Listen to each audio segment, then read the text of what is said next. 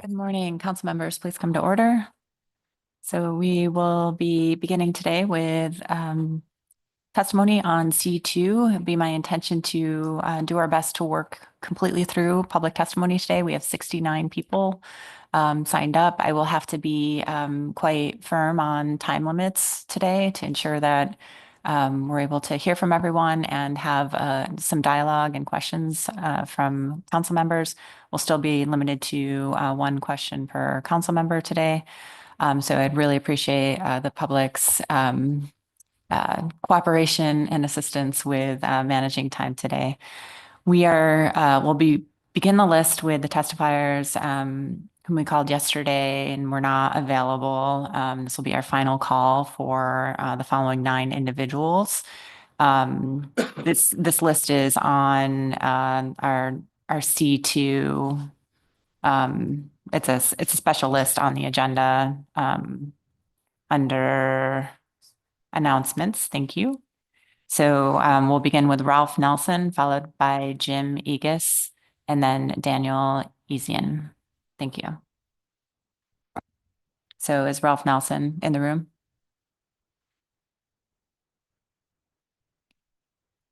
Jim, oh.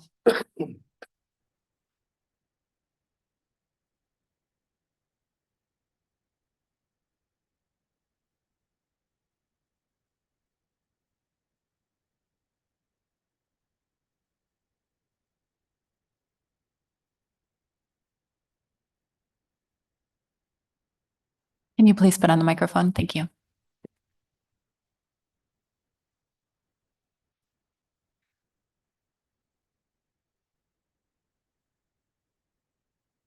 Yes, good morning, Madam Chair and Council. Today, my name is Ralph Nelson. I'm from Napakak on the lower Kuskokwim River. I am on the Council of the Kuskokwim River Inter-Tribal Fish Commission. Today, I am testifying on behalf of myself and my native village of Napakak community. My family is one of the only families in my community still going to fish camp. The salmon declines have been hurting us. We need salmon, including some salmon, which crashed 2 years ago, and it's been hard for us. My late mother cut fish until her last days. She loved fish camp and knew how important it is to be at fish camp to teach the young kids how to live our ways of life. I am asking for a low cap on some salmon bycatch so we can get as many fish back to our rivers as possible. I support the cap of 100,000 ton salmon as the lowest option possible. I support a cap together with a conservation corridor to protect our salmon migrating through False Pass and the trawl fishery area. Guyana for taking my testimony, and I'd like not to take questions. That's all I got. Guyana. Thank you very much for your testimony.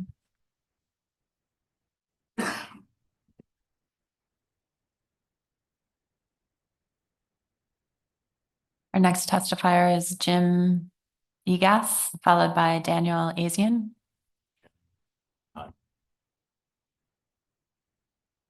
Okay, Jim will be time certain today, so he's informed us of his schedule. Daniel Azian, followed by Renee Sadas.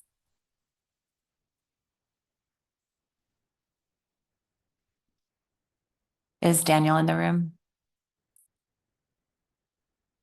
Okay.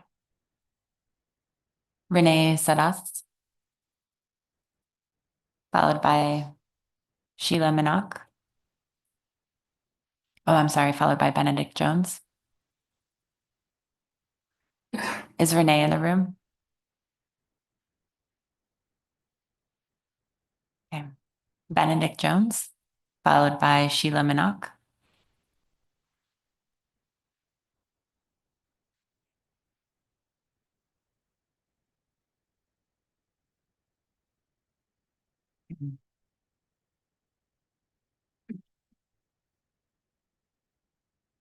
Sheila Minok, followed by Tom Enlow.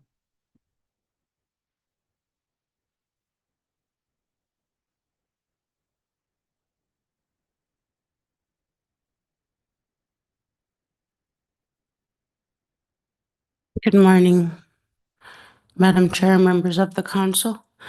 My name is Sheila Minok. I'm from Russian Mission, and I'm a tribal administrator for the Igokmu Traditional Council and presenting on behalf of my tribe. I am here to testify in the matters of regulating chum bycatch.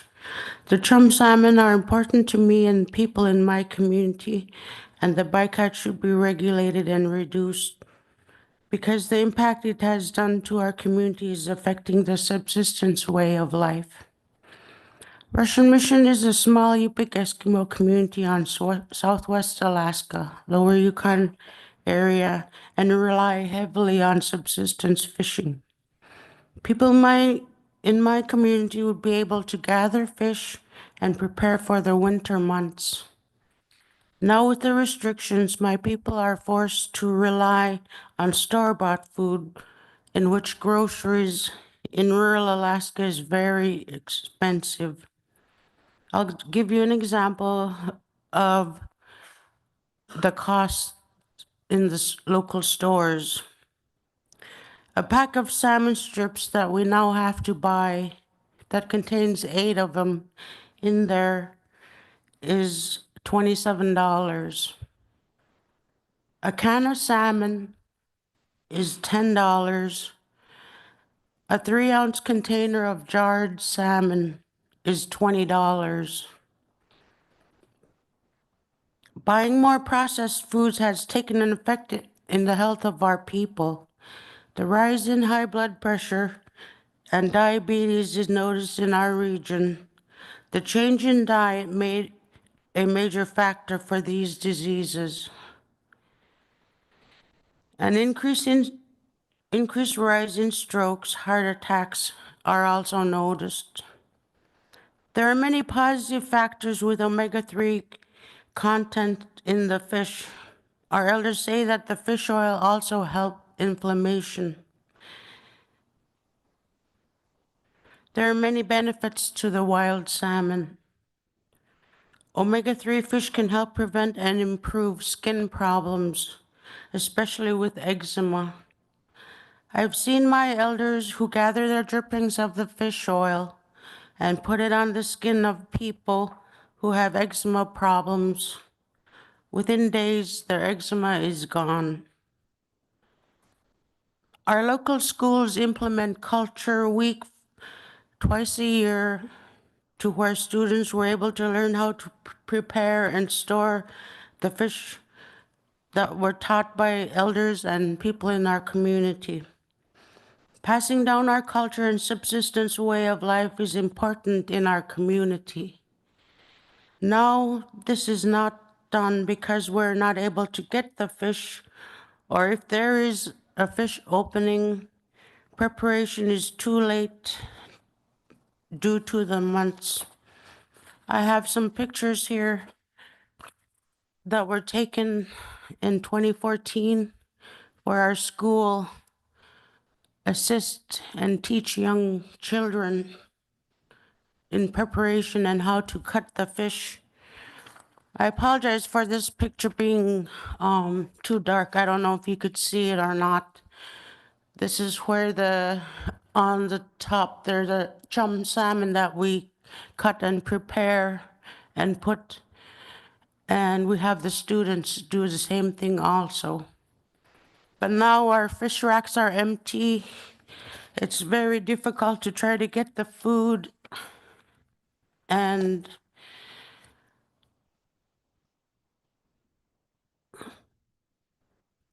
the teaching of cutting, drying the fish was an important factor, as well as storing the fish for future consumption. Today, the students are deprived of our cultural ways because of the regulations.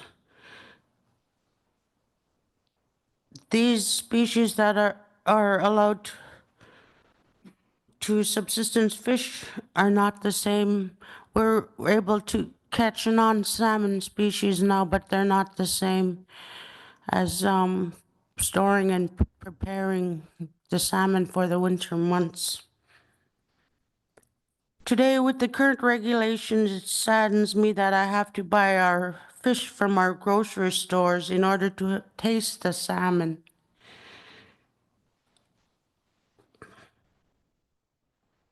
Regardless of the bycatch, managing resources of economic gain has been one factor today.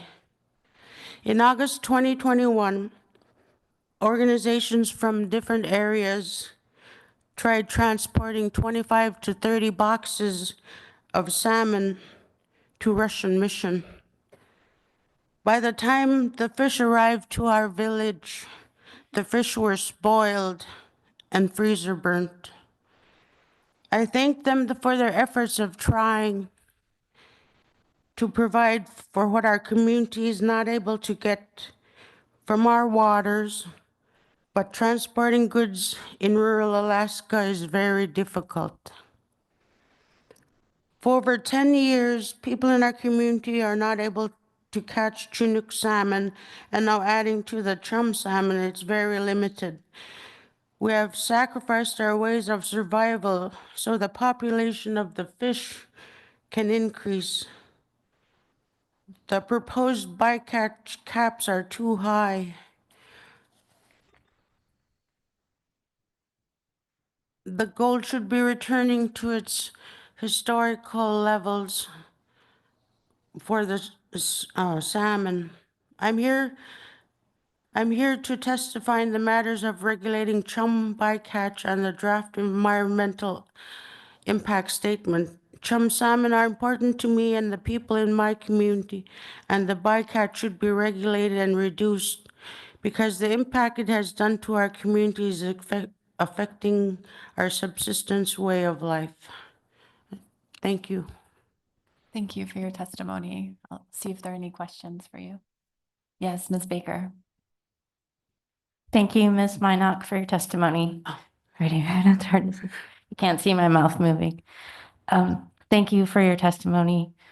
I wondered, you mentioned over the past few years when you and the members of your community have had an opportunity to fish for chum, the openings have been too late. Can you tell me when those were, please? And just so I can get a sense of what is too late. At some point, there was some openings in August, end of August. Usually we try to prepare and cut and dry the fish as soon as possible before the flies come out and store the fish away. We're thankful for the opening, any fishing opening. All we were able to do is whatever we were able to catch, we store it away in the freezer, but we were not able to cut or dry the fish. Through the chair, thank you. Thank you. And Mr. Moeller. Good morning, and thank you for your testimony. The limited opportunity to fish on the river, has that afforded you the opportunity to continue your what sounded like a cultural or traditional program within the school district? Is that limited amount of fishing that you've had on the river afforded you to continue to do that?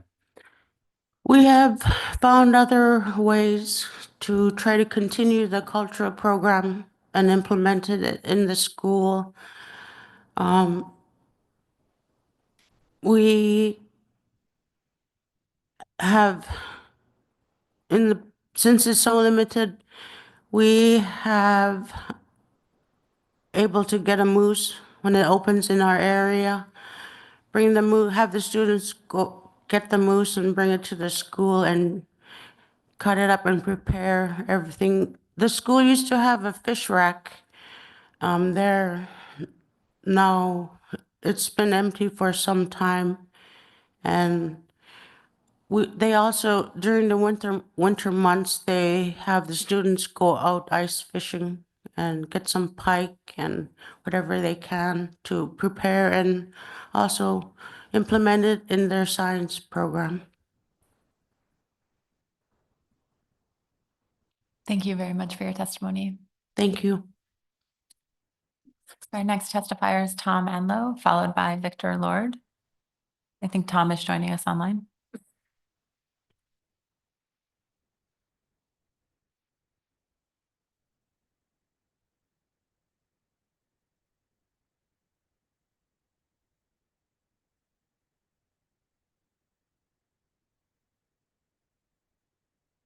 He's not online yet. Okay. He contacted us yesterday, letting us know that he'd be online this morning. So maybe we can communicate with him. Victor Lord is next, followed by Shirley Clark.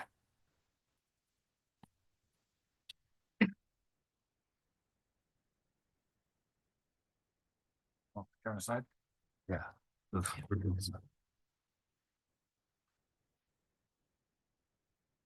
Not this one? Good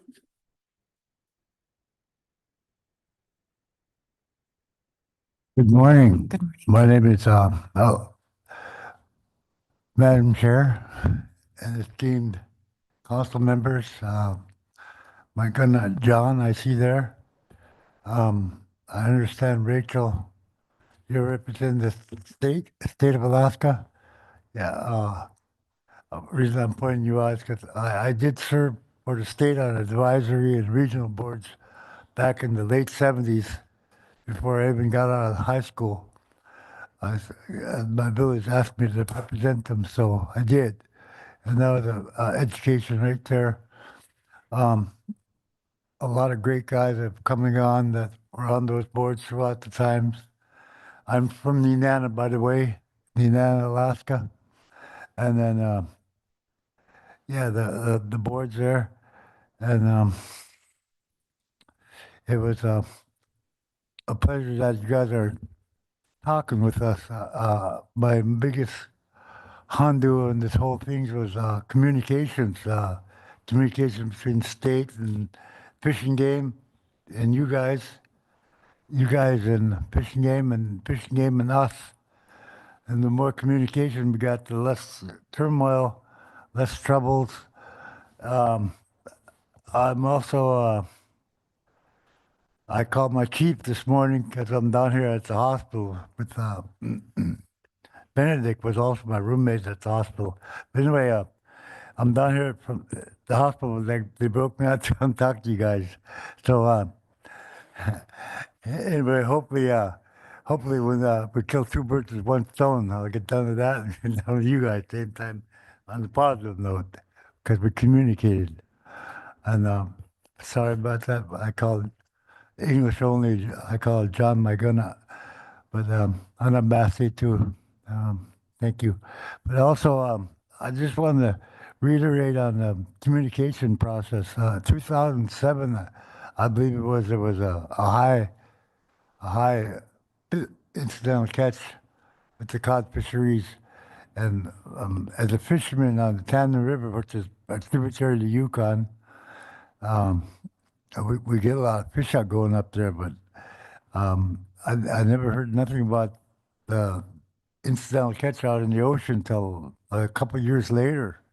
And as far as I know, we were allowed to fish like we normally did. So we're kind of hurting ourselves because we're hurting already a damaged run from before it even got to the mouth. So that's just an example about communication. I would have been gladly set my wheel up if I'd known that they were getting hit too hard here and there. The other things, yeah, I didn't really get time to write things down, but you have to bear with me. So I'm representing my tribe. I'm also the upriver chairman of Yukon River Drainage Fishery Association from Caltech all the way to the border, Eagle. I'm the upriver chairman on that organization. Also as advisory to the panel that meets in Whitehorse, Canada, and Anchorage here every now and then. So been around. Mush Dogs Fish Camp, graduated from Edmund Nora Lord's Fish Camp at the age of 14. Built my own camp after that because the commercial fisheries hit Nenana and other villages up the Yukon, up the river on a point system basis. So I built my own camp at 14 and participated through that amount. Went the whole system, even went to Seattle to try to get a better price for the village from the village operating under the commercial license, but never ever gave up. It was always subsistence first. My mother taught me that. I heard my mother mentioned by one of the other testifiers. She would cut up on the highlights. She would pick out 80 fish and cut them, store them, cut them, and I'd hang them for smoke in the smokehouse. The numbers were high, and because the rest of the fish with the dogs were God, you had to have these dogs for trapping, for hauling wood, for keeping busy. Stay busy, stay out of trouble. And there's a cultural camp thing. Somebody mentioned the cultural camp in Nenana. When we started having trouble with our fish, we started our cultural camp because I got a little hint from the Canadians that it was coming our way. So we started the cultural camp, and the kids, oh man, they reminded me of me when they were little. But when they seen that fish coming down the chute to the wheel, they're going like this. Had to make them sit still in the boat. But when they seen that fish coming down that chute, that was it. They were hooked. They were hooked. They listened. They paid attention. And we took them back cultural camp, and what do we do next? And we showed them how to flay them out, cut them out, put them in smokehouse. Into that 1 week at fish camp, or was it 2 weeks? I can't remember right now. But in the weekday, we invited the whole town. Nenana is kind of half and half non-native and half native, but everybody came. School teachers, principals, honorable elders, native elders. They came up and we had potlucks and we served them. And the kids served them. They were proud. So that was, they really learned then. And so I'm kind of being kind of not as formidable as a riverman as I used to be. But still, those kids were so serving our style, our tradition, our culture to the last T. It just made me proud. And we still got our cultural camp going, and it would be nice to together we can send a few more fish up the Yukon, then up the Tana River, and let those kids see a few fish. See a few fish. Anabasi Cha. And thank you very much. That was the Elvis Presley version. Anabasi Cha. Thank you very much. Thank you very much. We'll see if there are any questions for you. Yes, Mr. Moeller. Good morning, Victor. It's good Yes. good to see you again. John. Mm-hmm. Can you give us an example of some of the species and some of the some of the species that you're actually putting through the culture camps that you referred to? Yes.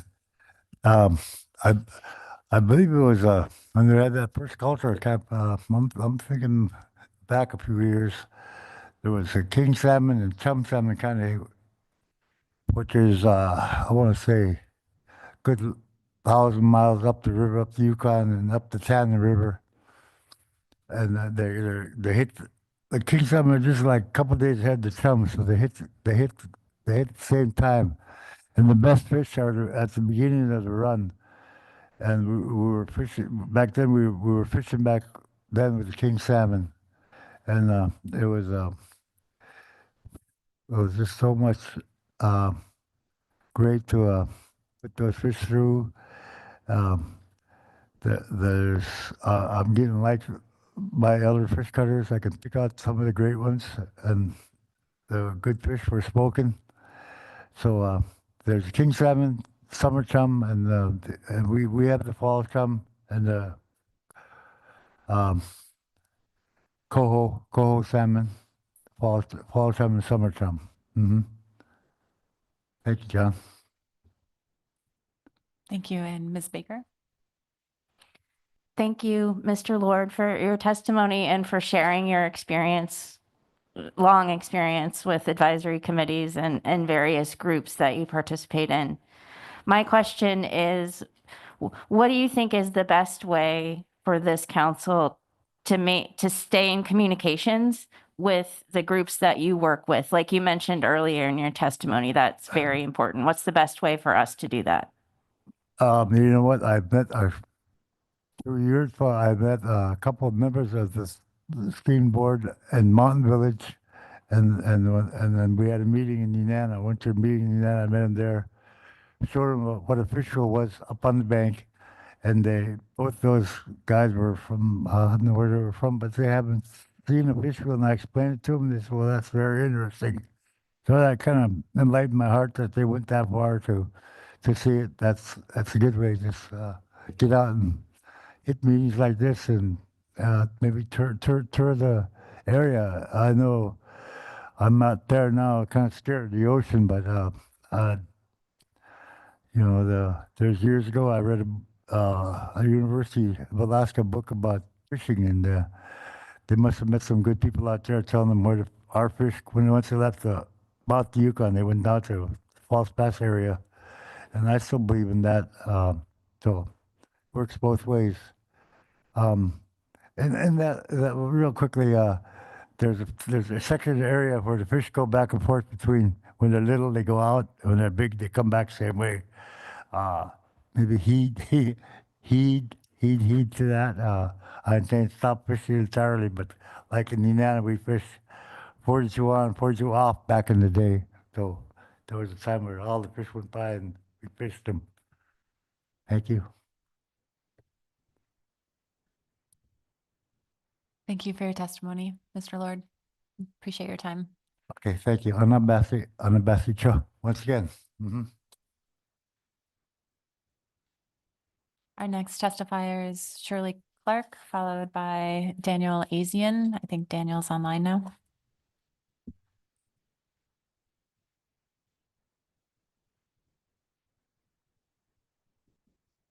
Is Shirley in the room? Okay, we'll go to Daniel Azian, followed by Tom Enlow. I think he might be online now as well. Good morning. Good morning. Hello. Could you guys hear me?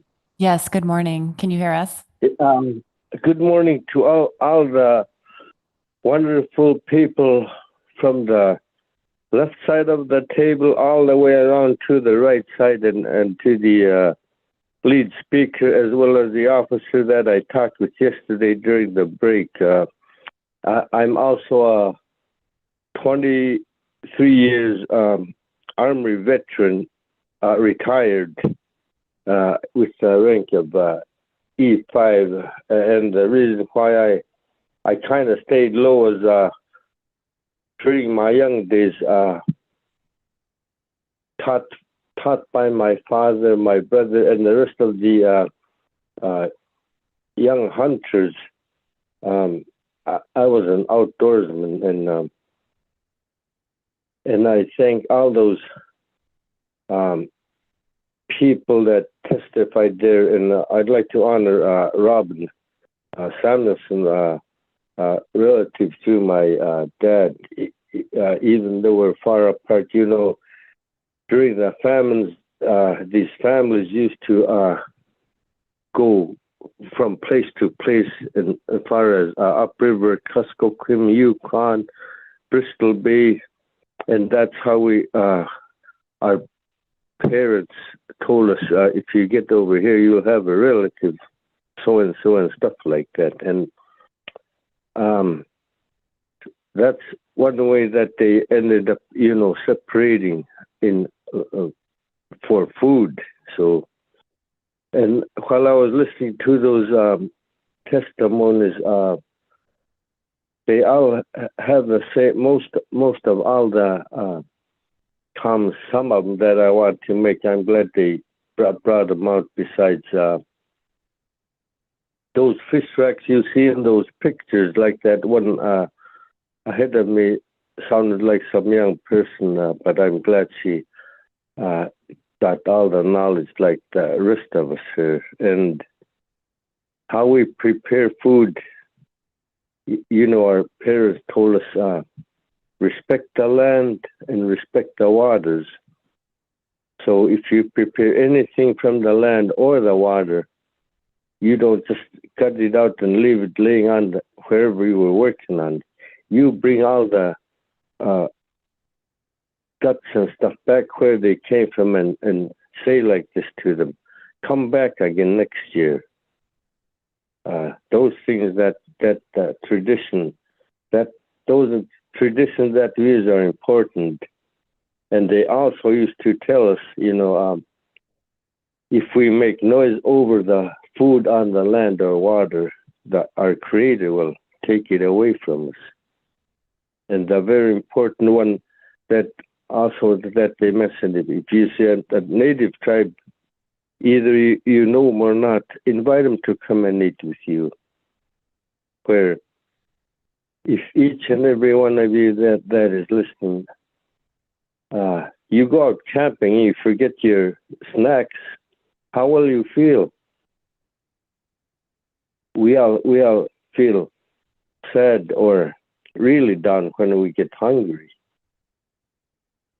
And besides all this hardships that are coming this year, with all those budget cuts, life's going to be kind of hard for those people in the communities that have no jobs, besides living off food stamp and whatever that SNAP stuff is. And those they've been living off of those. Besides, when a certain season comes, like fishing season, we can't wait to go out and fish in June, because we know when the fish come in and when they spawn out. And when we overcatch fish, we shared with our relatives, the widows, or those people that can't afford transportation to go get fresh fish.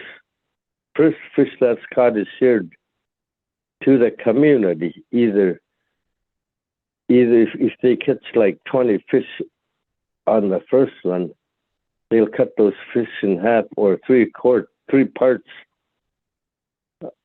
to see how much the community is. Because every year, that's the tradition that most of us use back home from our elders, taught from our elders, And they always say, go ahead and share that first catch. It'll be your good luck the next one. But nowadays, fuel prices going up and motors. I think we're going to be kind of challenging these regulations that are coming up, and it doesn't sound too good on our end. Besides all those Yukon and Kuskokwim native tribes, and subsistence-wise,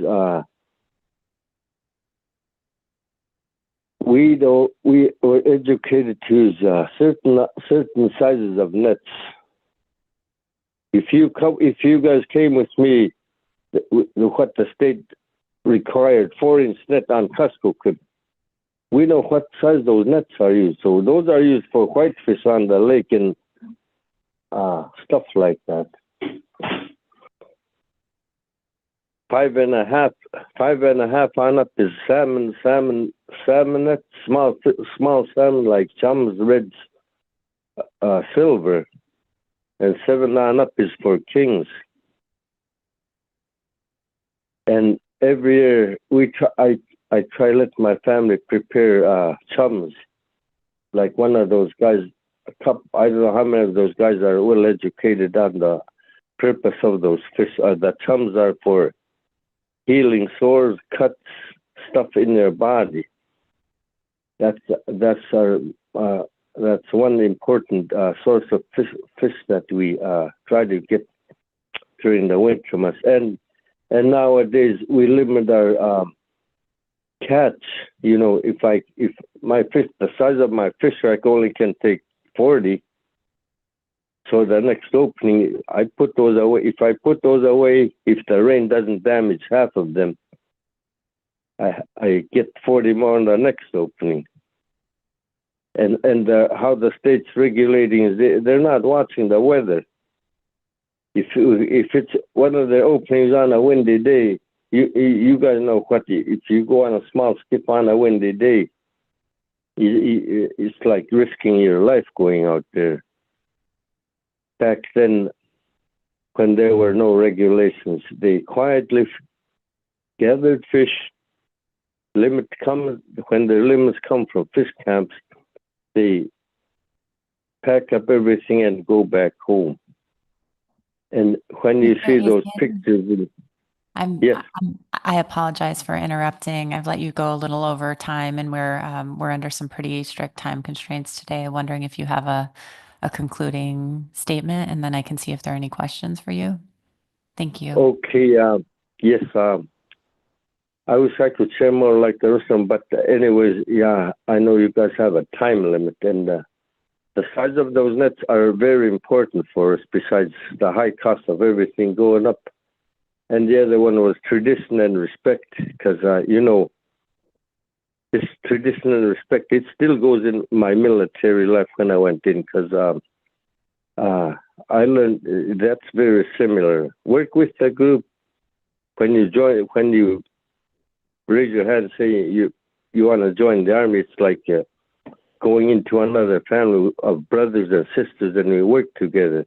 And the most important thing is, we were scared of those officers back then, but they were looking out for us young recruits. So it all falls back to our native way of life, same as that military life. And I'm glad that I joined them, and I realized how the system really works between natives and the other tribes. And I'm not trying to sound like a racist, but I'm glad that I've stayed in the Guards for 20 plus years to speak for my native tribes as well as I can. Thank you very much, and I'm glad you guys let me speak here.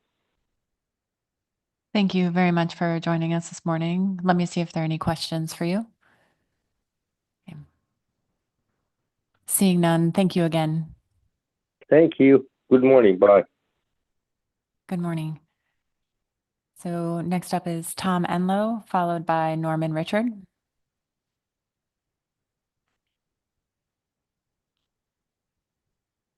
Can we see Tom online?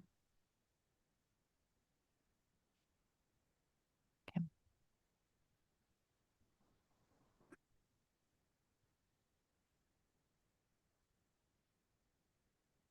Tom is in communication with us. I think he might be having technical difficulties. So I'm going to go through the next two testifiers and then we'll circle back to Tom.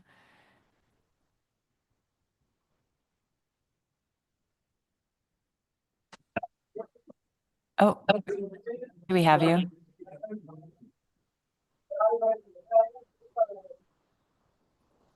Okay, I think we may have established connection. Tom, can you unmute yourself, please? Madam Chair, can you hear me okay? We can. Yes, good morning. Yes, good morning, and apologies for all the technical difficulties. Normally I have assistance for these kinds of things. But anyway, thank you, Madam Chair, members of the council. For the record, my name is Tom Enlow, and I'm the president and CEO of Unicy Incorporated. On behalf of Unicy, I appreciate the opportunity to comment on this chum bycatch agenda item. Unicy is the primary shore-based processor of Bering Sea pollock, cod, and crab, as well as other finfish species. We are very dependent upon catcher vessels delivering to Unalaska. Unicy has continuously operated shore-based production facilities in Unalaska, participating in the Bering Sea Aleutian Island federal and state managed fisheries since 1974. So for 50 years, Unicy has been a cornerstone of the Unalaska community, employing over 1,000 workers, including a dedicated team of 250 skilled Alaska residents, driving our success. Unicy encourages the council to consider expanding the analysis of alternatives and options that would impact the pollock sector, CDQ, and dependent communities' revenues.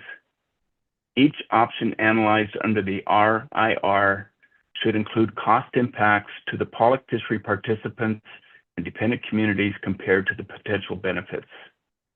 In addition, Unicy supports an expanded discussion on additional impacts to the shore-based processing sector, as well as fishermen on non-pollock fisheries, to include the ability of processors to continue participating in the non-pollock BSAI fisheries and remain viable absent the ability or reduce accessibility of the volume of pollock fisheries that constitutes most of the activity and revenue that processors and communities in this region depend upon.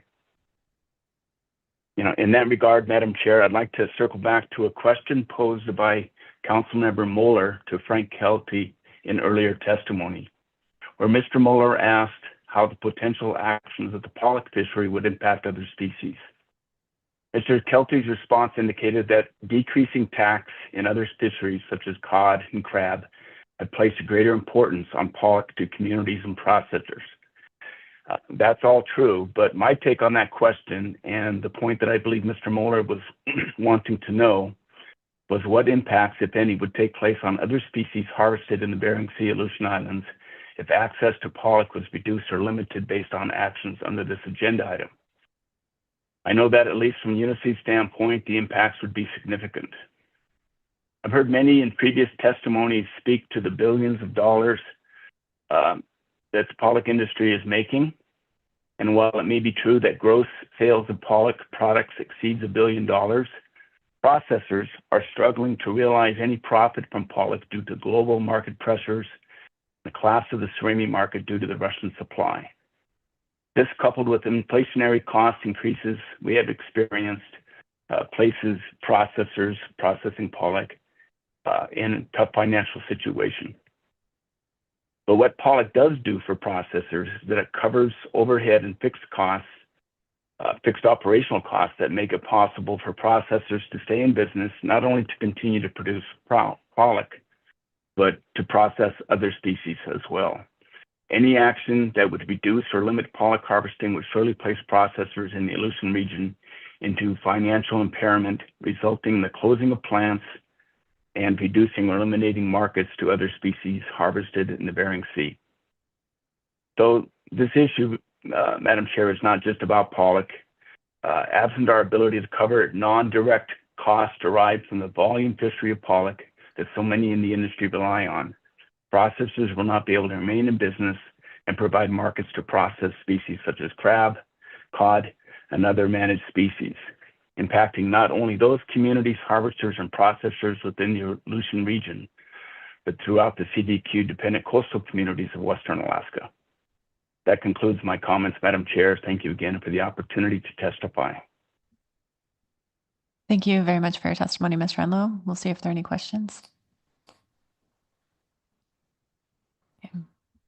Seeing none, thank you for your testimony. Thank you. So we will go back to our main list, and we're beginning with Norman Richard, followed by Tom Hinderman.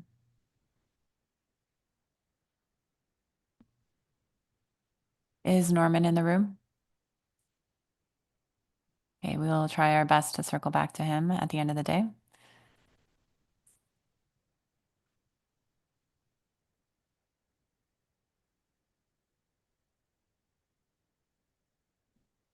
I think Tom Hinderman is on a vessel and needs, will be testifying time certain in hopefully another 5 minutes or so. So we'll circle back to him. Charlene Long, followed by Grace Singh. Is Charlene in the room?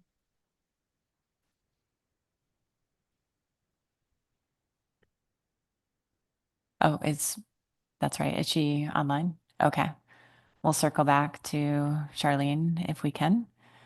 Grace Singh. Is Grace in the room?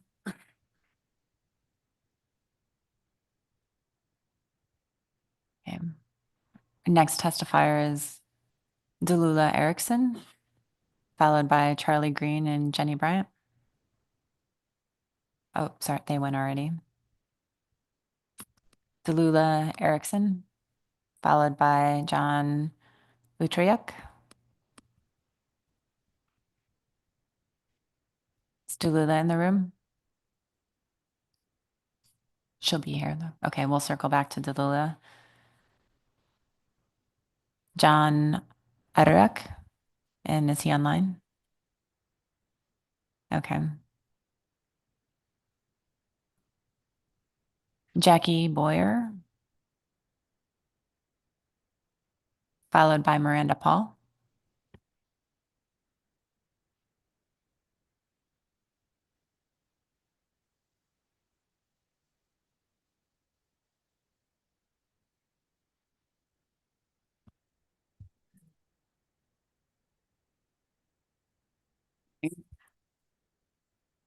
Morning. Chair Drobnik and members of the council. For the record, my name is Jackie Boyer, or Najak, with the Ocean Justice Program at Salmon State, the granddaughter of Laura Shavings and the late Clarence Kolarok, and my family comes from Okoryuk. I first want to uplift all, I'm sure, somehow related relatives or relatives of relatives that spoke at this meeting. I've been listening and my heart has been smiling, but hurting the whole time, recognizing those who share my culture, who are naturally more reserved and just a little shy, but bring so much depth and deep emotions and native humor to keep it light. So I want to say thank you so much, and Guyana Jackneck, to them for speaking. I know it's not in my nature to do this, so I just appreciate their leadership and guidance as a still relatively young person. I also want to say thank you to all you council members for really listening and your leadership in this role and the deference. It's really appreciated. People are really sharing their hearts. My heart is really with my people, especially at this meeting. My grandpa, when he was close to passing, could barely speak, but towards the end, he got up really loud and was like, "I'm hungry," and smiled real big when I brought him fish and seal oil. And that encapsulates some of the weight and value that we put into our traditional food. It's more than sustenance, it's a soul hunger that can only be satisfied with what the land and sea provides. Just another little story, because we like stories. Me being an adoptive mom, remember when one of the kids was just little, like 5, I asked her, like, "Do you want Muktuk or McDonald's?" Trying to tease her, and she's like, "Muktuk." And she's like, "What about candy or Muktuk?" She smiled and said muktuk. Native food is just, it's a part of who we are. In my previous roles, I've hosted events to try to show management bodies that connection. As the real people or jooks we share, we want to give more than we have.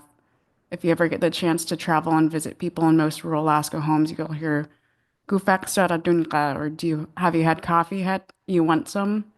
And if you say no, you'll still get some. It's in our culture to give and only take what you need. So that's what really concerns me about this industry-driven management. We should only take what we need, and not having a cap on an industry that takes so much really isn't a value that aligns. We're all in this together, and I've entrusted you all to make decisions that uphold that. And ecosystem-based management and conservation and stewardship of the ocean and all that it provides. Thank you for your work in this role in being leaders and decision makers. You are entrusted with so much responsibility. The conservation and development of the fisheries and fishery management plans, upholding national standard guidelines, following the MSA, administering of this lengthy process, and listening to heartfelt testimony. We are looking to your leadership to move this process along. However, I did want to take a second and highlight and uplift the frustrations of this management and inherently industry-geared structure. Most regular Alaskans will not read 700 pages of highly detailed technical and alphabet soup reports and documents, or be able to fully grasp the very complicated, complex structure of the EIS and other processes, and honestly, just the system and how to engage meaningfully. Even if someone spends hours and hours trying to get educated and informed, they are still at a disadvantage as compared to the industry. How the system is built towards, this is on top of the highly emotionally near and dear to the heart testimony and the emotional labor that occurs. I know I've had to leave and listen online or take a step back to really feel things. And I know the onus and responsibility shouldn't be on us to ask you all to conserve. It should be on you all to regulate accordingly and not give deference towards the industry and share that burden of conservation. I also just want to highlight and uplift the work of Eva and other tribal leaders doing this work, and Eva's role in representing 229 tribes and tribal voices. I know it's a lot. Anyway, getting to my work hat, and I should be talking more. At Salmon State in the Ocean Justice Program, we are really focused on fishery management reform and engaging Alaskans in these systems and how to make change. As referenced in our attachments and written public comment letters, more than 700 people have agreed and signed on that there should be some sort of a cap on chum bycatch for baseline regulations. Heard in meetings before that regulation inhibits innovation, but the reality is that it fuels it. When you have a reasonable cap, you find ways not to hit it. The industry has talked about innovation, so we incentivize it and put it in regulation. And I don't think it's necessarily worth it in public testimony at this time to go into the alternatives and the nitty gritty, and it's not my role to be an expert in it. And we have more in written comments. We align and uplift the asks of the TCC, Cusco, and Yukon Fish Commissions, Tlingit and Haida, ABCP, EVA, and others who are most impacted in the detailed, deep work. And we applaud the collaboration that everyone has done with the cooperating agencies. We want to emphasize that the status quo in federal fisheries management in the Bering Sea can no longer continue. We ask that you implement management measures to address the inequity in the application. Conservation measures reflect ecosystem-based fishery management tools, apply a precautionary approach to chum salmon recovery, and inclusion of equitable consideration of TEK. Please move forward with the establishment of a chum salmon PSC bycatch cap for the Bering Sea pollock fishery and measures to conserve and preserve chum salmon populations pursuant to NOAA's ecosystem-based fishery management policy. An overall cap for chum bycatch is not unreasonable. It's good management and stewardship. Thank you very much for your testimony. So I think we have Charlene is online now. Okay. So we'll circle back to Charlene Long.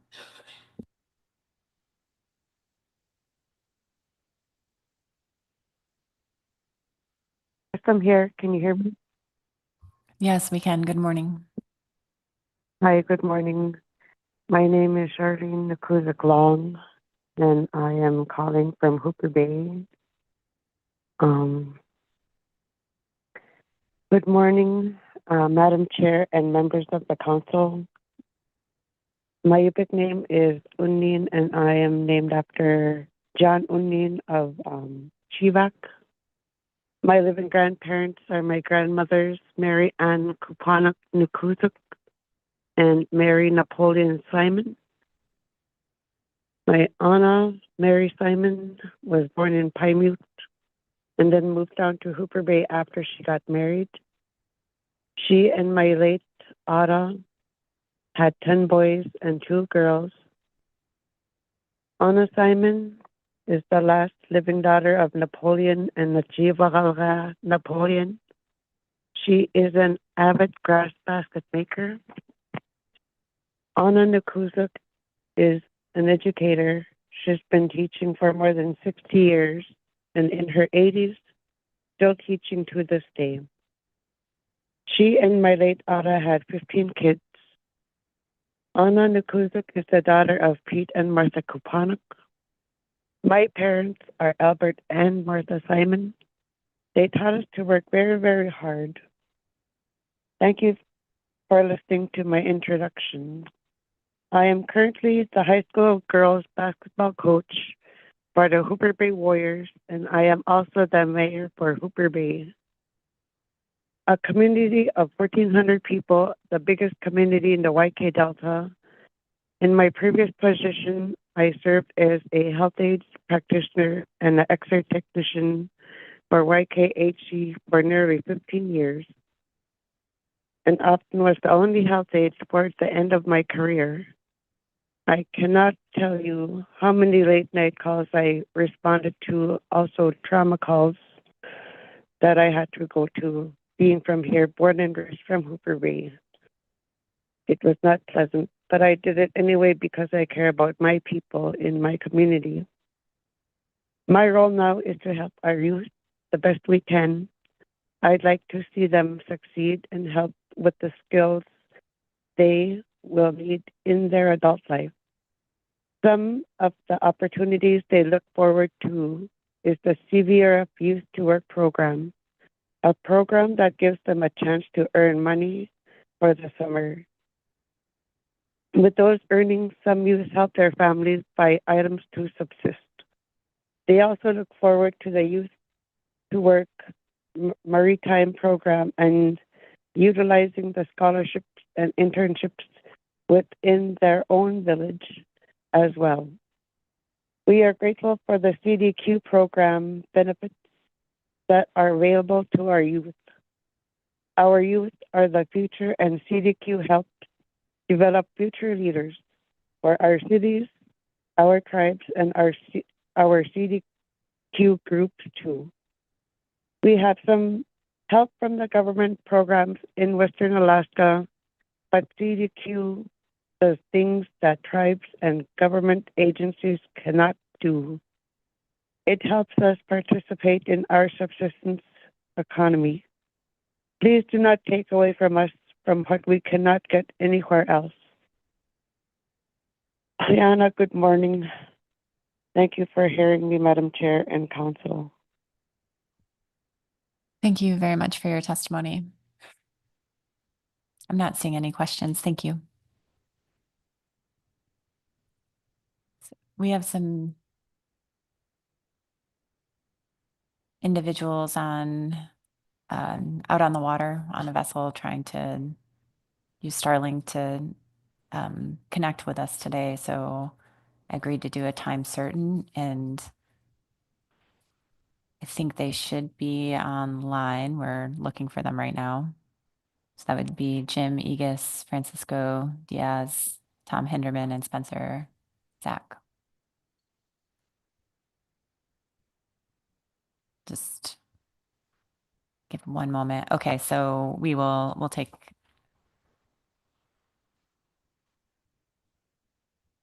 Okay, looks like we have connection. Can you hear us? Yes, we can. Welcome. Can you hear us? Yeah, can you hear us? We can. Good morning. Morning. Good morning. Good morning, everyone. Can you please introduce yourself? Yes, my name is Jim Egas. I'm the captain of the fishing vessel Northern Hawk. I'm Spencer Zock. I'm the fish mate here on the factory trawler Northern Hawk. Tom Hinderman, I'm chief engineer on board the Northern Hawk. Francisco Diaz, chief mate on the Northern Hawk. Okay. Please feel free to start your testimony. Thank you. Okay, I guess I'll go first. Captain of the fishing vessel Northern Hawk, Jim Egas. Northern Hawk is a 341-foot factory trawler that catches and processes pollock in the Bering Sea. Northern Hawk is owned by Coastal Villages. Coastal Villages is a community development group which is made up of 20 different Alaska villages. I've been in the fishing industry for 44 years, mostly on board factory trawlers. I've obviously been in the industry since CDQ started in the early 90s and been part of that. I have seen firsthand through the years how the money from the pollock industry has helped the villages of Alaska. The large, it has really helped the villages get an ownership and be much part of the pollock fishery in the Bering Sea. The large pollock factory trawlers like the Northern Hawk have always been labeled as large fishing vessels scooping up all the fish in the ocean, which is far from the truth. In reality, the large pollock factory trawlers are some of the most efficient fishing vessels in the world and close to the lowest bycatch, if not the lowest in the world. That being said, we know we still have a lot of work to do to reduce our salmon bycatch numbers even more. We always are using salmon excluders, always trying to develop new types of excluders that may work better. When fishing, we work under a salmon avoidance program set up that puts in closures of areas that are seeing high salmon bycatch numbers. A lot of times, even before these closures get put in place, boats are already moving out of the area, either due to their own bycatch numbers or hearing just over the radio from other boats in areas that had a high experiencing high bycatch numbers. We as a fleet are always communicating with each other about our bycatch and moving from area to area accordingly. If this fishery were to get shut down, it would be devastating to many fishermen, processors, vendors, and all their families. In addition, many Alaska communities who benefit financially and have ownership in some of these vessels would be hurt the most, while the only ones that would benefit are the Russians who are allowed to continue fishing pollock just on the other side of the border in the Northwest Bering Sea. I would like to thank the members of the council for listening to my testimony today and believing in science and believing in what we are doing out here and that we are trying to fish clean and reduce the bycatch as much as possible and do what we can to keep this fishery going for a long time. Thanks. And from that, I'll turn it over to Francisco. Okay, thank you very much for your testimony. My name is Francisco Diaz, chief mate on the Northern Hawk. I have been on the pollock fishing industry for 33 years about. On this boat for 14 years. One of my roles besides assisting navigating is to report to Coast Guard, State of Alaska, Washington, and other government agencies.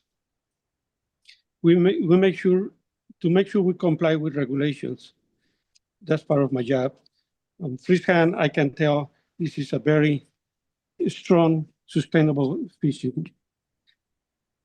This job is very important for our crew because it is a way not only to support themselves and their families, but to help supporting entire communities. And we want to do our best on that task.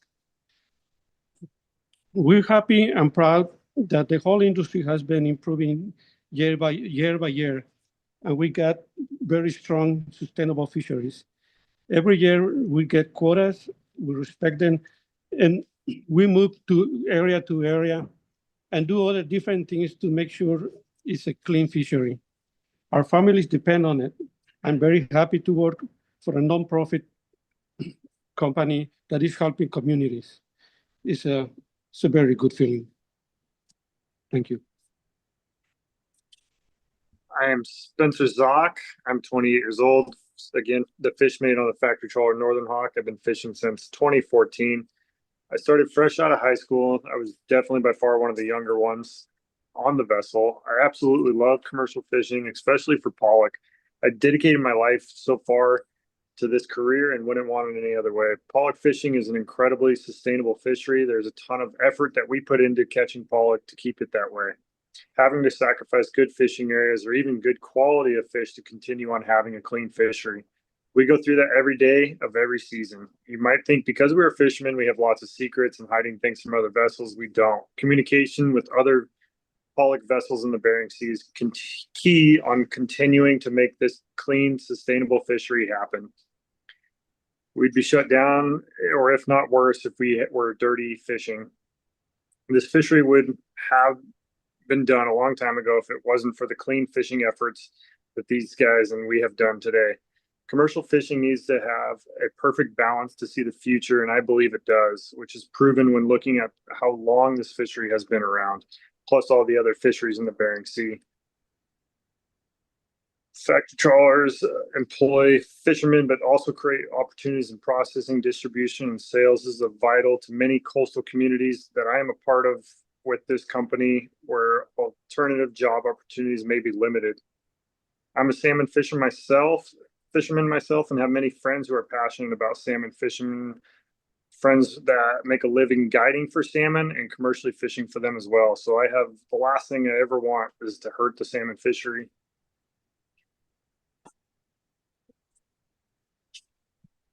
Hi, I'm Tom Hinderman, the chief engineer on board the Northern Hawk. I started on here, the Northern Hawk, in the year 2000. I moved to the state of Alaska in 1986 and started in the pollock industry in 1988 on the Northern Eagle, the sister ship to the Northern Hawk, when these boats were originally being built and brought over from Norway. So it was kind of the very beginning of the pollock industry. For the last 15 years, while living in Alaska, I have purchased property and live on a salmon creek in south central Alaska, up on the Susitna River. I've been to several meetings on the building of the Susitna Dam and all of its controversies.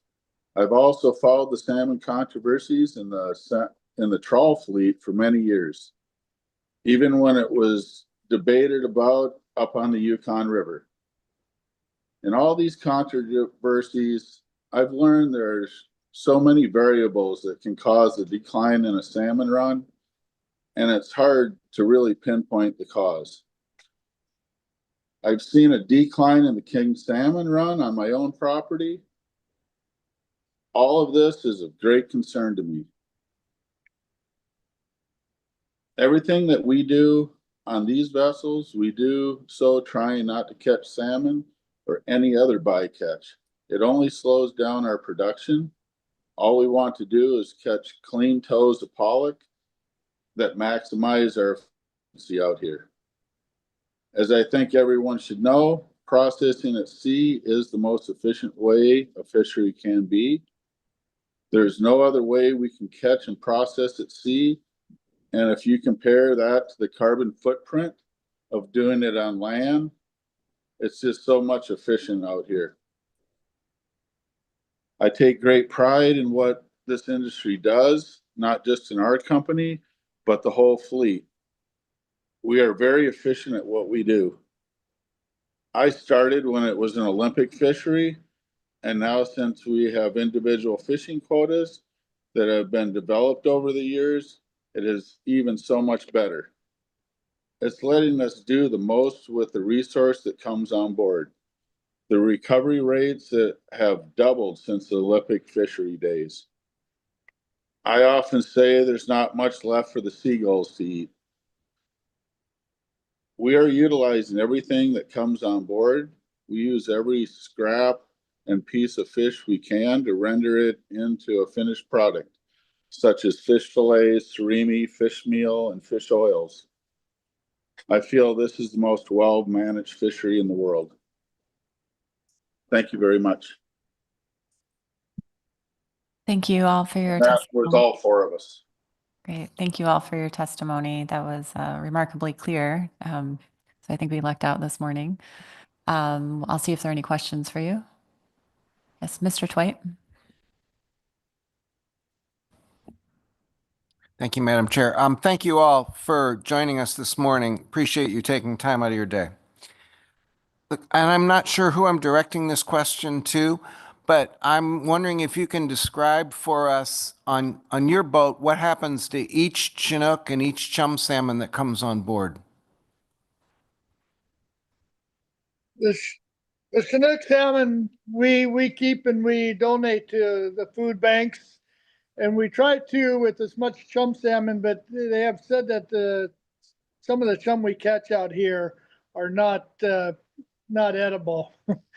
But all the Chinook salmon do go to the food banks, and we have in the past on and off kept all the chum salmon also, and give to the food banks as needed. The federal observers also, every salmon that comes on board, they count them and do a process of examining them and documenting data for future use. They also are doing DNA testing to figure out where the salmon are coming from, so they have records of whether or not they are Alaska River salmon or not.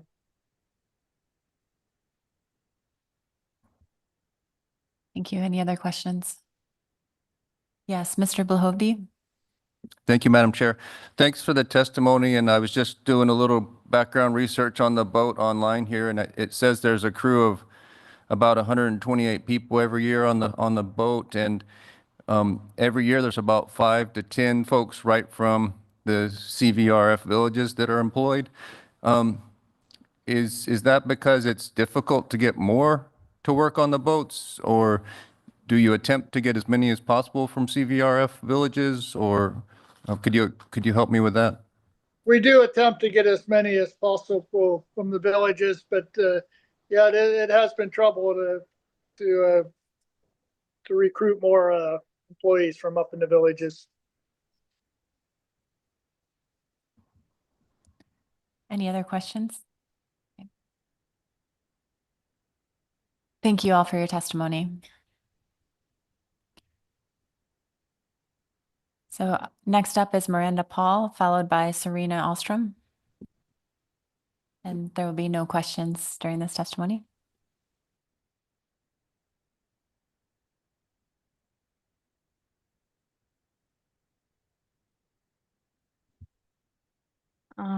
Good morning, Chairwoman and members of the council. My name is Miranda Nicole Paul. I am from Kipnik, Alaska, which is one of the 20 communities under Coastal Villages Regional Fund.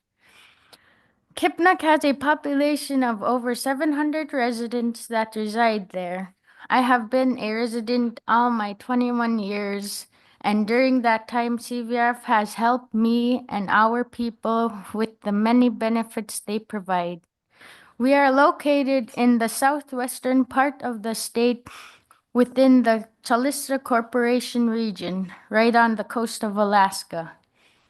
In our region, it is very expensive, and most of the residents that reside there or in the CVRF region rely on the land and sea, which helps to reduce the high cost of food. I have participated in the CVRF programs from the very moment I was able to. First, I participated in the Youth to Work program from the age of 14 through my senior year of high school. This gave me an opportunity to learn about work ethics, job opportunities, and traditional skills to apply to the real projects of making traditional items. I also was selected to participate in the JUNIP program, which brought me to Seattle to learn more about coastal villages and the maritime career. I participated in the People Propel program and bought a 14-foot lawn skiff for my subsistence use. This program helps us people save money to afford equipment that we need to gather subsistence from the land and sea. I then applied for the internship program out of high school and earned some funds to attend trade school.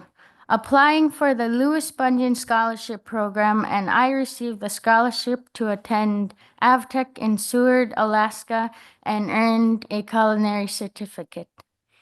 I now work at the Chief Palm Memorial School in the kitchen as a cook. I now live on my own and have to provide for myself, so the benefits that Coastal Villages really provides really helps me get started on the right foot as a young adult. Because I live on my own now, I now qualify as a head of household to receive heating oil from the heating oil program that Coastal Villages distributes. This really helps me because of the high cost of diesel oil, which averages now at $8.41 a gallon in my village of Kipnuk. I also own a snow machine and a fork-wheel that needs maintenance, and I depend on the mechanic welder to get the service it needs to stay running. The one benefit I use a lot is going to the internet cafe to print, fax, and copy when needed. There is no place to provide this service, so it is very important to the community. I am an example of what the CDQ group has done to help residents in our region. If the CDQ program is severely scaled back, there is no replacement or plan B to bring back this level of direct economic positive impact to our region, which is very much needed. The council should select a sustainable catch level that best supports the CDQ program. Please help deliver this direct economic positive impact to our region where it is very needed. Thank you. Thank you for your testimony, Ms. Ball. Next testifier is Serena Alstrom, followed by Dan Martin.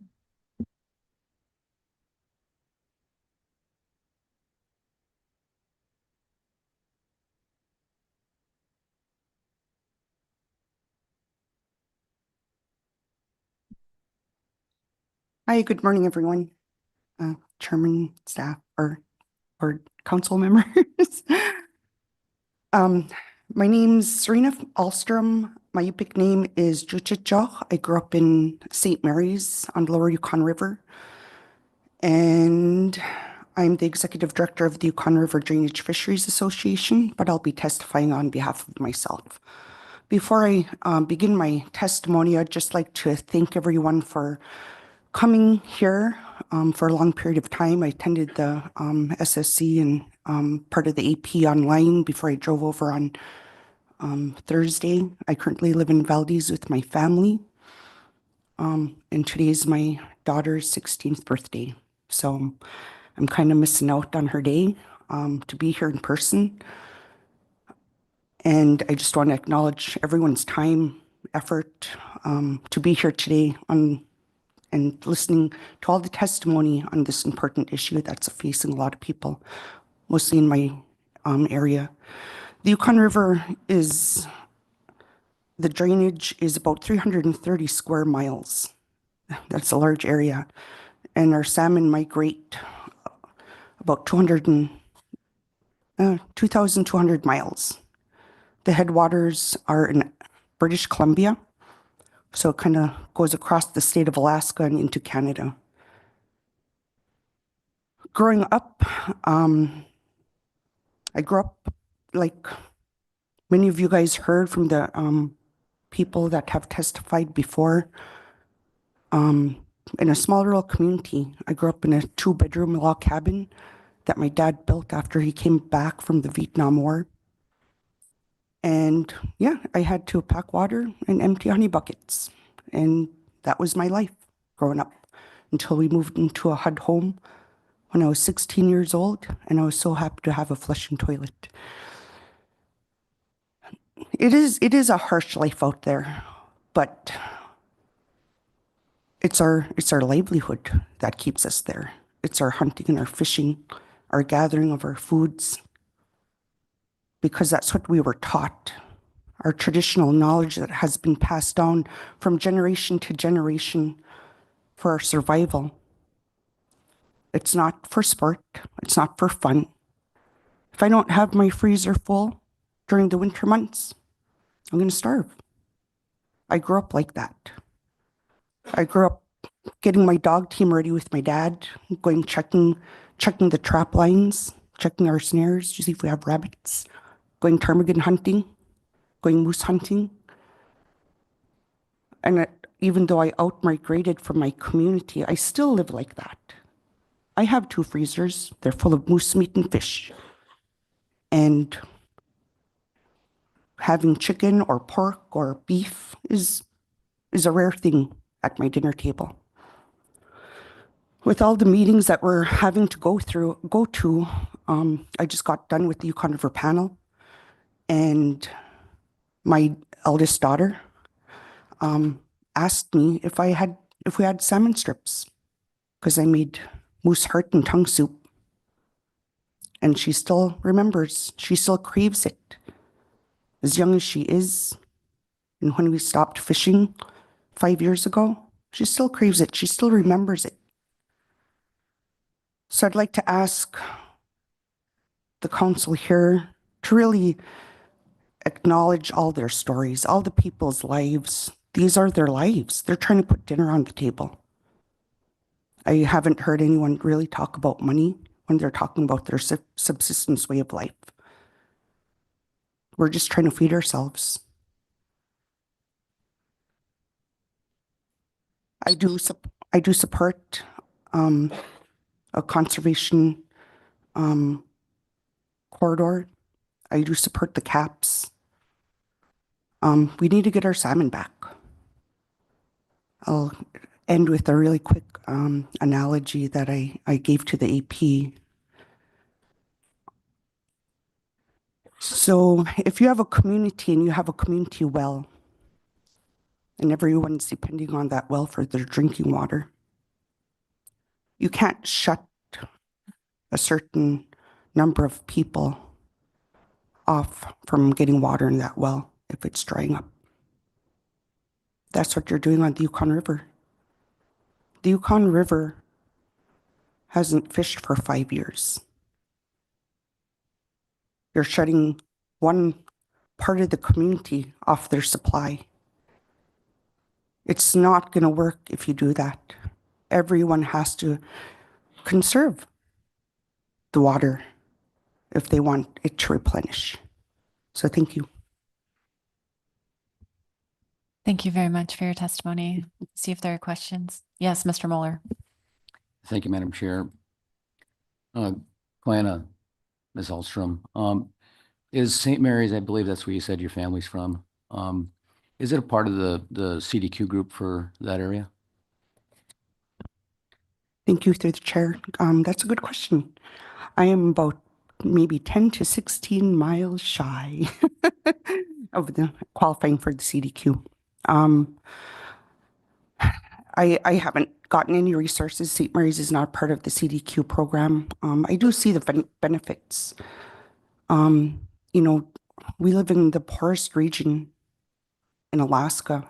And like I said, I grew up hauling water in empty honey buckets. So I do see the benefit of the CDQ program in those communities that they serve. But at the same time, subsistence is a little bit more important to me. And I think it's pretty important to a lot of people in those communities as well. Like I said, everyone needs to chip in. And if it means taking a cut, like we have the rest of the communities on the Yukon River, then that's what needs to be done. Because we can't do it alone. We need everyone in this room, behind me, you guys at the table, people at the sea, the guys who testified. I don't know if they're from a CVRF community. Didn't sound like it. But where are the people from those communities working on those boats? 10%? The 10%.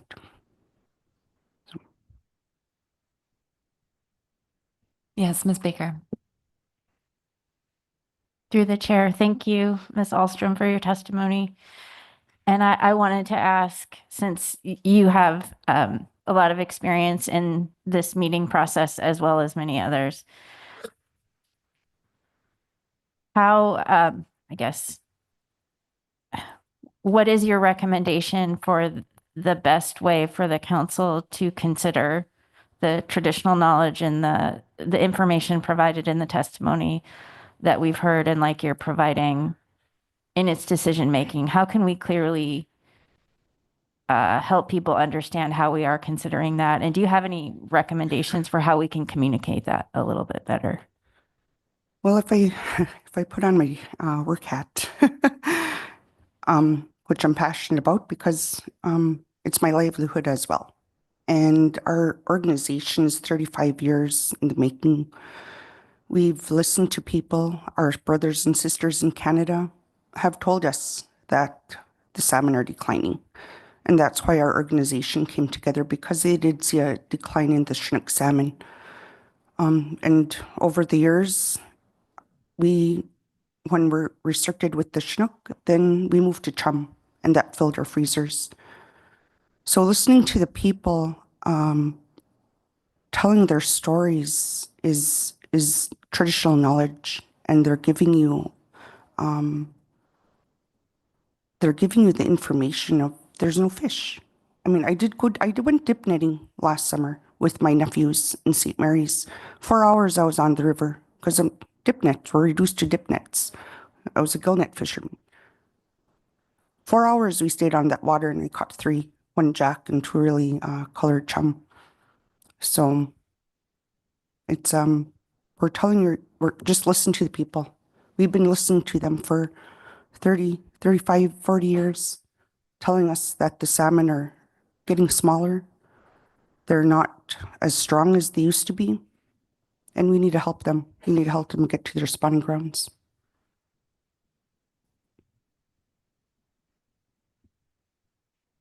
Thank you very much for your testimony, Ms. Alstrom. Thank you. Our next testifier is Dan Martin, followed by Glenn Merrill.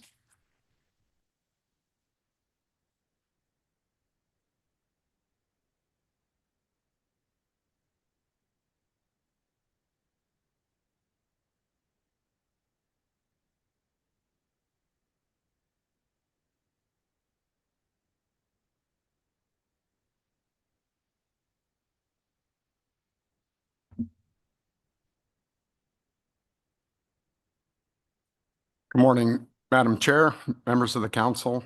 For the record, my name is Dan Martin, and I'm the general manager of Alaska Boat Company. Alaska Boat Company is a subsidiary of 2 distinct CDQ groups, Norton Sound Economic Development Corporation and Coastal Villages Region Fund, along with our processing partner, Westward Seafood. Previous to my new role as general manager, I was a pollock fisherman in the Bering Sea for nearly 4 decades. Alaska Boat Company oversees the management of 5 AFA pollock trawlers and 2 crab vessels. You received testimony from one of my pollock captains earlier, which was challenging being in the middle of a season, but it speaks to how seriously we take the issue of salmon avoidance. First, I would like to thank the staff authors for the considerable effort it took to produce this document under such severe time constraints, but also for including fishermen like myself in the category of those that possess local and traditional knowledge. What I'm advocating for here today is flexibility. Fixed time and area closures do not provide the ability to adapt to changing fish behavior or changing ocean conditions. The former chum salmon savings area and current herring savings areas are prime examples of this faulty management tool. In my opinion, the path forward is real-time adaptive management, not hindcasting. And the genetics work put forward by BBSRI gives me real hope that we're on the cusp of one of the most effective management tools of our time. You've heard in public testimony about the amount of communication and transparency that exists amongst the public fleet today regarding salmon avoidance. This communication happens across all sectors, beginning with the captains, one-to-one, then pass on to fleet and co-op managers to ultimately aid in decisions made by all fishery participants. This was an evolution, it was a true culture shift in the fishery that did not happen overnight. I fear that an over-constraining hard cap, or really any hard cap, in any of the current alternatives will undermine this communication network and potentially set us back a decade or more. I'm fearful that information hoarding for the sake of survival will become the norm again.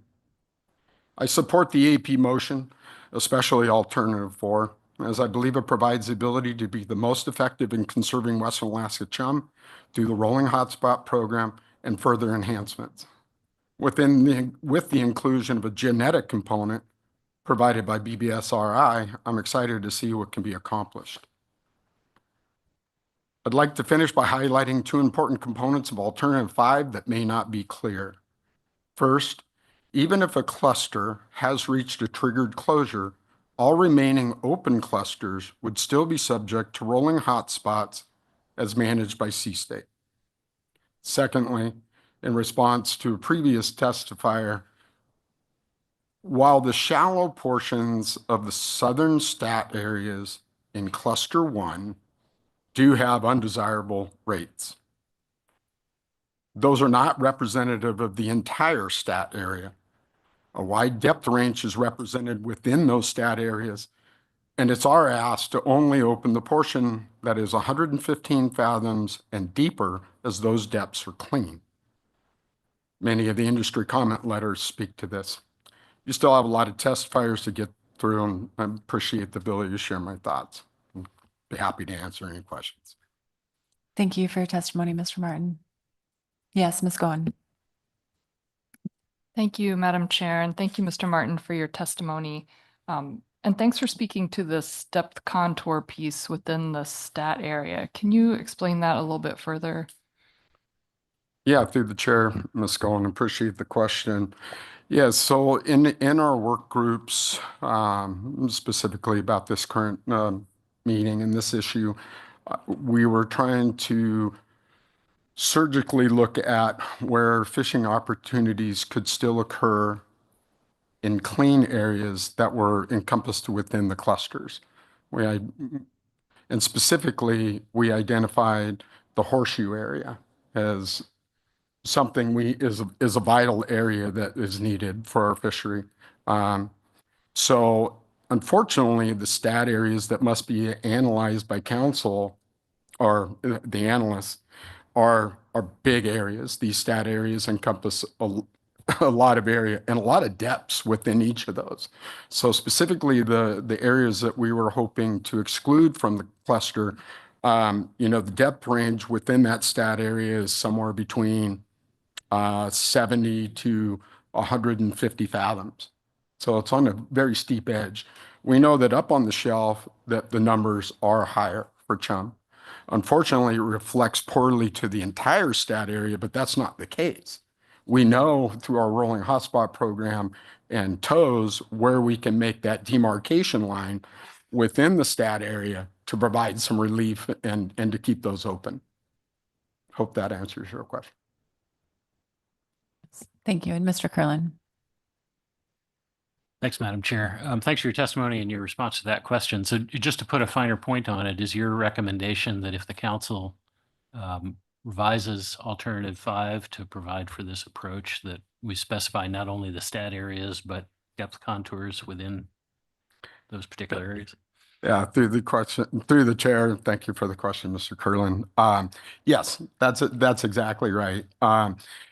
So there was a slide given by industry, that showed that where that line would be, and it would only exclude the upper portion of that stat area, the shallowest portion up on, and we've actually given ourselves a bit of a buffer. To put an even finer point on it, you could perhaps even fish, say that line and our numbers show that that line is actually 100 fathoms and deeper. But we wanted to make sure that there was enough of a buffer there, so we've actually moved that out even deeper than what the data would normally suggest. Thank you. And Mr. Ritchie. Thank you, Madam Chair, and thank you for your testimony. My question's not so much to any of the specifics in the testimony you gave, but just in your experience as a pollock fisherman. I myself am not a pollock fisherman, but I've been wondering as we've gone through this, in years of high pollock abundance, are there greater aggregations of the fish? Is it easier to find high CPUE fishing?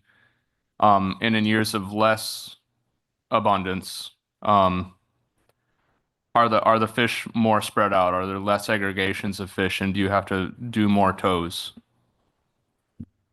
Or are you still able to find high concentrations of fish? Through the chair, Mr. Ritchie, thank you for the question. That is highly variable. There's so many factors that come into play here. Food distribution is a big driver during the summer. During the A season or the winter fishery, which is currently going on, the driver is for these fish to spawn, and that's what accounts for aggregation.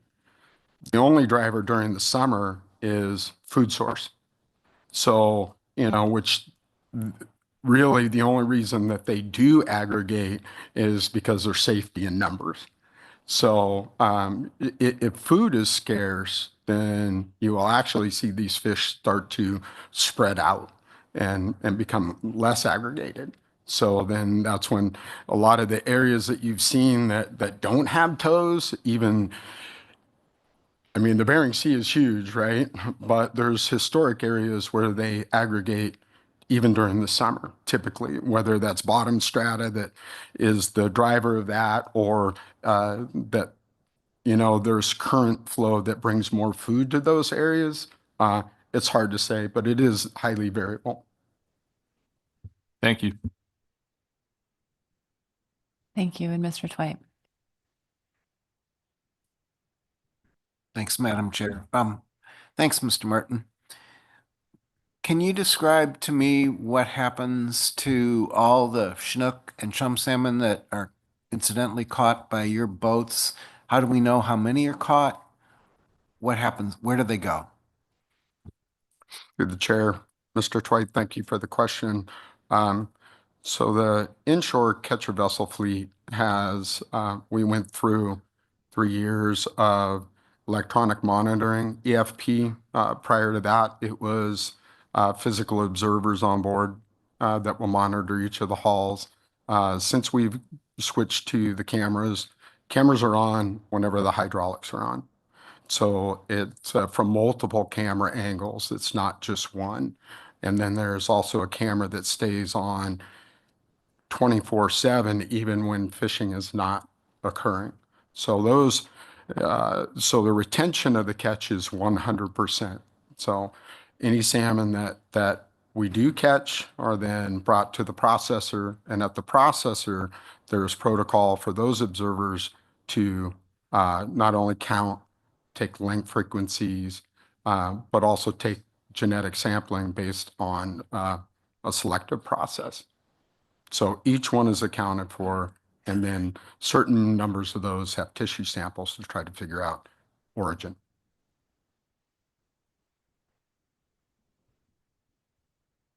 Thank you very much for your testimony. Thank you very much. So next up is Glenn Merrill, followed by George Turkwook.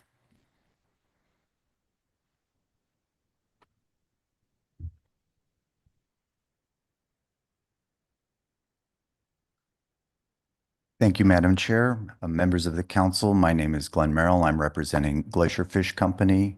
We are a Western Alaska majority-owned company, and we operate one catcher processor in the Bering Sea pollock fishery. We are all here today to minimize Western Alaska chum salmon bycatch. For context, the catcher processor sector harvests roughly 50% of the pollock on an annual basis. In 2024, our combined bycatch of Western Alaska chum salmon and Yukon chum salmon was 313 fish. We were able to achieve that using our existing current IPA management. Will the alternatives allow us to achieve similar results in the future? I think to answer that question before your December final action, I suggest that the analysis consider two issues. First, how caps can increase Western Alaska chum salmon bycatch, and second, how flexibility allows us to avoid Western Alaska chum salmon bycatch. On my first point, caps are managed at the individual vessel level, and we do that in order to ensure accountability.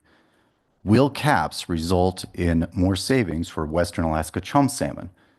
Not if vessels are moving from areas of high overall chum bycatch to areas of lower overall chum salmon bycatch, but where the proportion of Western Alaska chum salmon are higher. The SSC has highlighted this issue. The concern is the lower the cap, the greater the need to move, and that we should explore the vessel level implications of any cap at any level and the risk that it could pose to increasing Western Alaska chum salmon bycatch. On my second point, flexibility. One of the reasons that the catcher processor sector is able to maintain low levels of Western Alaska chum salmon bycatch is that we have the flexibility, the ability to fish in cluster area 4, where Russian hatchery chum salmon are encountered in large proportions, but Western Alaska chum salmon are not. Our flexibility to avoid Western Alaska chum salmon in cluster area 4 is greatly limited if the winter herring savings area is triggered effective on September 1st. That winter herring savings area comprises roughly 30% of all of the area of cluster area 4. Herring bycatch in this area is low. Western Alaska bycatch in this area is low.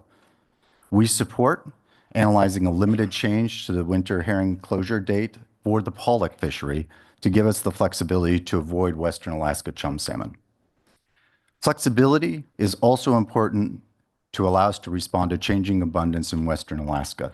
You heard suggestions from APA to explore information from Western Alaska river systems that could be used to adjust Alternative 5 during periods of higher Western Alaska chum abundance. We support that. Thank you for your time and happy to take any questions. Thank you for your testimony, Mr. Merrill. Yes, Ms. Goen. Thank you, Madam Chair, and thank you, Mr. Merrill, for your testimony. Can you explain a bit more about the caps at the vessel level? My understanding is under hard caps, the caps would then be apportioned to the sector level, but I've heard talk about that industry would then apportion them to the vessel level. Could you speak a bit more to those challenges and I would presume that could be transferred between vessels, but can you speak a bit more to that? Through the chair, Ms. Goen.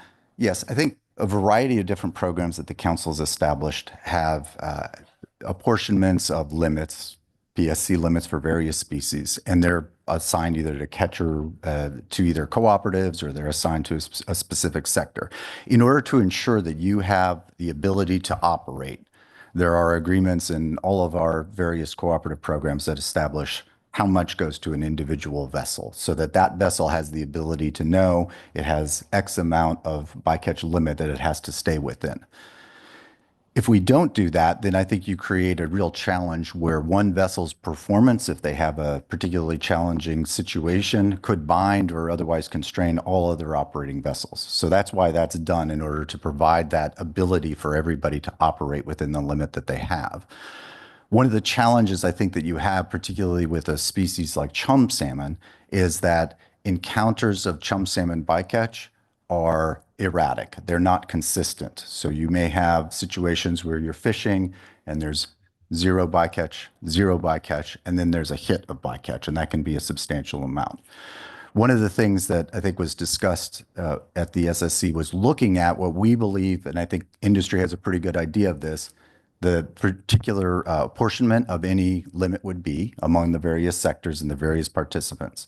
And then you can go back and you can assign at any cap level, 325,000 fish perhaps under alternative 2, and you can see what that apportionment would be at an individual vessel level.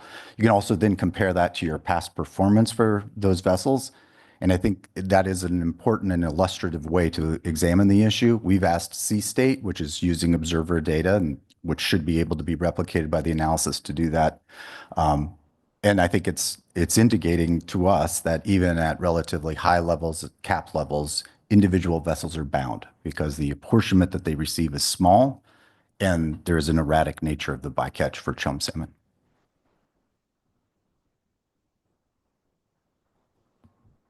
Yes, Ms. Baker. Thank you, Madam Chair. Thank you for your testimony. I'm picking up on that last point.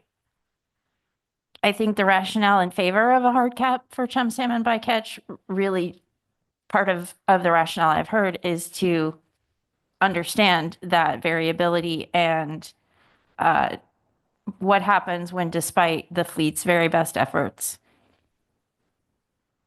you have another 2021 and there is a high level of chum salmon bycatch. And I think that's the balance this council is trying to find. So help me understand why it's more important that we focus on the flexibility rather than implementing a hard cap to provide that upper limit on bycatch. Yeah. Madam Chair, Ms. Baker, I think it is a very challenging issue, and I think it's hard for folks to understand. I look back at our performance, say this last year or even the year previous for the CP sector, and I think we operated without a cap and were able to achieve good results in terms of Western Alaska chum salmon bycatch, specifically because we had the flexibility in order to be able to move in areas where we thought we would be able to avoid Western Alaska chum salmon. I think moving forward, what we're hoping for is that we will gain better information on an in-season basis in terms of genetics that will inform the fleet where specific areas and times are where we can avoid Western Alaska chum salmon bycatch. The other great challenge that we face with any action that we take is that Western Alaska chum salmon bycatch, particularly for the catcher processor fleet, makes up a very small proportion of total chum salmon bycatch. Russian hatchery production is increasing. They're intending to double it. If that occurs, we will encounter more Russian hatchery chum salmon. As that's a portion of the encounters that we have, as that increases, our likelihood of running into them increases. At a cap, particularly a low level of cap, actions that are taken in Russia to increase their hatchery production result in more chum salmon that we encounter. That does not necessarily mean that we will avoid more Western Alaska chum. It means that we will be shut down. It also means that vessels will be making choices to fish in whatever area has the lowest proportion of total chum salmon bycatch. And those may not be the areas that are actually lower Western Alaska chum salmon bycatch. That's the dynamic, I think, that is particularly challenging with this issue. Thanks, Mr. Toy, and then Ms. Kimball. Thanks, Madam Chair. Following up on Ms. Goins' question, you didn't really get to the transfers part that she was asking about. And I think I'm sort of particularly interested in hearing the conditions under which transfers could be a viable part of a individual vessel quota approach and what points transfers probably just aren't going to happen. Through the chair, Mr. Twite, transfers are going to be very dependent on the specific cases and the conditions in the fishery and the sector at that period of time. So you can imagine a scenario where, let's say, a vessel runs into chum salmon early in the season. The likelihood that anyone else in that sector is going to provide chum salmon for that vessel operator is very, very low. Why? Because they're going to observe that performance of that vessel and be concerned that that will occur to them. Somebody just had a bad encounter. There may be chum on the grounds that folks are trying to move away from. One vessel had a high and erratic, unusual hit. They'll be concerned of that same situation as well. So I think that that's one condition where I think transfers become very difficult. Another situation is at the end of the season where, let's say, a vessel runs into a situation where they're looking to receive additional opportunities to be able to fish a portion of a limit. Under those situations, they may not be able to make that work out because of the timing of the season. All of our vessels are 30 years old with one exception. I think all of those vessels require extensive shipyards every single year. Many of those vessels have limited time periods that they can operate. So the ability that we can transfer pollock in order to another vessel in order to accommodate challenges that we have in chum salmon bycatch could also be limited in those circumstances. It's important to have the opportunity to be able to engage in transfers, but I think the idea that it's easily done or can be accomplished under all situations just isn't borne out by actual operational conditions. Okay, thank you. And Ms. Kimball. Thank you. I wonder if briefly you could, thank you for your testimony. This idea of enough flexibility to avoid Western Alaska chum and use in-season genetics as they become available. And the ability to actually make a meaningful difference in Western Alaska chum bycatch. And so does alternative 5 provide, and the caps that are provided in alternative 5 provide some of that balance for the CP fleet, especially with your opportunity to fish in clusters 3 and 4 as you testified to?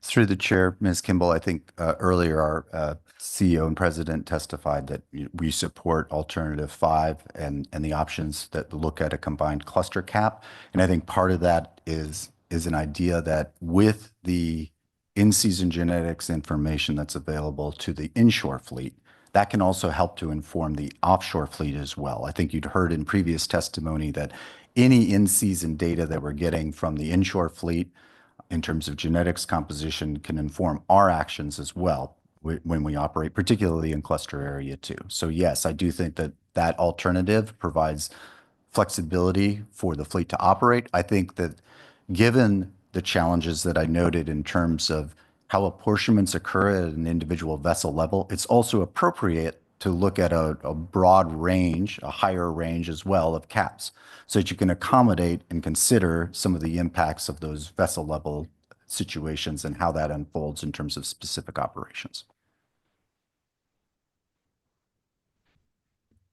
Thank you for your testimony, Mr. Merrill. Thank you. So we will take our mid-morning break now. We'll come back at 10:15 and resume public testimony with George Kucklook, followed by Robert Walker. Thank you.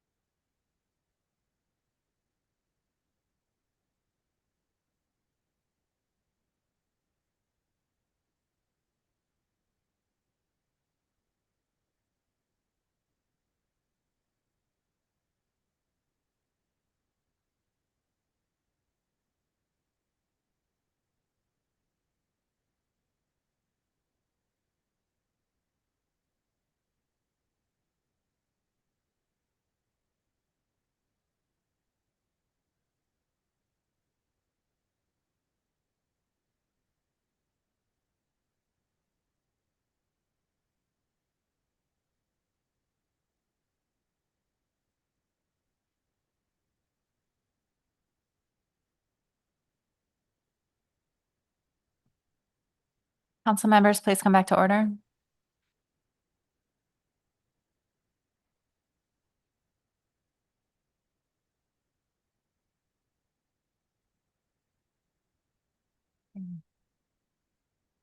Next testifier, we're continuing testimony on C2. So our next testifier is George Chukwuk, followed by Janessa Newman.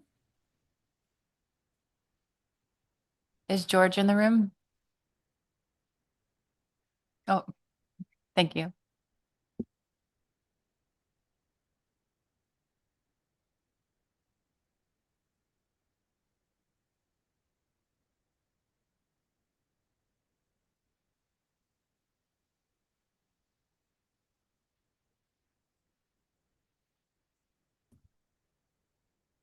No.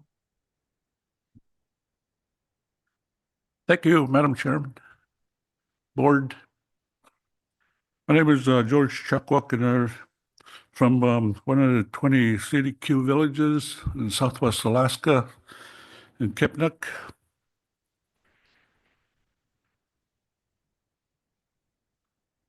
And it is very important to continue our community development quota fisheries as it provides programs such as the programs that go on, like such as people propel, and as it reduces discounts for the people out there, and also outboards, snow machines, all-terrain vehicles, and many more for everyday subsistence activities. Also, we got skilled mechanics and shops that help the residents, and community services for our people, residents. They do help them with stove oil, each household. There's also have been a lot of changes in our region, such as climate changes, which has been affecting salmon coming back. One example I've seen was it's not salmon, but what we have down there in Kipnuk was the tomcods. They had disappeared for about 3-4 years, and I thought they were gone forever. But lo and behold, they came back 3 years later, and it was a pretty welcoming sight to see. People were catching them, and hopefully that goes where the salmon come back in a little more abundance.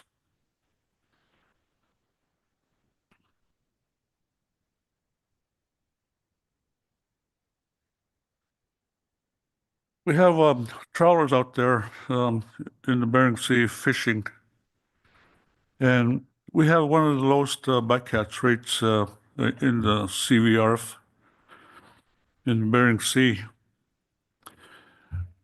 What makes it less is they did put some cameras up in front of the net so they can see what's coming into the nets.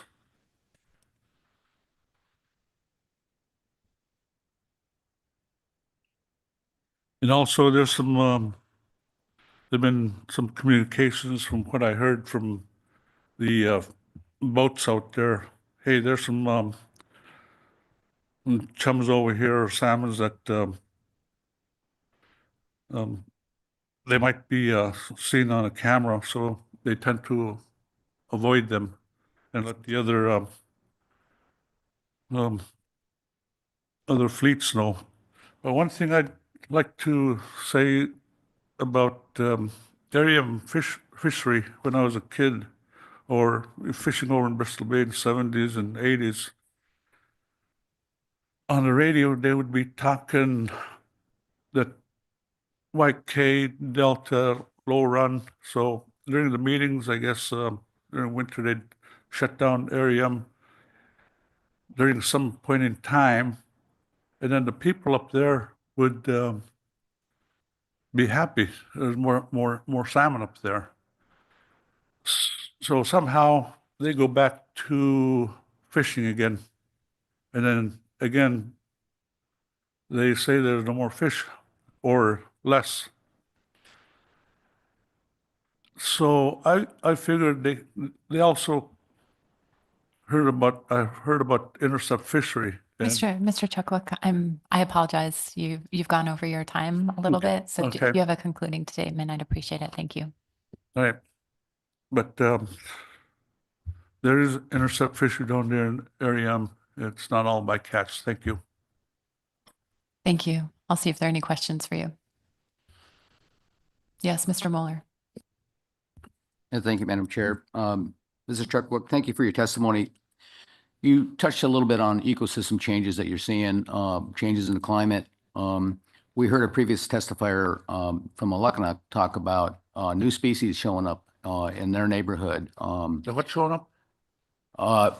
We heard from a previous testifier on, some ecosystem changes that were happening in his neighborhood of Aluknak, where he was seeing species that they never seen before, such as Pacific cod and other species. Are you seeing that up in Kipnuk as well? Out in the shores, there is one of those tomcod. They're real big, and they do catch them. And also the halibut came back because the trawlers are way further out. They did disappear at one point in time, but now that they're not around there, they came back.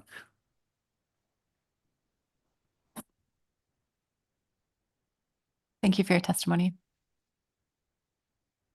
Janessa Newman is next, followed by Joseph Amick.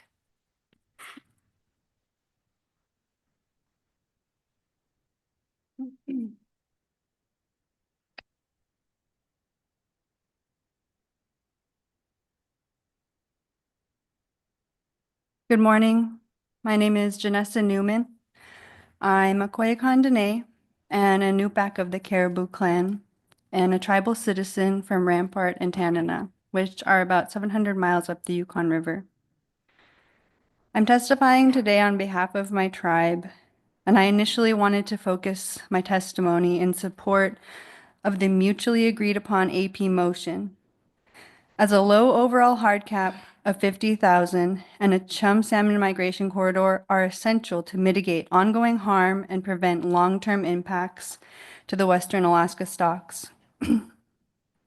But as evident by the change in language without notice, the fact our tribal cooperating agencies could not present and answer questions to the SSC, and that this process enables industry to stoke fear and pit CDQ communities and their interior relatives against one another, communities who desperately need this body to make the right choice.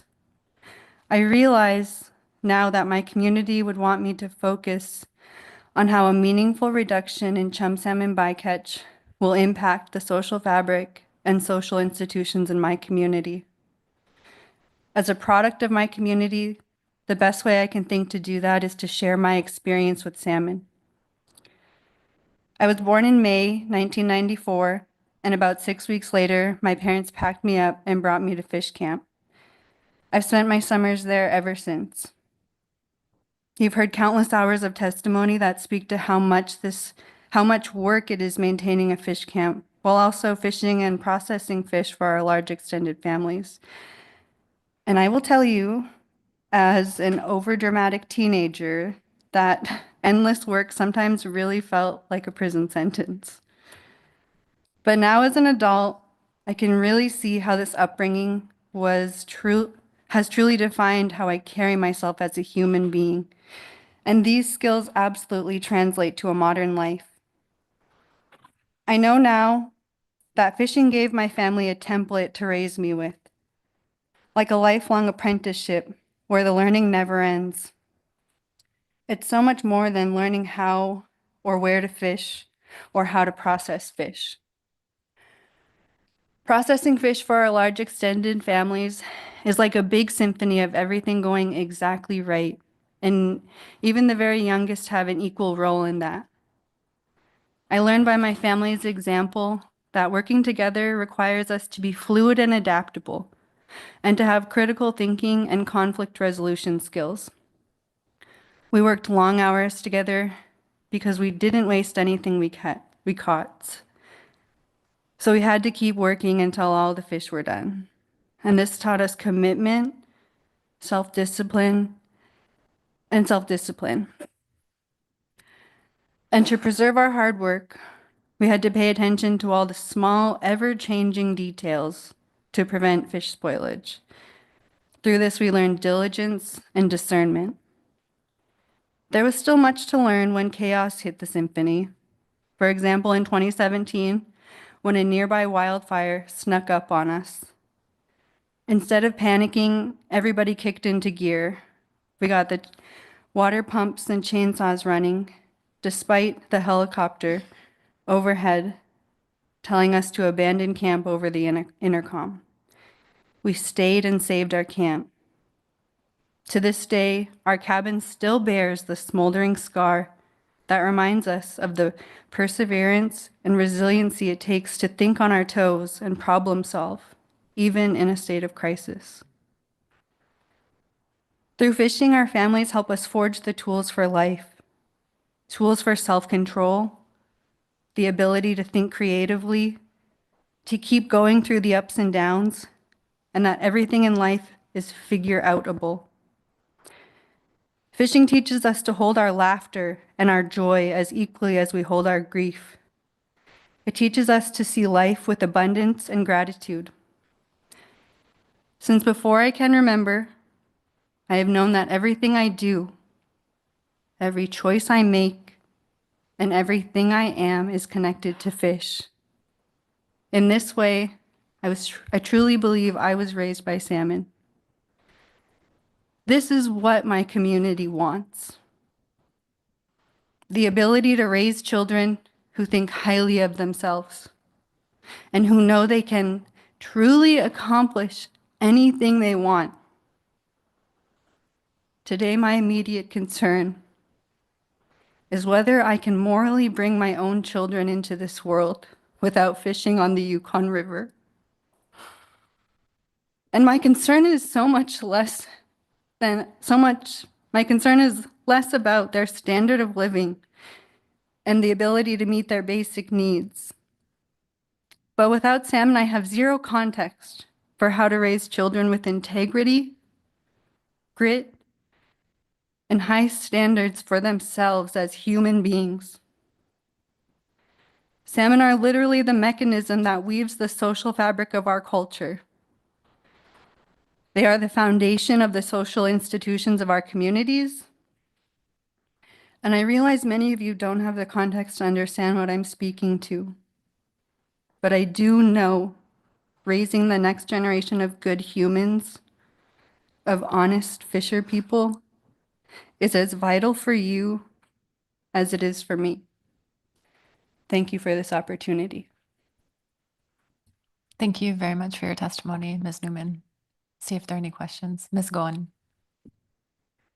Thank you, Madam Chair, and thank you, Ms. Newman, for your testimony and sharing how salmon has raised you to be a stellar human.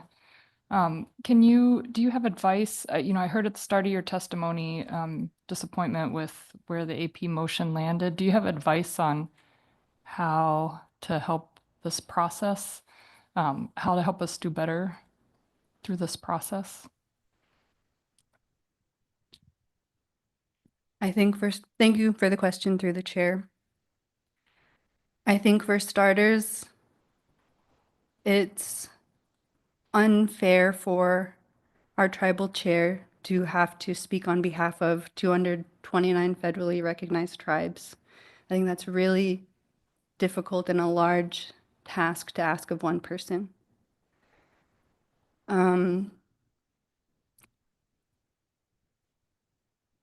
Secondly, I think speaking to the traditional knowledge that a lot of people bring to their testimony, that is one I still really don't have an answer for. I feel like our traditional knowledge is a live thing. It's not just something we can read on a paper. So how to bring that into a process like this is still something even I, as a graduate student, am really trying to figure out. As far as the AP motion and that process, I truly don't have an answer for that one.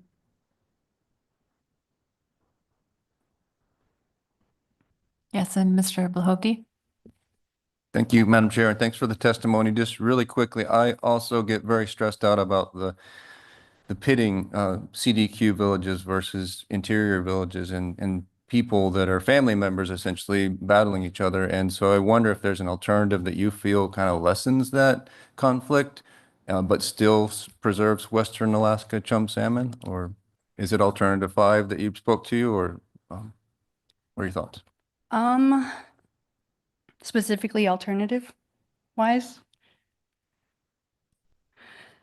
Thank you for the question through the chair. I think speaking specifically to an alternative, I really trust and rely on the tribal chair. I think she really takes that job seriously to really figure out a way that balance as best as she can, as best as we can expect someone to balance that. I trust that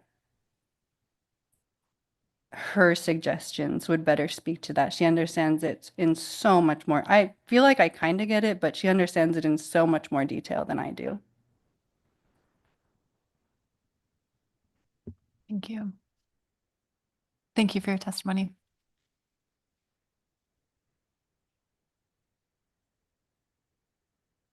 Our next testifier is Joseph Emick, followed by Elton Cleveland. There'll be no questions after this testimony, and I think he's joining us remotely. He's not on yet. Okay. We'll circle back to Joseph. Elton Cleveland.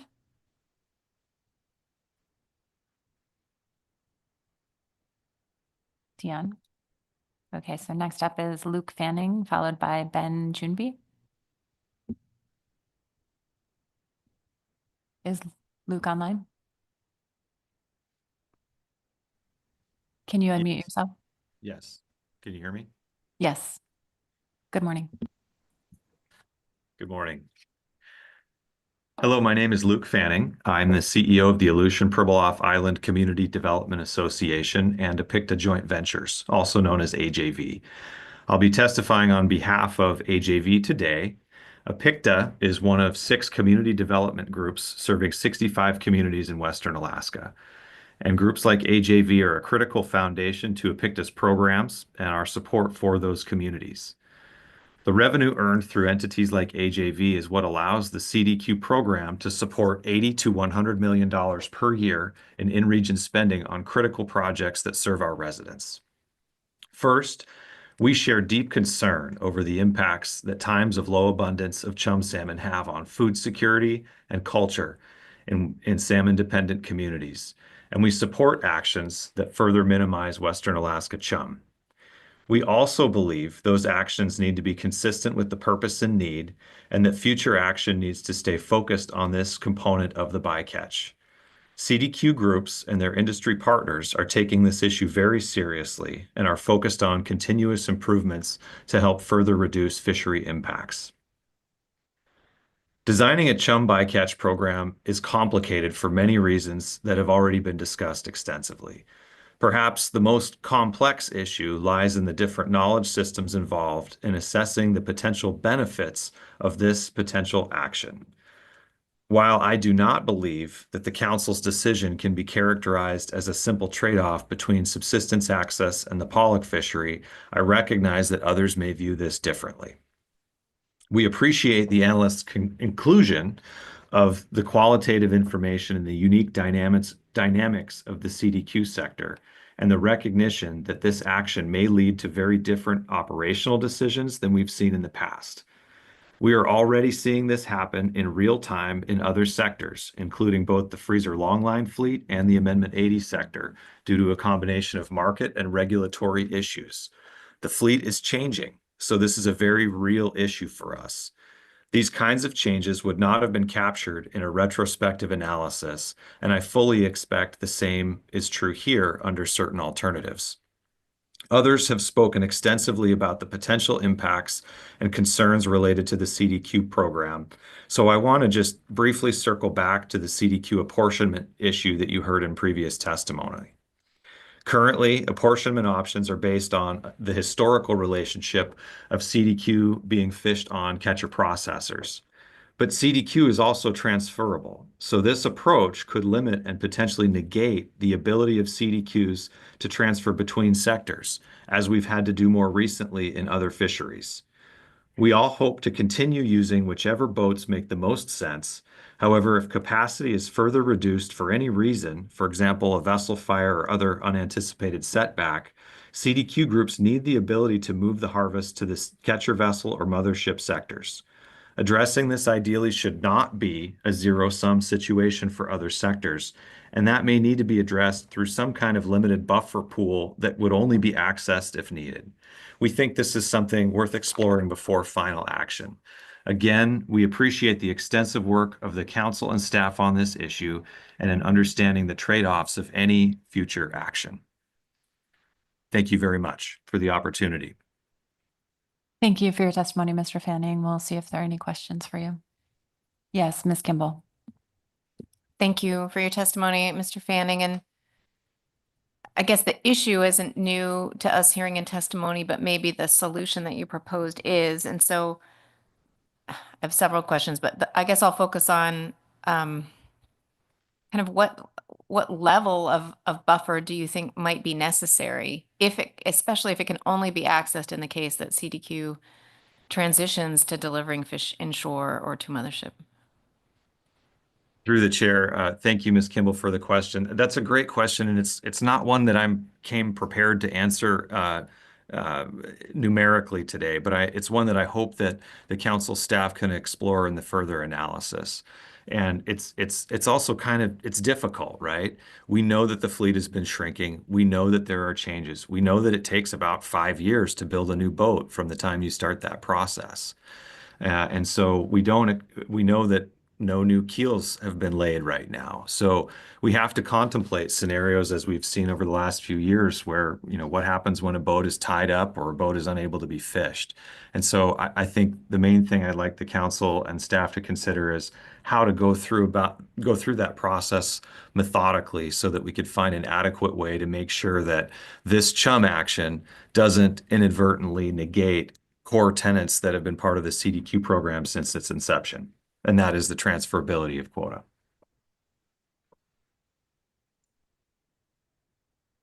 And Ms. Baker.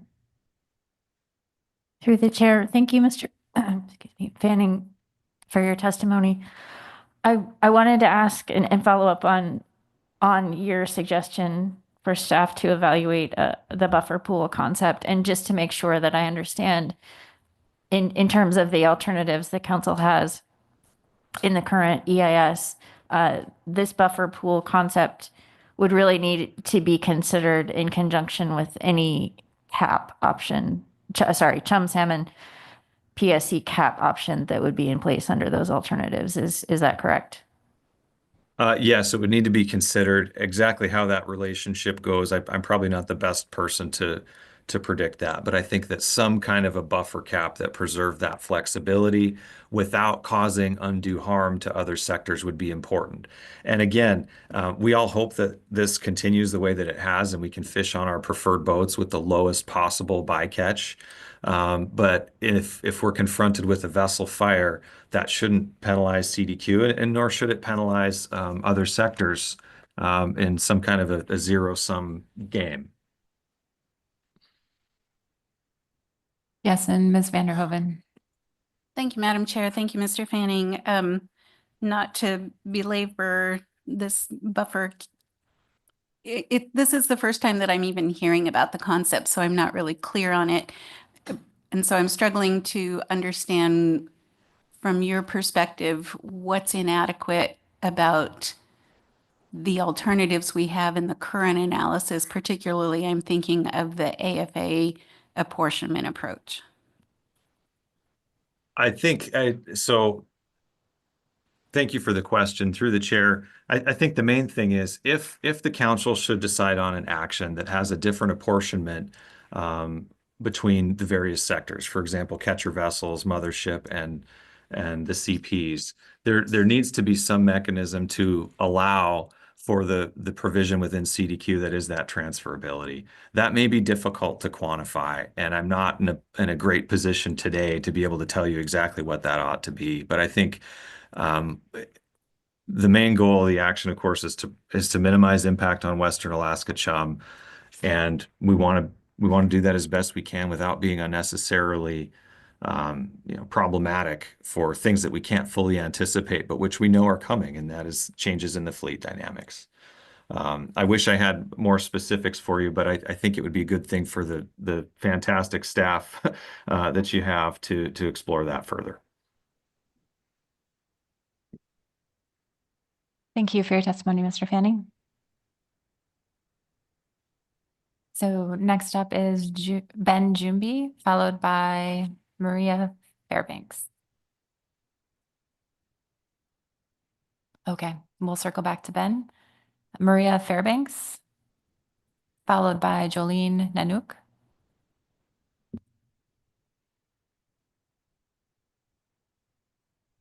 Maria's not online yet. Okay, we'll circle back one more time to her. Jolene Nanook is online. Okay.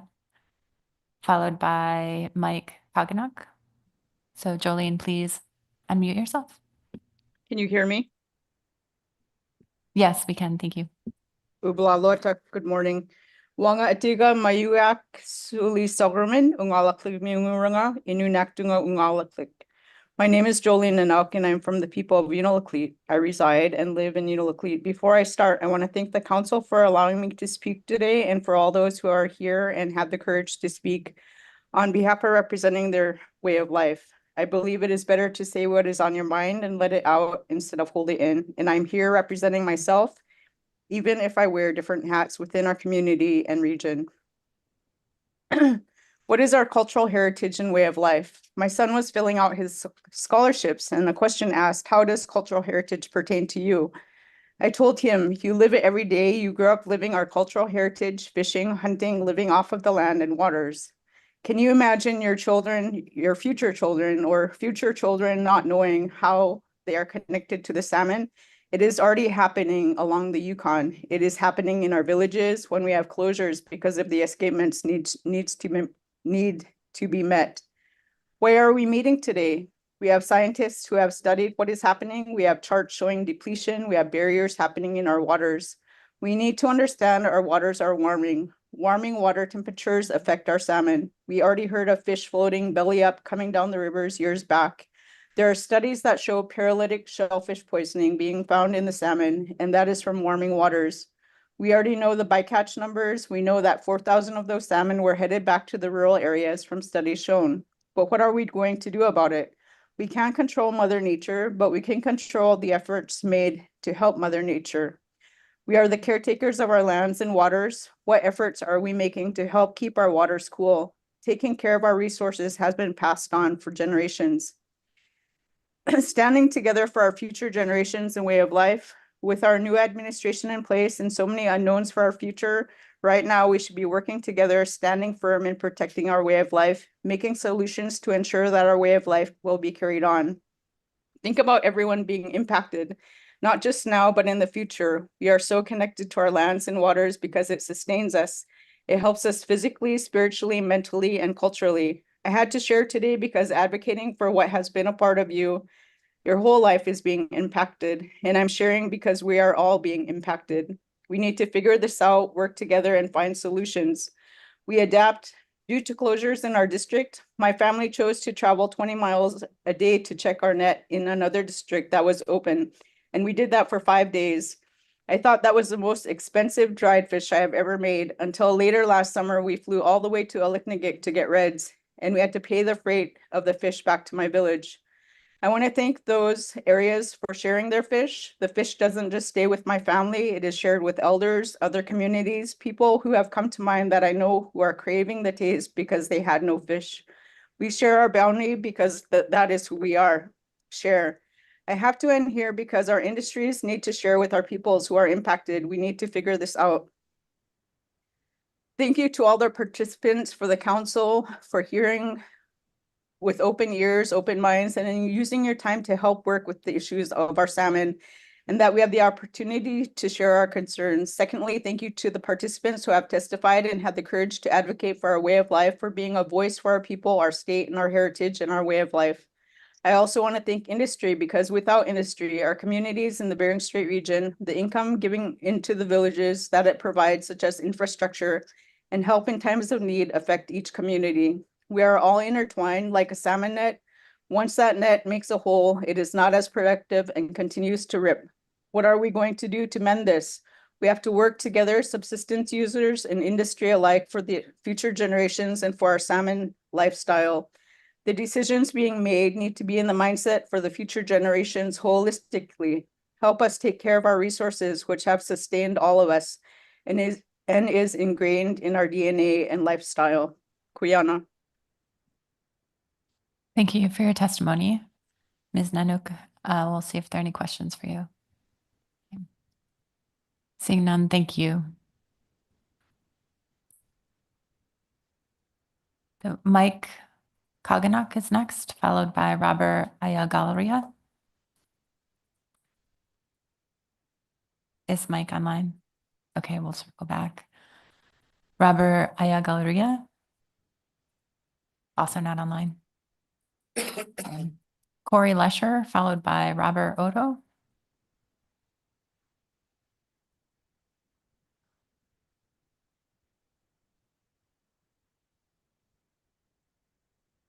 Good morning, Madam Chair, members of the council. Thank you for taking the time to hear my thoughts today. For the record, I'm Corey Lesher with Alaska Bering Sea Crabbers, based here in Anchorage. I really appreciate, again, the time, but also the heartfelt and compelling testimonies we've heard the past few days. My ask today is going to be slightly different from what we've been hearing. And I would like to point the council members to Alaska Bering Sea Crabbers comment letter, and I'll be speaking mostly to that. Short and to the point, Alaska Bering Sea Crabbers request further analysis of the impacts of the alternatives on Bering Sea crab stocks and crab habitat, and not just crab PSC and the pelagic trawl fishery. This is particularly in regards to Alternative 5 and the displaced fishing efforts. And I'll end there unless there are any further questions. Thank you, Mr. Lesher. See if there are any questions for you. Seeing none, thank you for your testimony. Robert Odo, followed by Mary Matthew.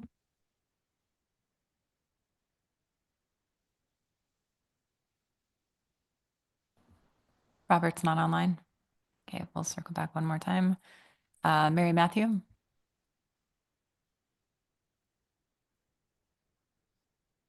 Okay. We're not finding her online either. Kelsey Ivanoff, followed by Joseph Bavila.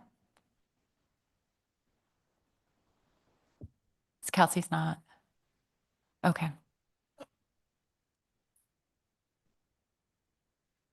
Joseph Bavila.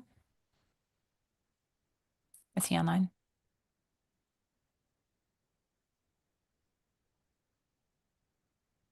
Okay.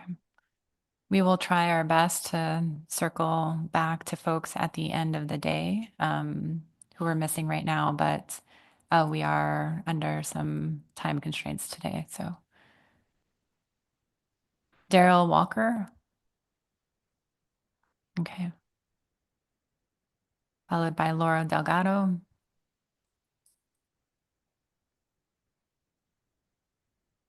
Amanda Shavings. Not online. Followed by Jason Acarelria. Is Jason in the room? Okay, we're just going to stand down a quick moment. Looks like someone is going to find Jason. And after Jason will be Richard Brown.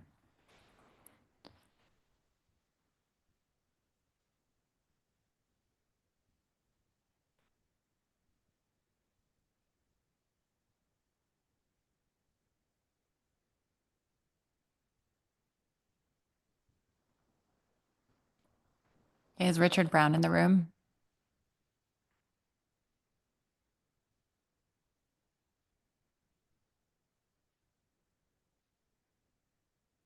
And Oscar Ivan, followed by Tommy Kusiak. Okay, it doesn't look like Oscar's in the room yet. Is Jason in the room? Okay.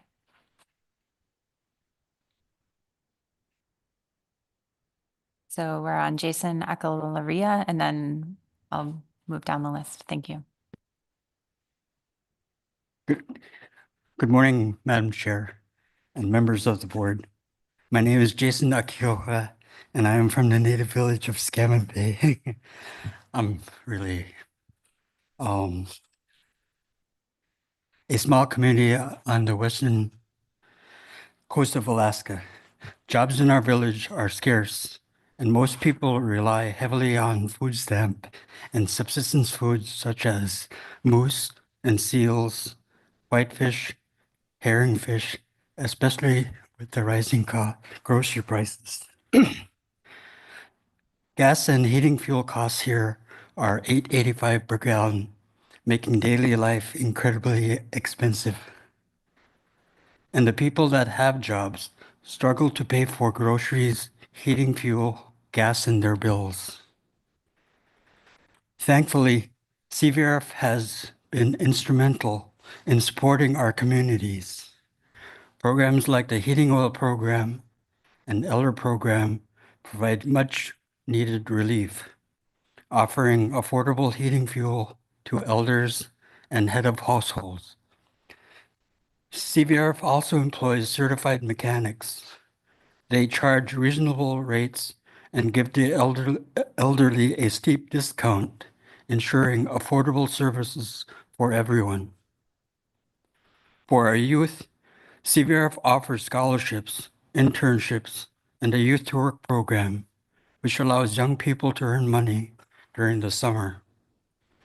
One of the most impactful programs is People Propel, which helps residents with the high cost of shipping essential items like snowmobiles, ATVs, boats, outboards, heating stoves, and tools, helping residents sustain subsistence activities.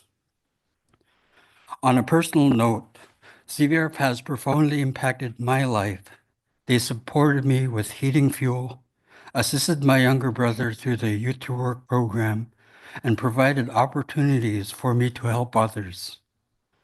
Thanks to CVRF, I've been able to bring mechanics to their training programs for Honda and Yamaha technician certificates, building skills that directly benefit our communities.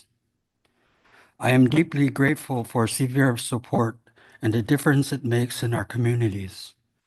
We cannot ensure success, but we do deserve it. Through CDQ, we are starting to live the life CVRF's founding board members imagined. Thank you for allowing me to share my story and advocate for the continuation of these vital programs. Thank you very much for your testimony. So Richard Brown. And after Richard, I'll call Oscar. If I've seen him around, so hopefully someone can go grab him. Thank you. Hi, my name is Richard Brown.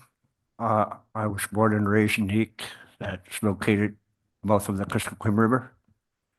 I'm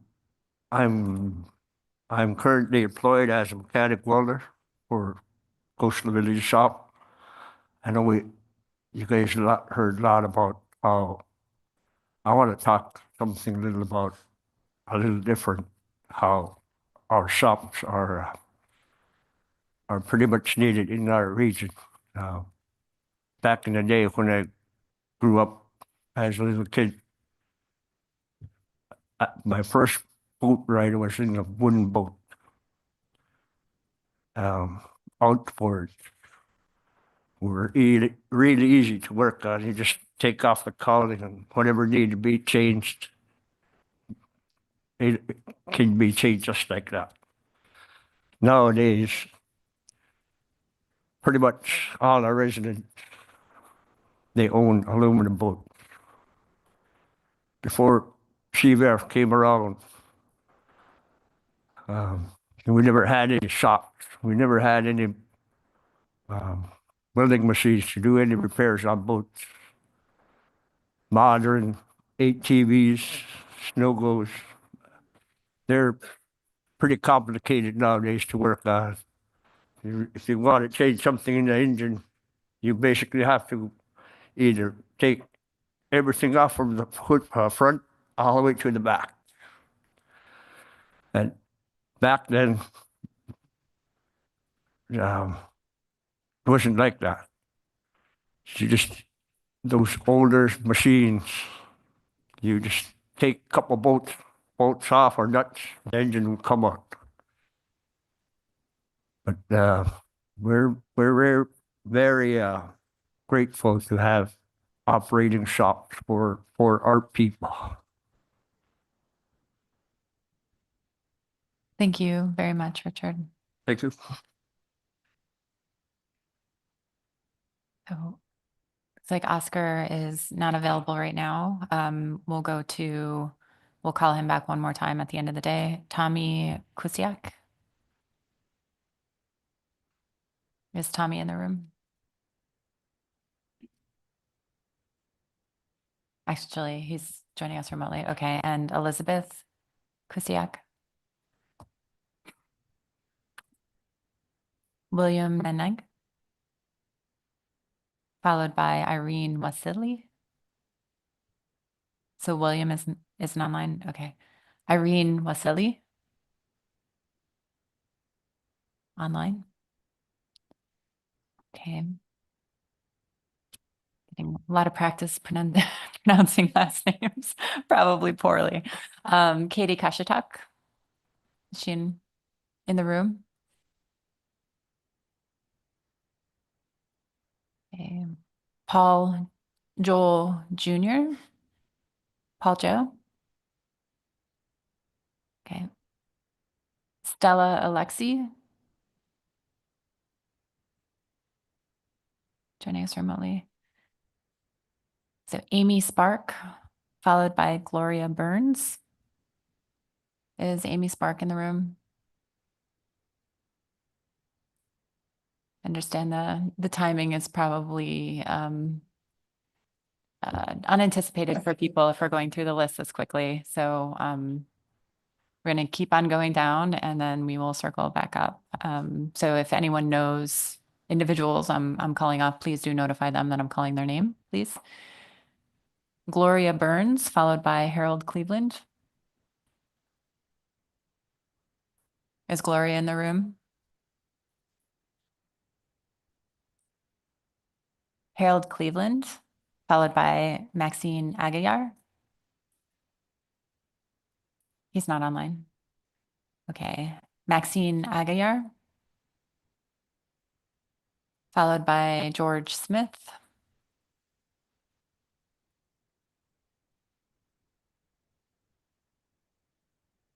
George is online. Okay. Hi, good afternoon. Or Good morning. afternoon. This is George. Good morning. Good morning, George. Hi, good morning. Thank you very much for making time for me. My name is George Smith from Scammon Bay, and I'm the regional manager for the CBF shops and facilities in 20 of our communities. I am the oldest son of the late Teddy and Mary Ann Sundowns. I'm also your basic K-8 BI educated kid from Scammon Bay. It all started with BI's carpentry apprenticeship program right out of the 8th grade at age 13. 3 summers and 3,000 hours later, I received my journeyman card. I joined the service and after I graduated from high school and spent 8 years in the National Guard as a mechanic, field vehicle power generator mechanic. I'm also on the tribal council, used to be on the city council.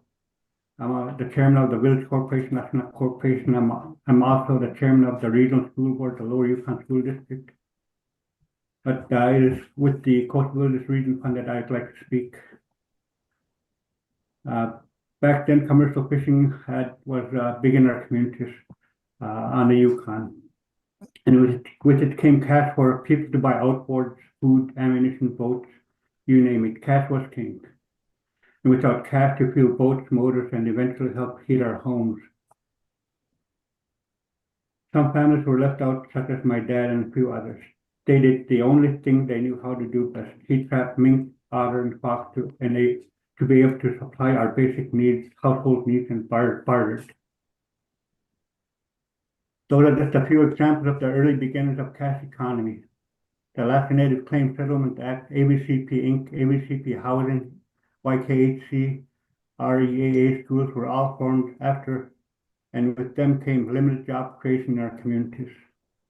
In recent memory, residents and communities leaders saw economic disparity among people living along the coast and those living along the Yukon, rich with commercial fishing, processing jobs, and home to the headquarters of tribal housing, tribal health and social programs.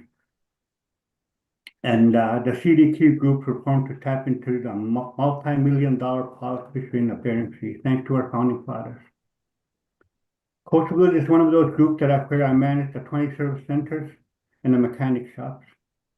The Mechanic Welders Program, better known as the CBE, has 50 highly trained mechanic welders servicing snowmobiles, ATVs, outboards, toy stoves, aluminum boats, and customized boats with walk-through windshields, build aluminum sleds with tow bars, and everyone's favorite, the steam bath stove, complete with a water holding tank to splash the rocks on the stove. In December 2020, pre-COVID, 18 mechanics flew to a Honda ATV and off-road service center at Stockton, California, and trained on everything from powertrain, engine to electronics, and really impressed on the trainers with the knowledge they possessed on the Honda product. That led to Scanbay, Eek, and Kipnick shops to become the first authorized Honda service centers in our region, which is unheard of. You usually see of these Honda service centers and dealers in like in Bethel and mostly in the Anchorage and South Central area.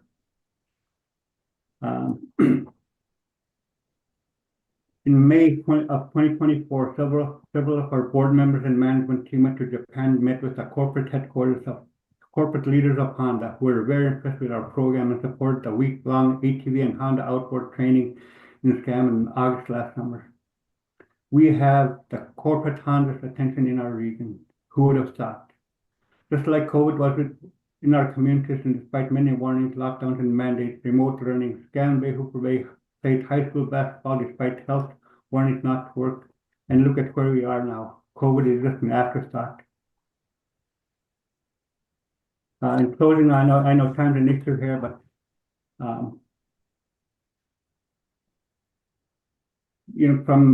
from holding CBF Incorporation meeting on a cold December day in the Lake Joseph Panax House in Chilliwack, to holding our quarterly meetings at the U.S. Fish and Wildlife Vessel, and now we own 711 8th Street and Seattle property.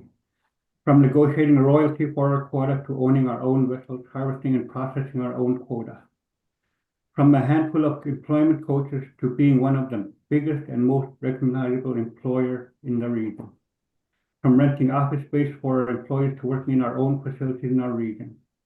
Mr. Smith, I'm sorry to interrupt. If you have a concluding statement, we'd appreciate it. I'll let you go a little over. Thanks. I'm doing my closing statement, sorry. From the dream of a handful of people, our founding fathers, to become the biggest Alaska Native-owned fishing company. From Coastal Villages has become more than just a key player. I think it's very important to protect and provide the positive economic and social benefits to our residents, and that the state or federal government has never done before. Thank you. Thank you for your testimony, Mr. Smith. I'll see if there are any questions for you. Okay. Seeing none, thank you for joining us. Okay. Next up is Keenan Sanderson, followed by Hanayi Irwin. Is Keenan online? Okay, we'll circle back. Hanayi Irwin. I think she was just here. Okay. We'll just wait one moment and then following Hanayi is John Avugiak.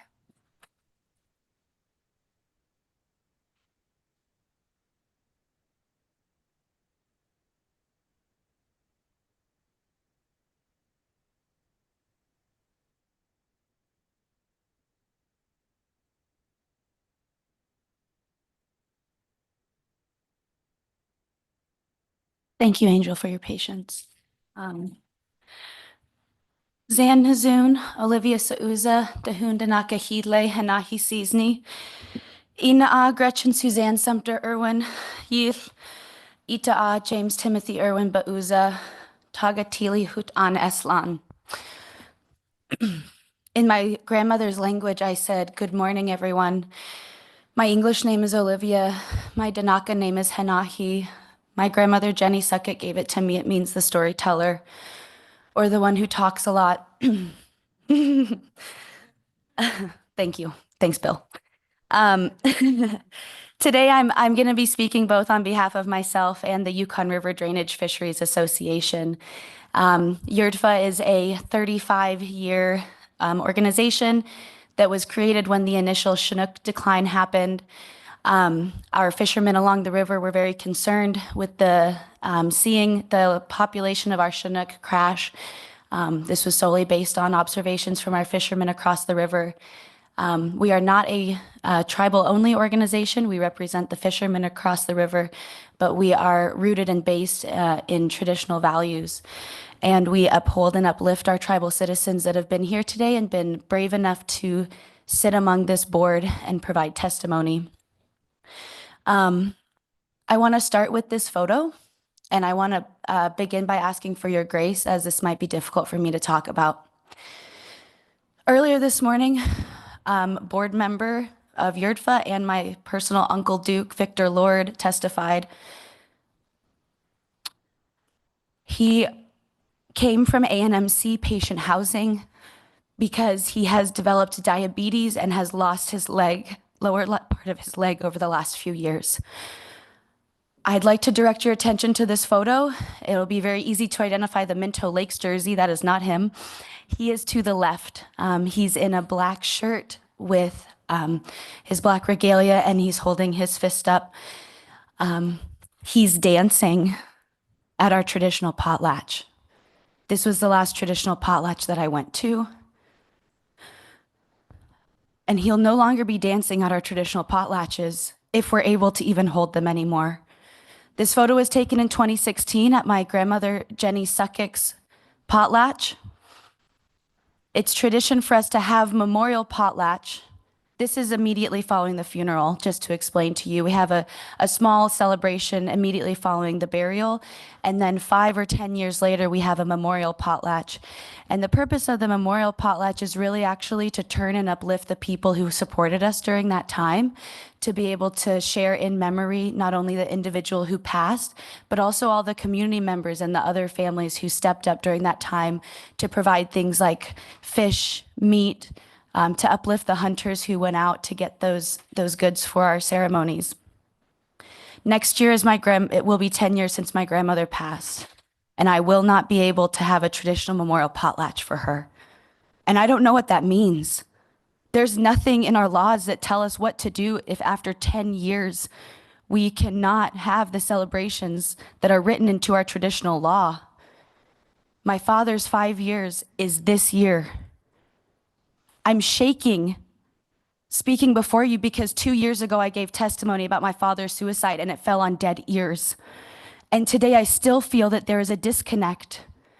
I had an AP member come to me 2 days ago. They said, "My husband read a story that your people used to sell your sled dogs. You had an economy, it was international. You should talk about the economic loss of your sled dogs." He also read that when your dog started starving from a lack of chum, that you had to start killing them. You should tell council that to get their empathy. Our people are dying. Our people are losing limbs.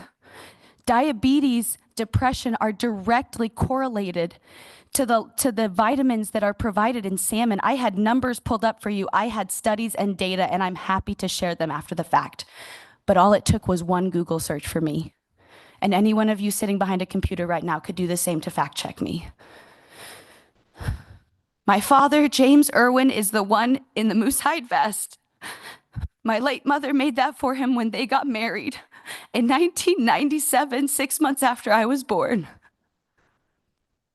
He is here celebrating my grandmother and uplifting our celebrations and continuing our traditional way of life. He was honoring my grandmother and doing the right thing. And I can't do that for him this year. Will I be able to do it for him in 5 years? In 5 years, will I be able to have my father's 10-year memorial potlatch? Will I have fish to provide my community members who held me together, for Rochelle, who's sitting here with her hand on my back because this is so difficult? Will I have that ability to do that? I know that I can't imagine how difficult it must be for you guys to try to connect these two things, honestly.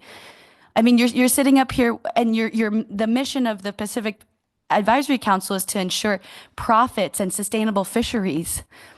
I went on an educational exchange this summer to Canada and I met with DFO. I was astounded.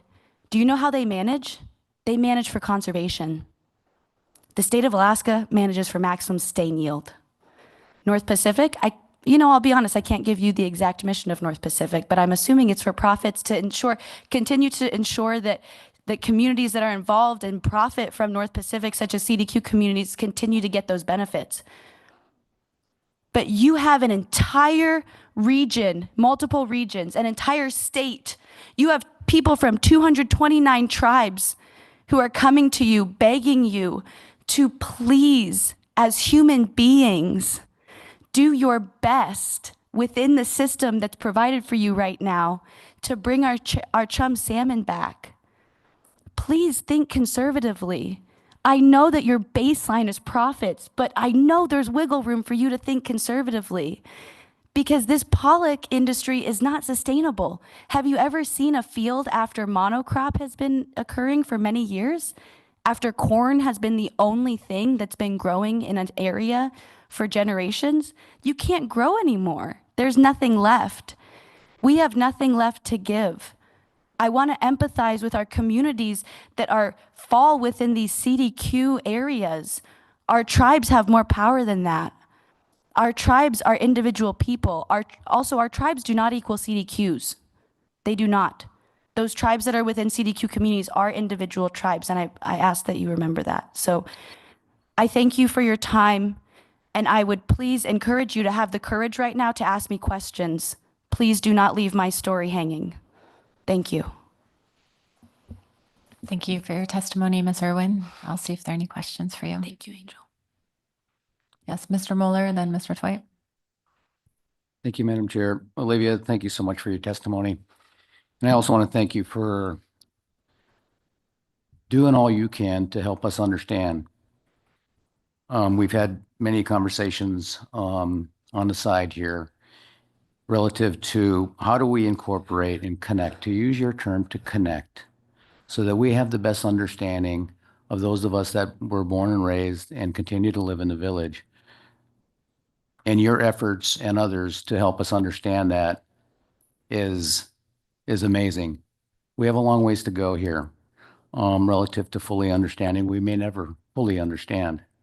So from this council member, I just want to thank you for that. And I really appreciate the efforts from you and many others. And I don't know if you have an answer for this at this point in time, but I want to make sure that you know that this council members, and I think I can speak for others as well that are sitting up here, our desire to fully incorporate the traditional knowledge that you folks have brought to us, both in writing and verbal, and how to incorporate this into this process. It's cumbersome at times. Mm. It doesn't always, mesh perfectly. Mhm. But I am confident that we can get there. So, I offered up to you, and again, it's not a simple answer. But the commitment of this council and folks like yourself to make sure that we fully understand that is here. And it's because of some of the work you've done. So I don't know, Madam Chair, if there's a question in there or not, but I had to say that the commitment's here, and I look forward to working with you, and anything you might offer up in terms of how we can speed up that process of fully engaging and connecting is appreciated. Thank you. Through the chair, Mr. Mueller, thank you for that acknowledgement. I deeply appreciate your words. I'd like to throw out the word council for right now, because quick math, are you 20? You're 20 individual people, right? We had a tribal member before who offered for you all to come and visit us. I would like to extend that offer as well. That's coming directly from YERDFA's Executive Director, Serena Fitka. We do travel along the river in the summer. You have organizations, Tanana Chiefs Conference has multiple trips along the river in the summer. Our communities and our organizations want you to see where we come from. We're very welcoming people. We want you to come in and just have coffee with us and understand us better. So as individuals, I would like to see you all in our spaces more. I would like to see individual council members at the Yukon River panel meetings. There is a preseason meeting for the Yukon River Drainage Fisheries Association, April 22nd through 24th. In Fairbanks at Pike's Landing. And that is a place where the fishermen along the Yukon come together and discuss preseason outlooks. ADF&G representatives are there. We have different partner organizations who start giving an outlook on what the season's going to look like. And then we get to give feedback to the state on what we're seeing, whether or not we think something like a 4-inch mesh net should go out this year. So it's a very collaborative space. Continue to come to our TCC conventions. In March is another TCC annual convention. It's also March Madness, so come watch the natives play basketball. Beyond that, Mr. Mueller, I would echo Craig Chythlook's advice to see some cooperating agency information in the B report. I would also encourage you to continue to educate your fellow council members, AP members, and SSC members. Hearing whether or not cooperating agencies would get double the time is it feeds into a narrative that we're taking up too much space. So I would encourage you to take those council members aside, those AP members who you hear are spreading false narratives, and help educate them.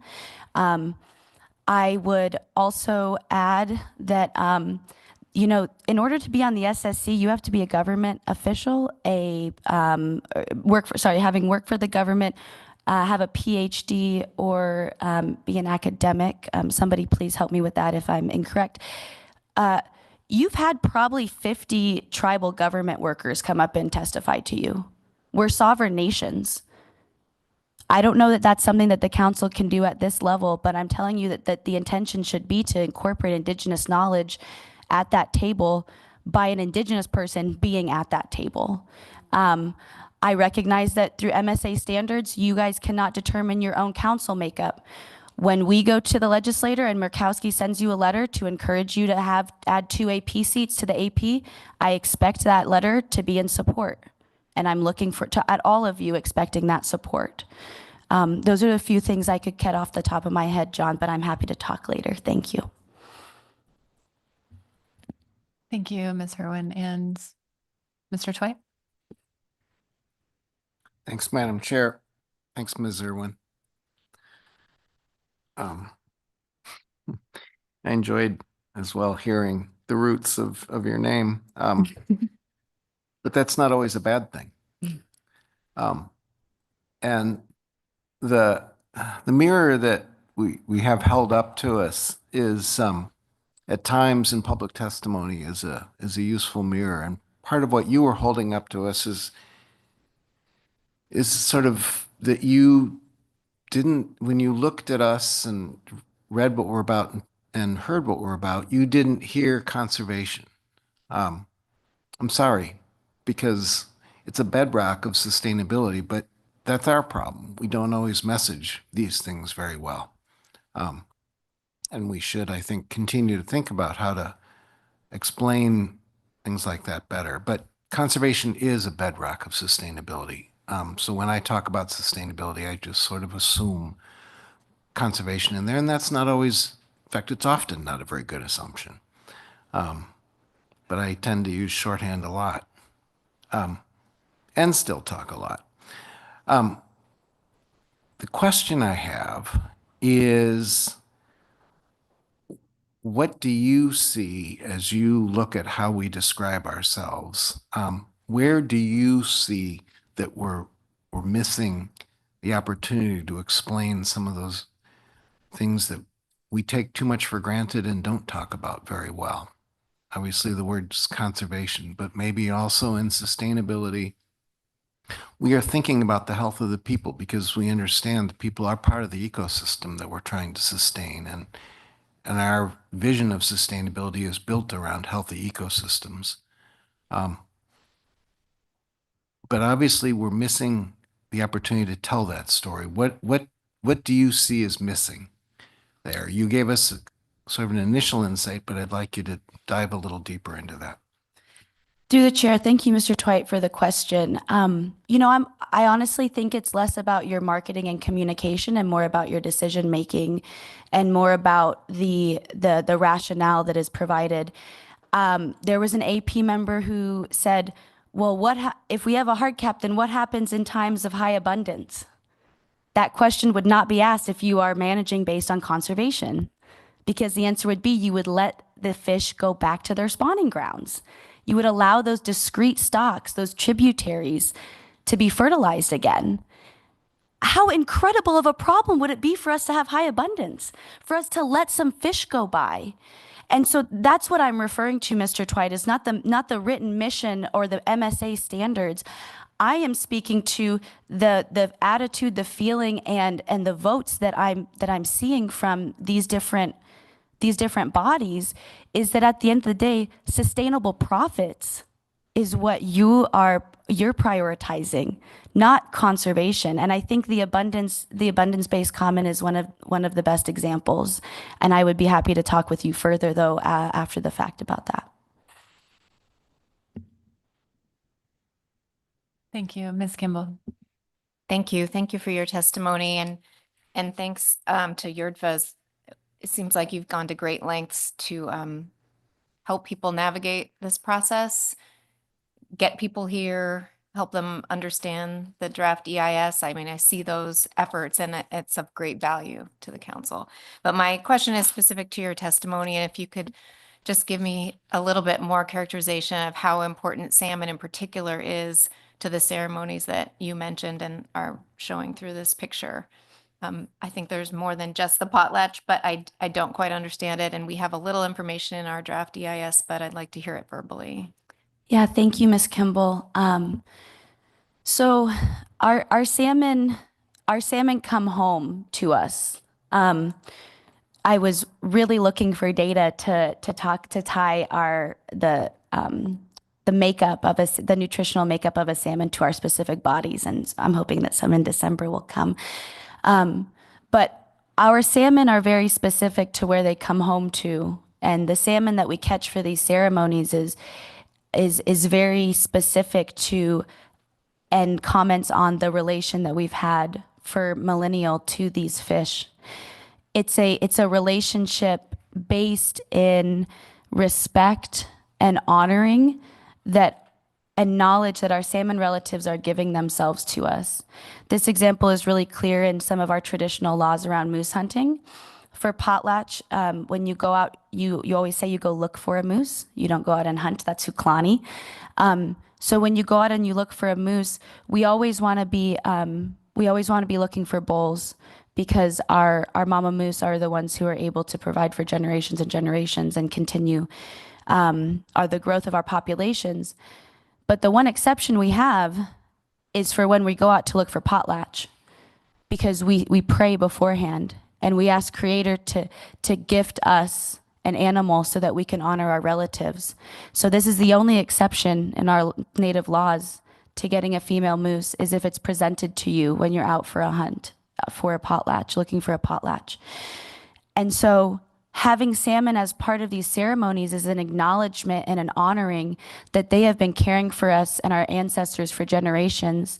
They are tied hand in hand to our traditional laws, similar to how Janessa Newman spoke of how she can't separate raising a child without salmon. We can't separate our traditional laws from our salmon. What our salmon mean in our traditional potlatches, it's an opportunity for us to share. We prepare it in many ways. We have strips, we jar fish, we do half dry, we do kippered fish, we pass out frozen fillets, and we save the really, really good stuff for our elders, and they get it last. And so the idea is that we are not only honoring and respecting the relationship between salmon and our people for generations, but we are also abiding by our traditional law to share and to honor those who uplifted us during this hard time. So those folks in this picture who put this potlatch on for my grandmother, this next year will be 10 years and I'm going to be unable to honor them in the proper way. I'm going to be unable to thank my community members who stopped their jobs, who put to the side their needs and their subsistence needs, because at this time we had fish. So community members brought us fish here, and I can't give them fish back next year to honor them.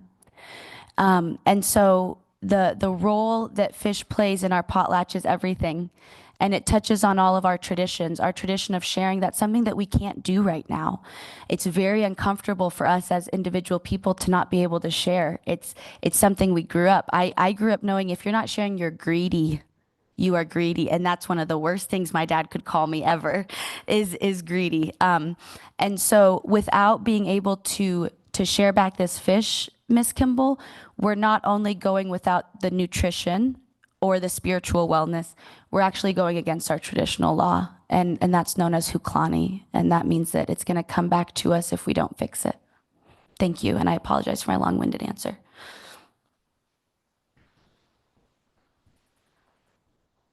Oh, yeah. Ms. Baker. Through the chair, thank you, Ms. Irwin, for your testimony. And Ms. Kimball really asked my question, but it occurred to me I wanted to go back. I do have another one. And it makes me very sad to hear you testify that you felt your testimony fell on deaf ears. So thank you for that. And so I want to ask more specifically about that. This is a very impersonal process that we're doing right here. And so was your perception of that response to your testimony because we didn't engage with you at the table, or was it your reaction to whatever action we took at that meeting? You know, your reference to our decisions earlier. Can you help me understand what led you to that conclusion? Because I'd really like to understand that. Yes, I can. Thank you, Ms. Baker, for asking for expansion on that. So that meeting was to list I believe it was an ESA. I believe it was an ESA for Chinook, and there were 3 requirements that needed to be met. One of them was an unforeseen biological concern, an unforeseen outcome of regulation change. And there was a third. I apologize. There was a third one. But I gave my testimony not knowing what this process was like, thinking that I was expecting it maybe responses more from my community members and people that I'm used to sharing my story with. So I didn't have any questions asked of me afterwards. So that was difficult for me. And then I am going to share this. I'm not going to name the council member because they had very good intentions, but it shows the disconnect is that it was pointed out to me after I had left the room that what was in those 3, none of those, the argument from the tribal side wasn't meeting any of those three criteria. So there was an explanation of a council member trying to come to me and say, I heard you, but these are the three things that we're looking for. And I don't hold that council member, I don't hold any ill feelings towards them for that, but it shows the disconnect. It's similar to the AP's comment about the sled dogs. Like if our people dying doesn't show empathy, then maybe our dead sled dogs will. So for me, it was the disconnect between, I just shared a story of my father's passing and how it connects to our salmon. But it's like Craig said, we're trying to fit a square peg in a round hole, and you guys will not shift your shape. And we can't shift anymore. We have no more shapes to shift. And so I give that example just to show that continued disconnect and how throughout the years I have seen this council member shift a little bit, and I've seen some changes. And so I don't say any of this for there to be shame or guilt that you now sit in and it keeps you paralyzed from action. I hope that you're frustrated with me. I hope that you're feeling my feelings and my emotions, and it's driving you to make better decisions and take more action. It is not my intention to have any of you sit here in shame thinking that any of your actions is what's caused all of my hardship. It's not. But I'm asking you to be angry with us, to be frustrated at the process with us, and to question how you can change the shape of your whole so that we can so that we can maybe peg around, right? So that we can figure something out together. So thank you, Ms. Baker. Thank you for your testimony and for sharing your story, Ms. Irwin. Thank you.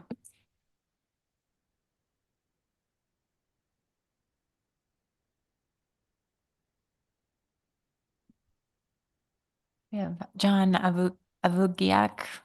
Is he online? Followed by Janet Eric. John isn't online. Okay, Janet Eric, followed by Rochelle Adams.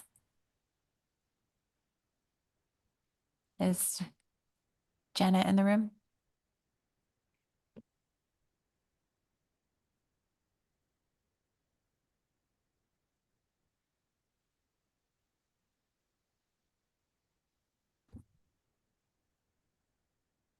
Hi, thank you for allowing me to testify today. My name is Janet Eric, and I am from the native village of Shafornik, tribal member and lifelong resident. My community is one of 65 communities in the CDQ program and one of 20 that benefit from CVRF. There is a high rate of poverty in Western Alaska, where I'm from, and we use honey buckets and we collect rain or pond water for drinking. CVRF provides benefits that no other state or federal agency provides. CVRF provides a hands up to residents so that we can take care of our families. Western Alaska doesn't have mining or oil and gas or timber. Our closest natural resource industry is in the Bering Sea, and we only get that because of CDQ. Because of CVRF's earning in the Bering Sea, many more people can purchase equipment needed for subsistence efforts. We use ATVs, nets, boats, outboard engines, and snowmobiles in our daily lives and for subsistence use. Those things are more affordable through the CVRF People Propel program. A lot of times, pride prevents people from asking for help. CDQ helps people take care of themselves. Taking away CDQ will be taking away a vital resource from over 9,000 CVRF residents that rely heavily on subsistence and welfare assistance. CVRF also provides youth to work, elders and home fuel assistance, the mechanic welder program, and that is just to name a few more benefits and programs CVRF provides and that no other organization provides, nor is anyone else talking about how to provide these types of benefits when CVRF can no longer provide them. Others try to speak on our behalf when they don't have a clear understanding of our hardships, our disadvantages, and challenges in Western Alaska. We also deal with diabetes, cancer, depression, suicide, and drugs and alcohol abuse. and we must take a single-engine plane every time we need to see the doctor or the dentist. We have a housing shortage, very little jobs. We also have floods and permafrost degradation and erosion. We have hardships too, but we don't relate them to salmon. There are other reasons for the decline in many fish stocks. Other documented factors include environmental changes, which are affecting natural habitats for all living things on land and sea. There's predation and pollution on land and sea.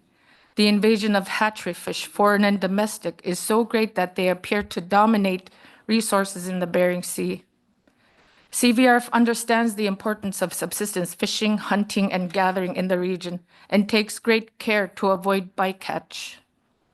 Whatever you decide, please don't cripple the CDQ, because the earnings from CDQ fishery instills Western Alaska with hope, pride, and a peace of mind that we can provide for our families. Please don't take that from us. In conclusion, I do not believe that taking away CDQ will save fish stocks when global warming, predation, and hatchery fish invasions plays a significant role in affecting the health and abundance of fish. Thank you for allowing me to testify today. Thank you for your testimony.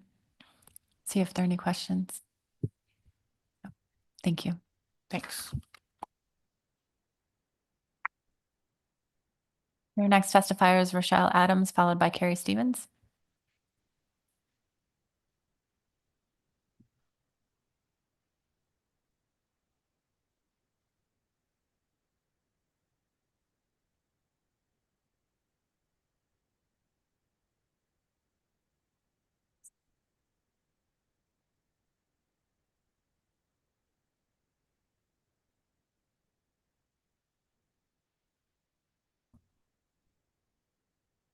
Ryn Gwynsi, Shojrit Rochelle Adams Oji, Gwachajet on Sindu Gwatsanithli.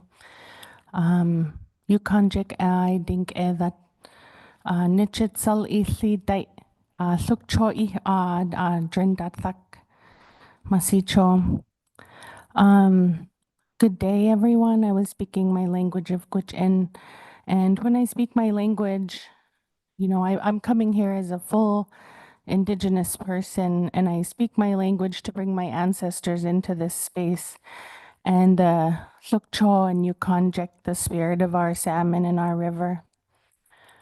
Thank you for allowing me this time, Madam Chair and Council, Masicho, for this opportunity to speak to you today on Dena'ina land. I acknowledge the Dena'ina people and Chinan to them for their stewardship of these beautiful lands in the past, present, and future. And to all Indigenous people for their stewardship of all of these lands that we call Alaska. I also want to acknowledge the people who spoke before me, my sister Hinahi, all of our chiefs, our elders, our young ones that made the journey here to sit here to speak before you. My heart goes out to them, and I wish everyone safe travels back to their communities, and I wish us all safety and health. So what I said in my language was, my name is Rochelle Adams. I'm from the Gwich'in Nation, the villages of Fort Yukon and Beaver and the Yukon Flats. And I was raised along the Yukon River, hunting, fishing, sharing with my family. So this picture here, Masicho for putting it up, this is my children, my 3 children, and this is the last time that we fished. And I wanted to share this picture so that you can see, you know, us living in our health and in our wellness and in our happiness. And right now it's a memory that I have. So I'm here today speaking on behalf of my organization, Yukonjik Atinai, the Yukon River Protectors. And we're a community group based out of the Yukon Flats. And we actively stand behind the tribes of the interior to oppose Doyon Limited's private deal with Hillcore to explore for oil and gas along the Yukon River. This is something we should all be aware of and know that our salmon need clean water to come home to. We also stand to protect our Tlukcho relatives. And I know you've heard Tlukcho many times. This is our king salmon and our salmon. So we stand on tens of thousands of years of stewardship and have a familial obligation to protect our Tlukcho and Yukonjik. Since time immemorial, our people have lived in reciprocity and balance with the land, being good stewards. And this is the beautiful way of life that we've had since time immemorial. But in just 50 years, industrial overfishing has decimated our fisheries, and an entire ecosystem is collapsing, leaving our communities all along the river grappling with the destruction of a once beautiful way of life, the life our people have always lived. When there's no meaningful change happening at this level, this is no longer a fisheries issue. We're talking about the mortality of our people, our health and wellness, and our sovereignty. The continued overfishing is directly impacting our lives, our self-determination, our cultural survival, and our way of life. To me, this sounds like genocide. As Indigenous people, we're not just the stewards of these lands and waters, we're the rightful caretakers. The destruction of our fisheries and depletion of salmon population is a direct violation of our sovereignty. For too long, our ability to make decisions about our lands and resources has been undermined by outsiders who's never set foot on our river. The industrial overfishing of salmon, including unsustainable bycatch practices, has stripped us of our traditional food sources, which are central to our physical health, cultural identity, and our spiritual well-being. We're seeing alarming rises of health conditions you've heard over and over, but I myself, you've heard it from a lot of elders, but I myself, I'm a young person. And without my salmon and without being able to eat moose or dinjik, I now have diabetes. I have a heart condition. As a young person, I shouldn't be sitting up here telling you this. I said in the AP meeting, I'm not eating salmon strips. I'm eating metformin now. And my Uncle Duke, he also is suffering. We're literally talking about our lives.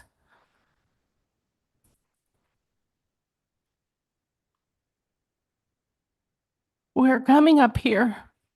We're demanding action from you. Excuse me. These things are so close to our heart. This is our lives. This is my children's life. And I see my Uncle Duke suffering, and he's still showing up to advocate for our people in these spaces that were not made for us. And I really urge you to hold space for Indigenous people, hold space for this knowledge. There could be a seat on this council for Indigenous people, because in the AP meetings, I'm so grateful for Eva to be in that space. She was the only one asking us questions. She knew how to talk to us. People mention this disconnect. There is a disconnect. You have to know how to talk to us so that you can talk to us. So we're calling on you to act with urgency, find a way for the lowest possible number of bycatch. Find a way. Every salmon counts. That one salmon.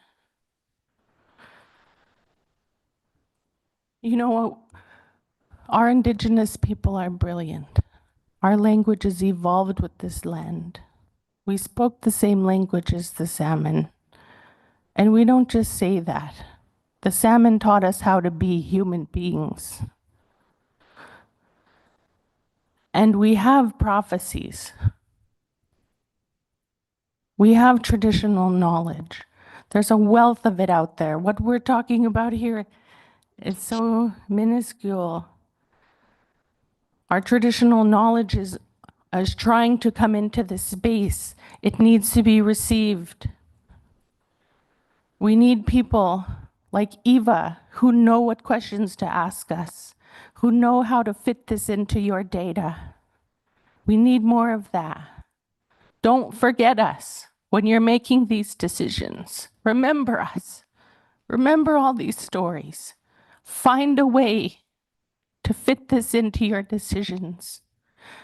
Because the prophecies that I mentioned, there's going to be a time when you have to come to us. There's going to be a time you have to come to us for help, and we're going to help you. This is in prophecy from our Indigenous people. Our elders have told us these stories, and we're going to help you because that's who we are. Show us who you are. We will always give. We will always help you. This is our values that I pass down to my kids. So show us. Show us the change. Let's make the change now. This is a point in history. We could go one way or we can go the other. Which way are we going together? Merci. Thank you for your testimony, Ms. Adams. See if there are questions. Mr. Mueller. Yeah, thank you, Madam Chair. Ms. Adams, thank you so much for your testimony. Amunungan, Aleut. So there still may be some disconnect between the Unungan and the Gwich'in, but I'll promise you I'll try. Gasakung. I will, my question is, I didn't fully understand your statement or your comment about potential oil development on the Yukon. Can you Yeah. elaborate a little bit on that, please? Yeah, Masi Gasakung for the question. Yeah, as you all know, we have regional corporations, and I'm a shareholder for Doyan Limited, my corporation. And they had gone into a deal to explore for oil and gas out of the Birch Creek without knowledge or any prior information of the tribal leaders, the people of our chiefs, the shareholders of the region. So we had to find out about this through the news, our chiefs and leaders and the people. And so we're very concerned. And I think that you all should be very concerned as well. We just had responded to Hillcorp putting in a temporary water use authorization permit with the DNR. And, it states on there that they have done no research to any of the fish, any impacts on the water. And they want to use 300,000 gallons of water a day in Birch Creek. That's right off the Yukon River. And so my community of Gwich'in, Fort Yukon, and my community of Beaver is right downriver from that. And my children swim in the river. In the winter, we drink the water. And so I'm very concerned, what will happen? What are the impacts? And also that the Yukon Flat sits in this basin, and we have like ice fog that will hang there for weeks. So what's going to happen to our air and the land? So we're very concerned about that. And all of the tribes in the interior have passed numerous resolutions opposing it. So, we really are looking for support and for more people to know that this is happening on our land. We're very, very concerned about it. Thank you for asking. Anapasi.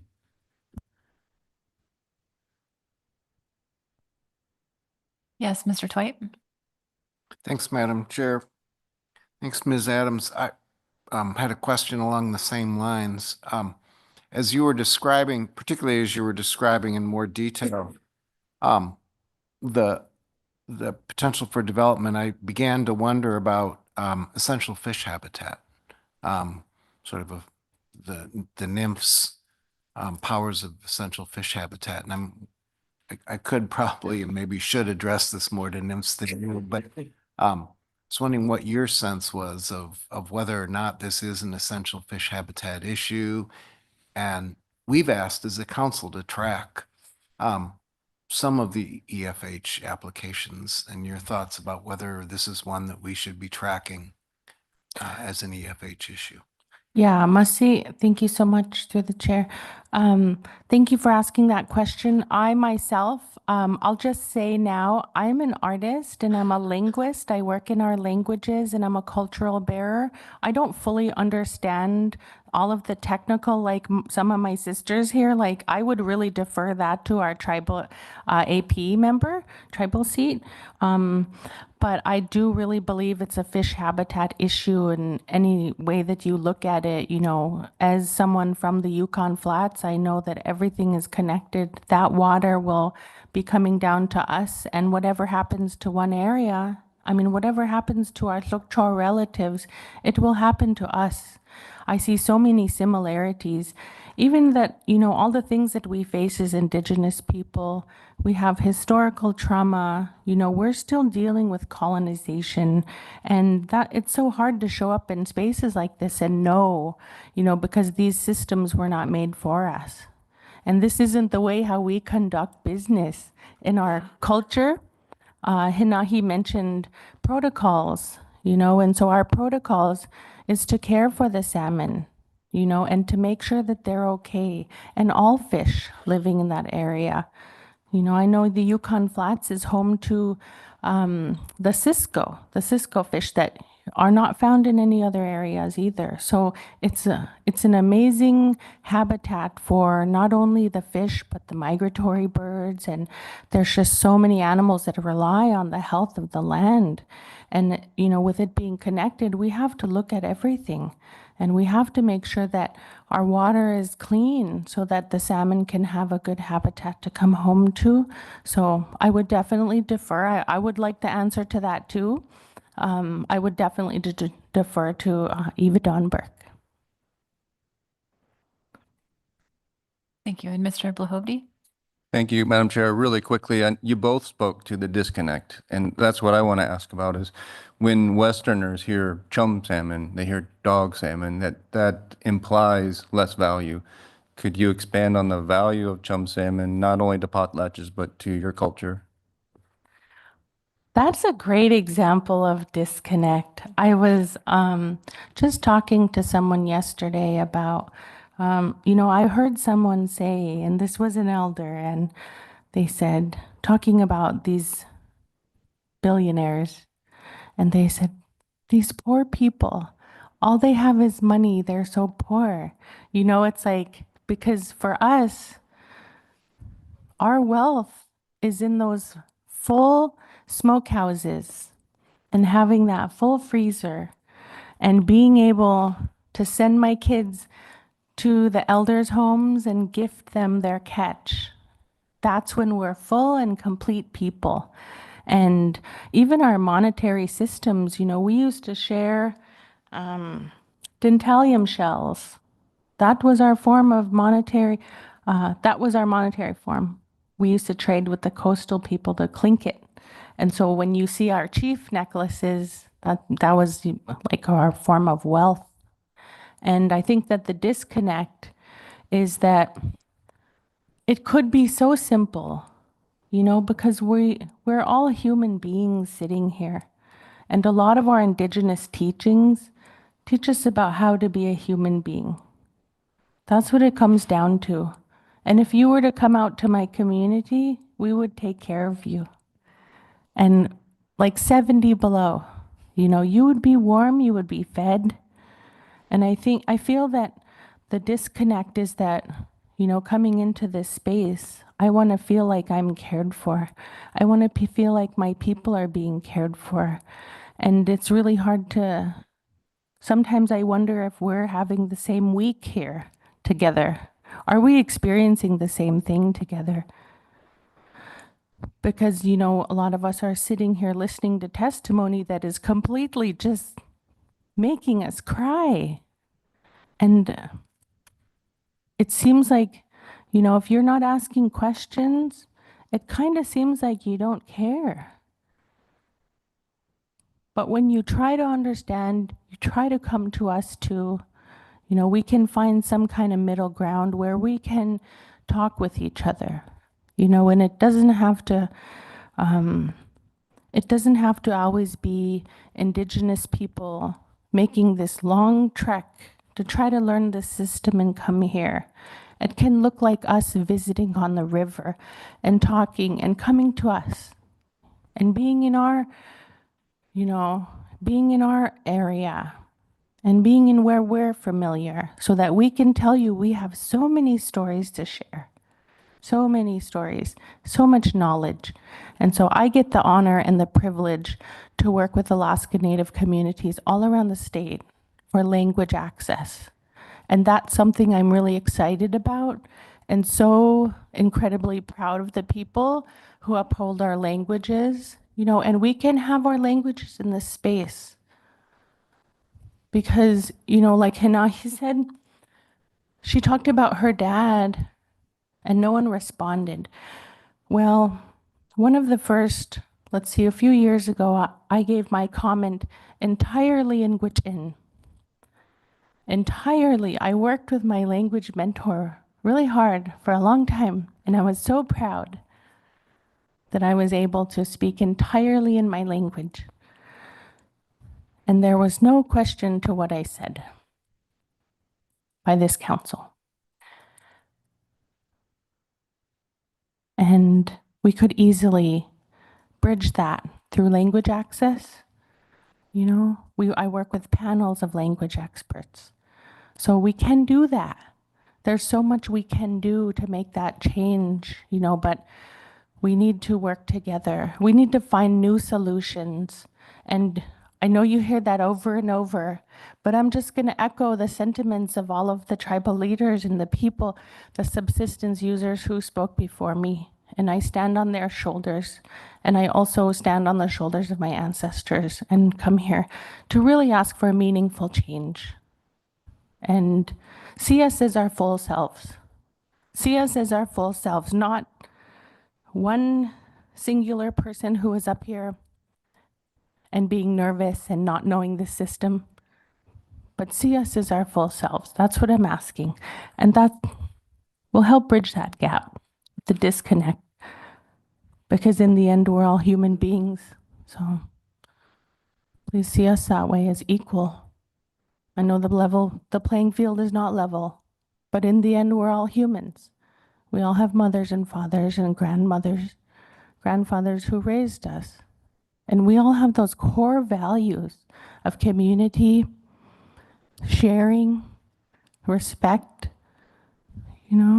as Indigenous people. Thank you for sharing your ananga, but the salmon bring us all together. Our salmon relatives, and they're fighting very hard to come home. We just need to let them come home. We need to create that access. We need to let them return to our rivers. Thank you very much for your testimony, and we greatly appreciate the feedback, particularly with how we come across when we're not asking questions. And I think we do have a lot to learn about how to respond, how to frame questions in the right way sometimes. But I also have to take some responsibility for managing time and with my fellow colleagues and asking for some limitations throughout the meeting just because of the realities of our scheduling. And I really appreciate your understanding there and really hope, I think that there's a lot of relationship building opportunities outside of the direct testimony as well. I really appreciated the invitations to the evening sessions, as well as your welcoming ceremony this meeting. So thank you. Yes, Masitcho, there's so many ways that we can create that access. And I'll leave you with one thing. So I've also had the privilege of creating the PBS Kids Show Molly of Denali, and it will always be named Denali to us. But many of you probably have children and grandchildren, and I put a lot of my heart and soul into that cartoon. And you'll see if you watch it, there's so many teachings of Indigenous people on such a large platform that, we're really trying to teach people about Alaska and Alaska Natives and, the diversity that we have up here. We're not all one singular kind of Indigenous person. We're many, we have 23 languages. There's so many beautiful cultures here. But I urge you, even that will teach you so much about our people. And if you watch the episode called Molly of the Yukon, you'll see this boat and you'll see my late father as a character. And Molly goes fishing on the Yukon River out of beaver.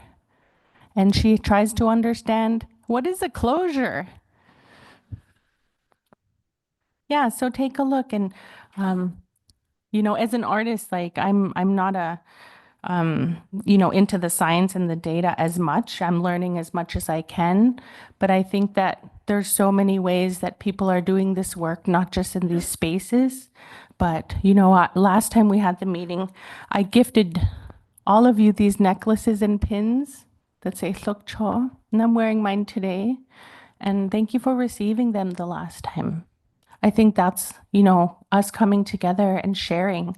And I'm happy to share with you and to share more. So if anyone wants to talk more, I would be happy to talk to you after too. Thank you very much, Ms. Adams. Yeah, Masi.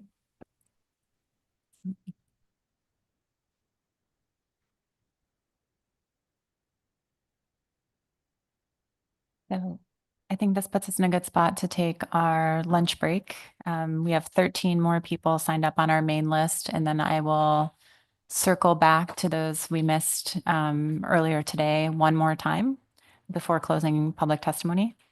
We'll be back here at 1:30 to resume testimony on C2. Thank you, starting with Carrie Stevens, followed by Florence Cargi.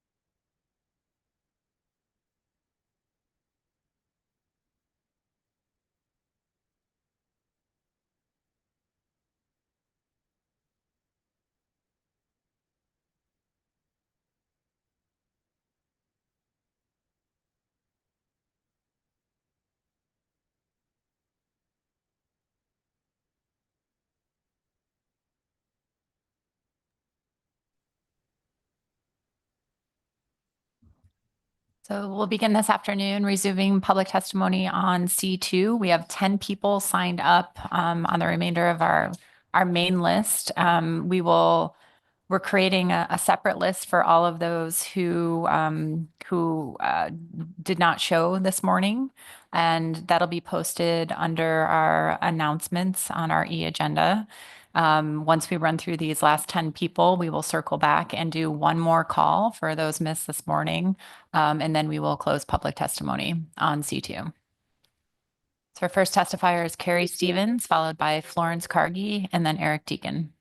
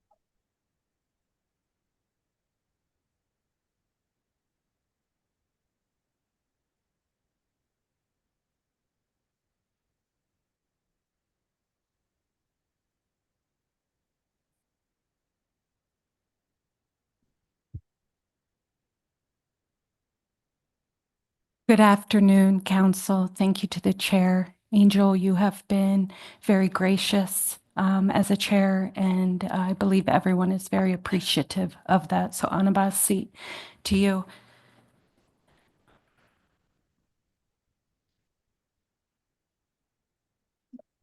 My name is Carrie Stevens. Carrie Stevens Sauzas, Ben Stevens Bauza, Sedana Hechadia Drachi Bauza, Dini Hutana Aslan, Fairbanks Lesdo, Ita'a Patricia Supik Bauza, Ina'a Albert Supik Bauza, Marilyn Lida.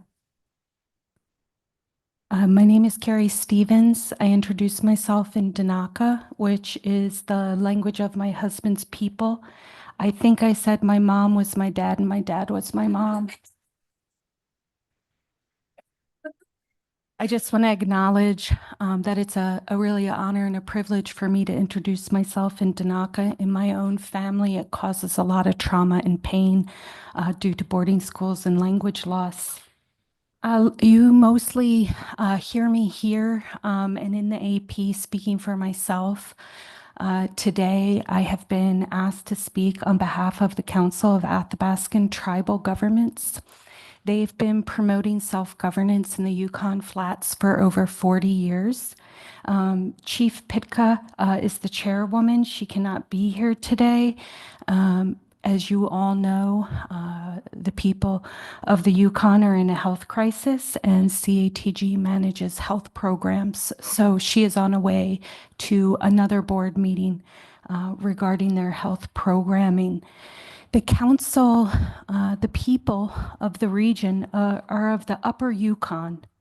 It's made up of the tribal governments of the Yukon Flats. We are at the end of the line before Canada. They manage programs in healthcare, in natural resources, and in education. They practice their ways of life on the land. They are salmon people. As you and I would say, salmon is their religion. It is their sustenance. It is in their DNA. It is in their medicine. This is who they are as a people. And so I am speaking for them today, and I will use my voice as best I can for those people of that region.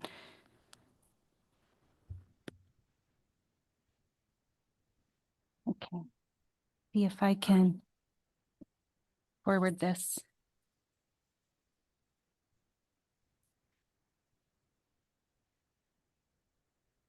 Okay. Thank you. So that's just a picture of the region on the board. The Yukon Flats National Wildlife Refuge is predominant, the landscape, and the Arctic National Wildlife Refuge is to the north. I want to recognize all of the Indigenous scholars who came before me here today, and they are leading the way. And of course, our tribal seat, Eva Burke.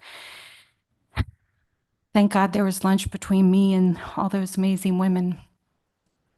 We really do appreciate the cooperative agency status. This is something tribes are always working towards in many projects across the state that you entered into with TCC and CritFIC. We ask that you continue to strengthen this process, and we've asked for, inclusion of Indigenous knowledge. Well, I think that's important. What I think is really important in this process is the inclusion of Indigenous decision-making. If the knowledge does not lead to decision-making, then it's lost. The people of the Flats fought the Rampart Dam in the 50s and 60s. They've been fighting oil and gas development for decades. They have not eaten salmon for 5 years. Actually, we have probably fished half of the last 20 years in the Yukon Flats. We are at the end of the line. We are the first to get cut off. And now we are facing a 7-year moratorium. I just want to be clear because of many of the comments here. We are at the Board of Fish. We are at the advisory councils. We are at the Federal Subsistence Board. We are at the Yukon River Panel. We go to gravel. We try to consult with NIMPS, with NOAA on a regular basis. We go to Senate hearings. We work with legislators. We work on state and federal land and water management plans. It is never ending for the tribes. They bear the burden of a constant onslaught of their ways of life, their lands, and their people. And so I just wanted to be clear, we need you in all of those spaces. The Yukon River Panel is currently focused on rebuilding. And if we want sustainable fisheries, if we want salmon stocks into the future, we absolutely need you at those tables so that we can have a unified approach, gravel to gravel, ecosystem wide. It's the only way to save salmon. What I have next are 3 charts. I want to be clear here. It's 4 charts. We stand firm that chum bycatch is 100% statistically significant in number. And we can clearly demonstrate this with ADF&G data and council data. So what we are asking is that this is represented in the EIS, that it fully demonstrate the full effect of all potential impacts to in-river wild salmon fisheries. The numbers always seem to be in someone else's favor. What you are seeing here, I know the numbers are small, but this is the overall take on the entire Yukon River of summer chum, averaging around 90,000 before the last 10 of 20 years, and then 60,000. And if I can get it to forward, fall chum. So there was one for summer and one for fall. Fall, about 60. So the total take of chum in the Yukon River watershed, around 100,000 in these times of low abundance. This slide is from your own staff of only Western Alaska chum. Look at those numbers from 2011 to 2023. There are some years where the fish that was thrown away and mistreated, the salmon are in their blood, the people of the Yukon. This could have fed the entire river for one season. I just want to be very clear about how insulting the statistical diminishment of the bycatch is to the people of the Yukon. And that's something they wanted me to make very clear. This chart just shows, this is a ADF&G study showing the return per spawner rate, recruit per spawner rate. You can see it goes all the way up to 5.5, and it goes down to 0.5 over the years. What I would say is, if we were conservative, 4,000 fish easily turn into 100,000 fish in the matter of a couple years. That's being conservative. We all recognize that CDQs are of benefit to tribal communities. However, we can all do better together. Tribal communities are in a position not of their own making, with a false choice between traditional stewardship and unsustainable subsidized industry that directly harms who they are as people. At CATG, we seek to build bridges and stop weaponizing our people who are suffering just to uphold an industry that is not sustainable. CATG holds that tribal people must unite. I just have 2 more comments, if that's okay. Thank you, Chair. We endorse the technical comments of both CWARE, CRIPFIC, MPA, and all our partners towards moving forward alternatives that are inclusive of the 50K hard cap.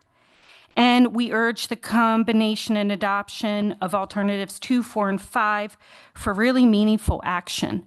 I think what we're facing is that the AP process really showed us a real lack of faith with how that motion was handled. What we're just asking is that you recognize that we have to work together for sustainable Bering Sea. The crab is crashing. The herring has its day. Halibut are crashing. You're getting pushed into corners and asking the people of the Yukon to solve your problems. You are catching more pollock than you ever have. Yet you say you can catch the least amount of salmon you ever have. Why aren't you doing this regularly without being pushed? We have nothing left to give. I just want to close. Thank you for the extra time, Chair. I really do appreciate it. We give our lives. We bury people during fishing season that should be in camp fishing. The mental health crisis is taking as many people as the physical health crisis. We have to work together. And that's what we've all been asking of you here. We can come to solutions together. Alaska deserves it. Our children deserve it. On a bus seat for this time. Madam Chair, I very much appreciate your generosity. Thank you for your testimony, Ms. Stevens. I'll see if there are any questions. Mr. Mueller. Thank you, Madam Chair. Thank you, Ms. Stevens, for your testimony. I just want to make sure I heard you correctly. You referenced 100,000 chum salmon historically being taken, at least for a time frame that you referred to there. That is subsistence fish, 100,000 chum salmon in a fish for subsistence. Is that correct? Thank you very much through the chair. Thank you, Mr. Mueller. The numbers that were provided on the charts there are over 20 years. And there's a 10-year average for the last 10 years and the first 10 years. And what you will notice is that there's a continued and steady decline. The people of the Yukon had warned at Board of Fish for many years that they knew the fall chum was going to crash. That's Indigenous knowledge that needs to be moved into Indigenous decision-making. So directly to answer your question is that that's an extremely low number. I want to be very clear of that. But that does put some food on the table. And that what we really need to consider as far as levels of abundance and levels of harvest are before those 20 years of charts, right? So I think it's really important that we always note we seem to continuously be managing to low abundance, even in times of conservation. So I just don't want you to take my statement to say, hey, get us 100,000 fish to the Yukon, we'll be good. Because I will go home and get in very big trouble, Mr. Moeller, if you say that. So I just wanted to really translate there the point that, this is really a statistically significant number of salmon that are being taken.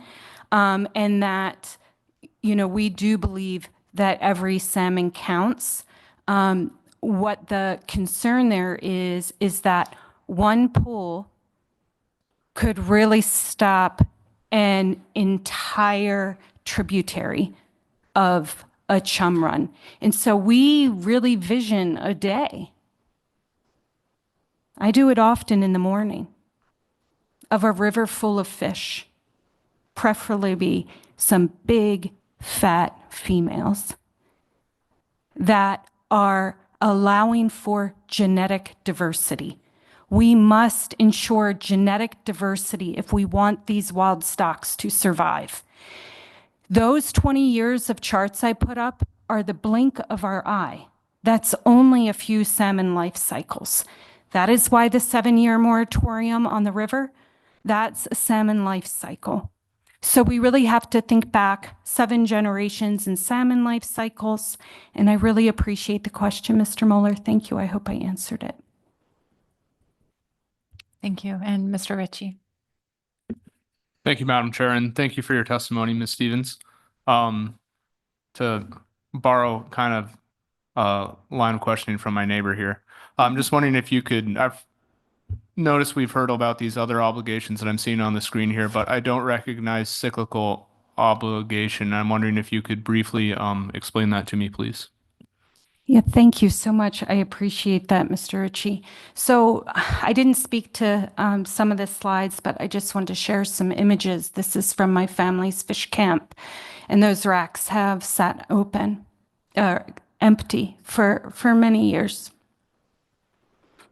This is really a basic tenet in Indigenous ways of life.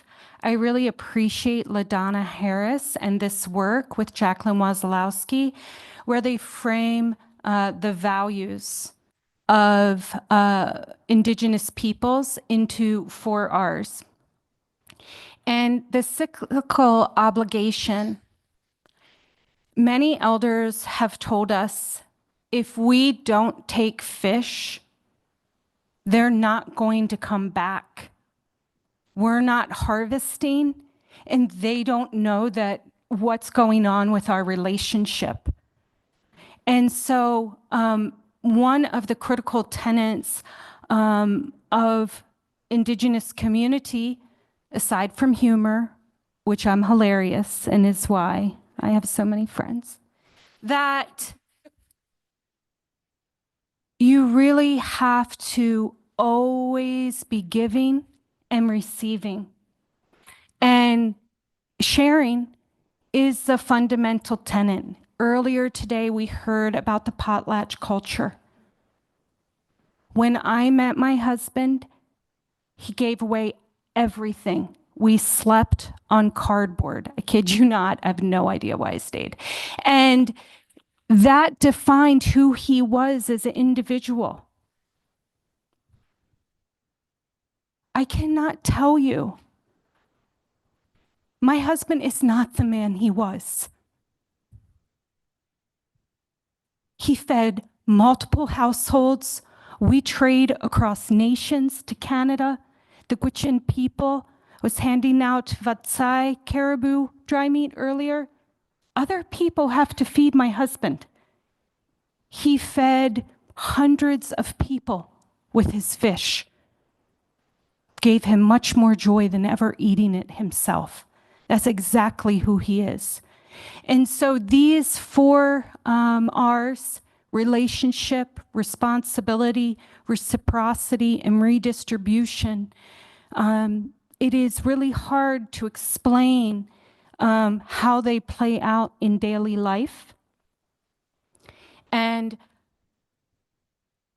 I think that the concern there that we're hearing from the elders is that that reciprocity with the salmon, Mr. Ritchie, it's broken. And there is a deep spiritual concern of the salmon returning if they don't know the people are waiting for them. So I really appreciate that question very much and the opportunity to speak to that. My son was very sick when he was an infant, and he wore a salmon fin. My husband's family is very strict about that.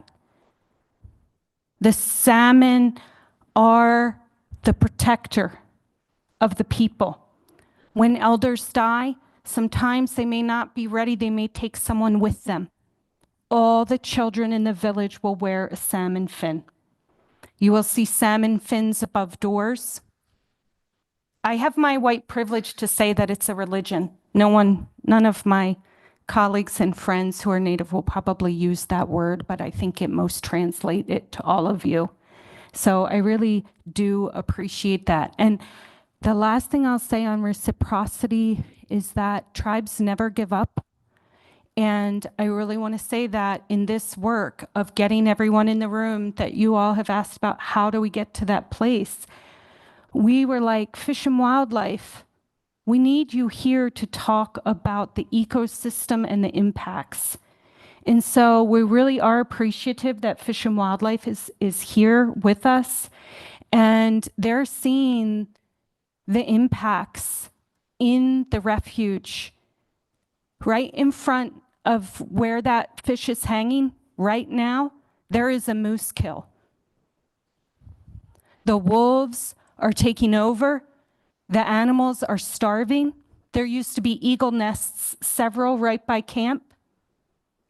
They're gone. My husband, who is a 60-year-old man, acts like he's 5 when he sees an eagle now, because it gives him hope. We catch pike, and he feeds those pike to the eagles.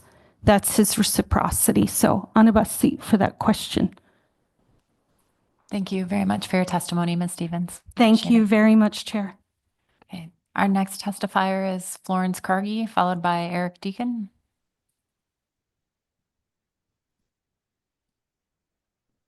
Okay. We'll circle back to Florence. We're going to create a second list for the afternoon callbacks, and we'll do our best to get to those. Eric Deacon, followed by Eva Burke.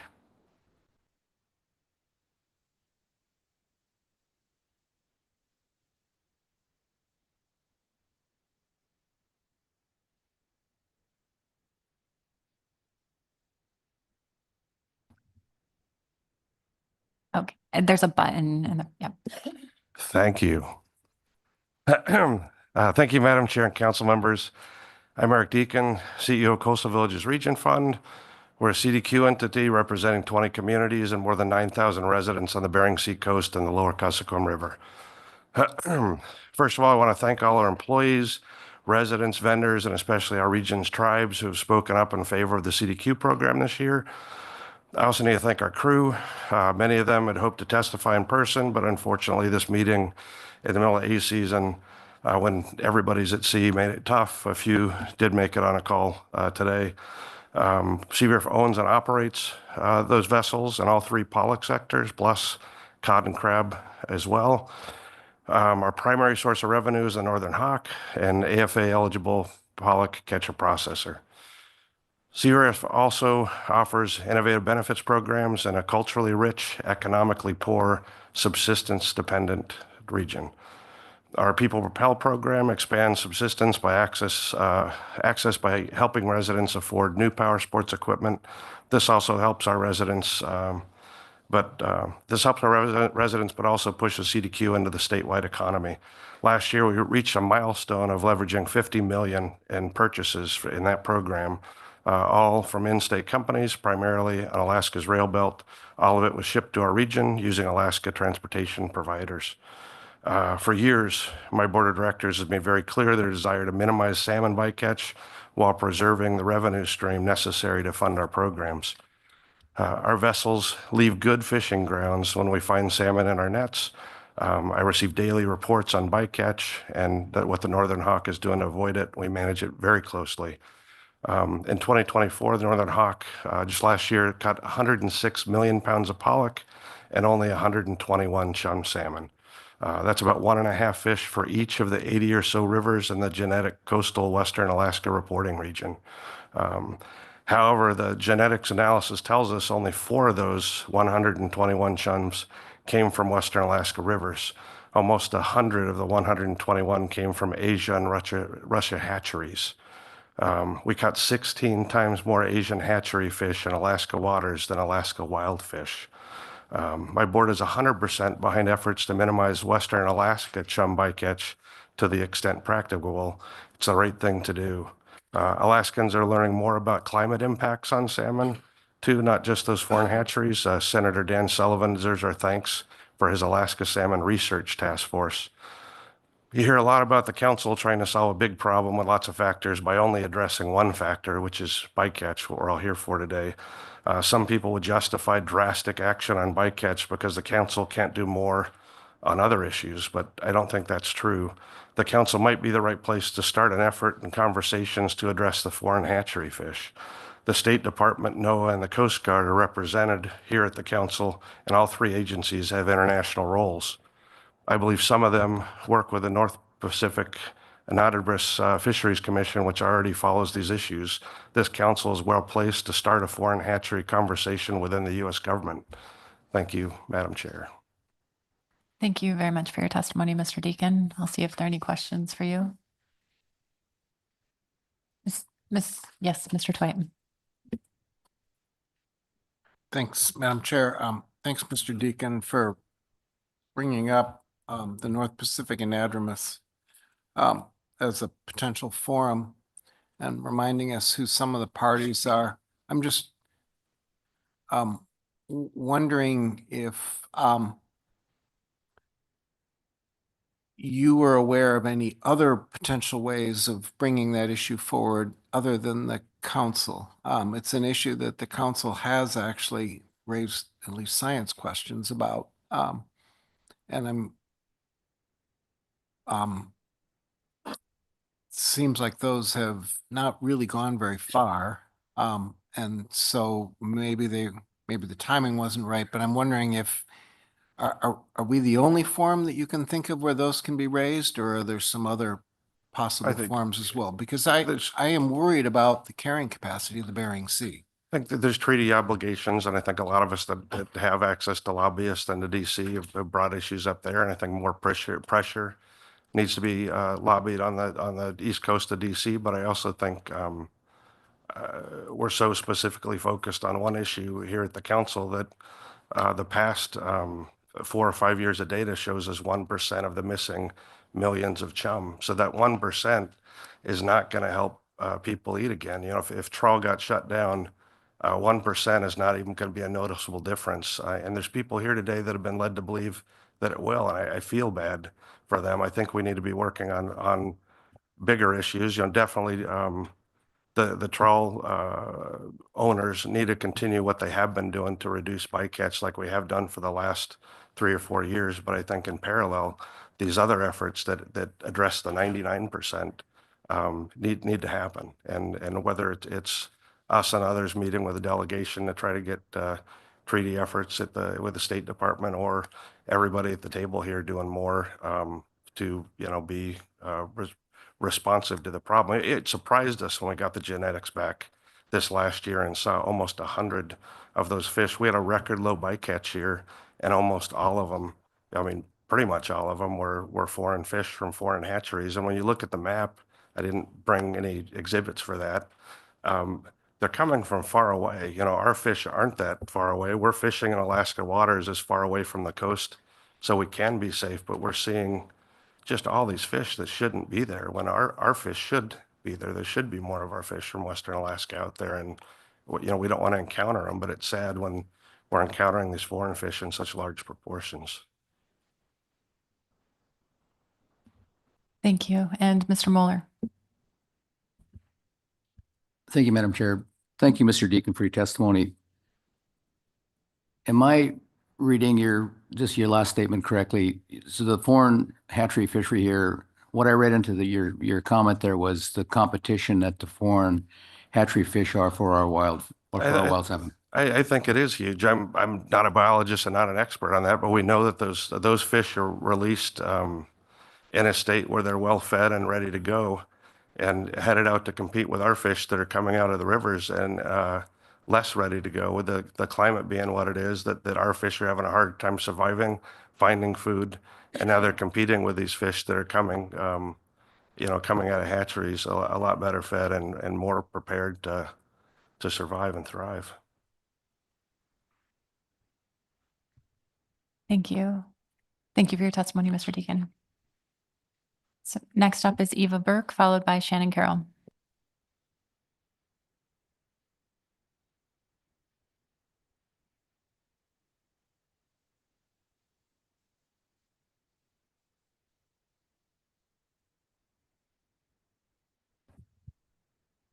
Good afternoon, Madam Chair, council members. Before we start, there can't be too many more Evas around the table because I make up less than 1/100% of technical people that are Indigenous and that were raised on the land. So just wanted to throw that out there, that we're trying to grow our own, and that's a big challenge and a heavy lift in itself. I signed up today. I'm Eva Dawn Burke. I'm from Nenana and Manly Hot Springs on the Tanana River, which is a major tributary to the Yukon. I work as the science and policy consultant for the Yukon River Intertribal Fish Commission, and I am the tribal seat for the advisory panel to this body. I also have a nonprofit, Tla Denildel Community Org, and we focus on land and water stewardship, food sovereignty, cultural revitalization, and community wellness. And that work is directly started because of the salmon crisis, because of the ecosystem crisis, that we are working to fly Bristol Bay fish into our community, keep our fish camp going. We are working on securing land. We have an Indigenous agriculture training program that's going to enter its 5th year. We are working very hard to adapt to this crisis, and we are working very hard to raise strong, real people grounded in their culture and tradition, and also adapting to the crisis that we're in the state.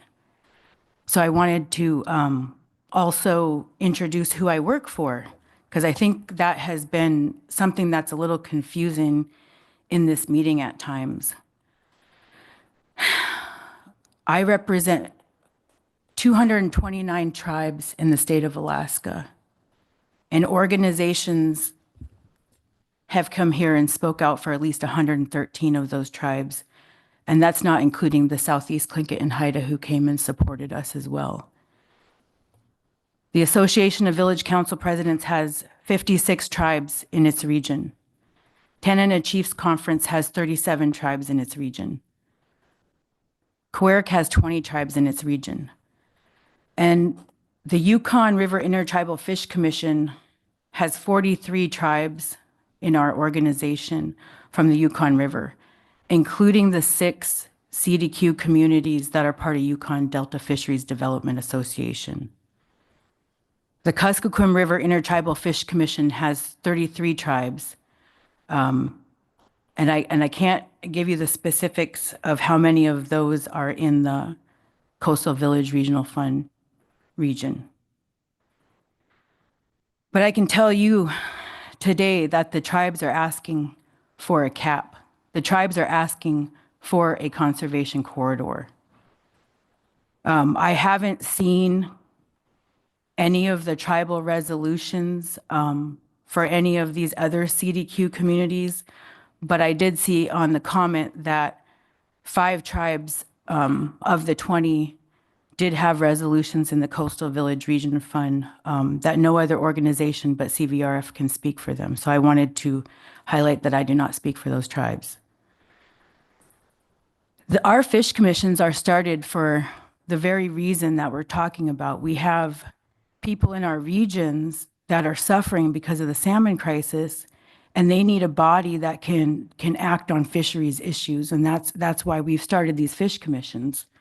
So I think it's important to know all that background, that the tribes on the Yukon, who are also CDQ communities, have also asked for a conservation corridor. So I think it's really important to bring all that into the conversation. And I oppose the AP motion, and I can share more about that if you ask me about it. I just wanted to have a couple points here. Do we know the uncertainty around impacts to discrete stocks? From the scientist's own mouth, it could be very extreme or very little. Do we know the cumulative impacts from over 60 years of salmon bycatch in the Bering Sea pollock fishery? No, we do not. We only have genetic data from 2011 to now. Do we know that the areas around the Aleutian Islands are essential fish habitat for salmon? Yeah, we do. We've known for a long time that salmon are in that area because they are feeding on age 0 pollock. We don't know how much our salmon rely on that pollock as a diet, as a prey species. We don't know that. The only study that I've seen showed that chum salmon rely on pollock for about 96% of their diet at times in their life. And we believe the chum salmon are just north of those Unamak, feeding on pollock to make the journey home. That's what we believe. And what they're doing is they're teaching their young to come to that area and feed too in the future. So that's what we see in the mixture of age 3 to 5 fish. Can we predict future fishing behavior with a model? No, we cannot. Do we know that Yukon people and people in the AYK region are experiencing extreme salmon declines with either 0 fishing or severely limited fishing opportunities? Yes, we know that for sure. Do we know that there is a humanitarian and health crisis in the AYK, Arctic Yukon Kuskokwim region? Yes, we do. We have heard that people are taking their own lives. I almost took my own life, 2018. I was very close. And my grandma came to me in a dream and said, go back to fish camp. So I did. I got my life back, and here I am today. Fish camp is what I was missing. It is what taught me how to be a person. It is what taught me to recover from all of the ills that I've had to live through in my community. When I think about Janessa's story and my own, if I were to think about the peers in my communities who sit here with me today, they're not well. They haven't made it out. They're barely surviving. And a lot of them have already died. Are our Indigenous Alaska communities going to survive after pollock? Yes, we were always here and we will always be here. You know, I've been looking at the socioeconomic data, and I'd really like this snapshot in time to be compared to what existed before Alaska Native Claims Settlement Act, before the Community Development Quota Program. Why are these communities coming up here and telling you that they're so dependent on assistance? Where are the Indigenous-owned businesses in these communities? Where are the Indigenous people that are in high-level manager positions? What has been the long-term impacts and effects of the pollock industry on our communities? I can't be certain that this has improved those coastal communities, not from the data that I'm looking at. They are still very dependent on assistance. And I think it's worse now because we've lost self-sufficiency, and in some of our communities, we can't even feed ourselves now. We have no other resources in my region. It's salmon, it's moose, it's caribou, and we have none of that left. Are we asking for a full-on closure of pollock fisheries? No, we are not. Are we implying that CDQ will go away? No, we are not. So who is spreading this misinformation? It's confusing these people. The elders said we are the same people. It's the key messages that are being developed and spreaded amongst our people to confuse them. We talk about vessel level impacts for the just over 100 vessels, 100-foot vessels that are operating in this fishery. We have probably a 3% shut down on the Yukon River right now. 1,000 boats shut down, 100%. They have no jobs. They have no food. They just need a chance. They just need a chance for those salmon to make it up the river. I have a lot more to say, but my time is up, so you're going to have to ask me questions about why I oppose the AP motion and what I suggest for the motion. But I wanted to finish with one closing thought. Have you noticed how many young women are here from the interior, from the Yukon River? Have you ever thought about where's the men? Has that ever crossed your mind? They're dead. A lot of them are dead or dying or not in a good way to show up. And we've had a few show up. And that to me is a sign of our healing and our strength and the reclaiming of our Indigenous knowledge that we're working on. We need to be funded to bring Indigenous knowledge into this space. We need to be able to have a report to you all. We need to be able to sit on the SSC. We need to have these opportunities to engage. Our knowledge is never going to be part of the decision making. It's just in an appendix right now. I just wanted to say one more thing about these AEQ impacts, this 1% or whatever. Right now, and we've learned that in order to keep grayling runs strong, you can only take 10% of that grayling run size, total run size.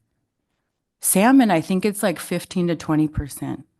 But if you're trying to rebuild stocks, I'd probably go with the 10%, only taking 10%. So 1% of 10% is significant. 2% of 10% is significant. So please don't underestimate the impacts that allowing salmon is going to have. Allowing salmon to migrate through is going to have on our run sizes. And one final thing is we keep blaming climate change and these environmental conditions. Ms. Burke, I'm sorry, I let you go over a couple minutes. I get it. This has been going on for 50 years. You should refer to your 1994 September council meeting. Same arguments are in that document about hatchery impact. So I'll stop there. Thank you. Thank you. Let's see if there are any questions for you. Yes, Ms. Kimball? Thank you for that very personal. Maybe you should let Brian.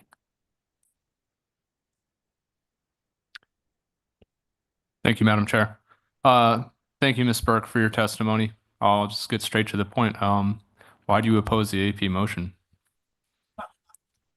Thank you for that wonderful question.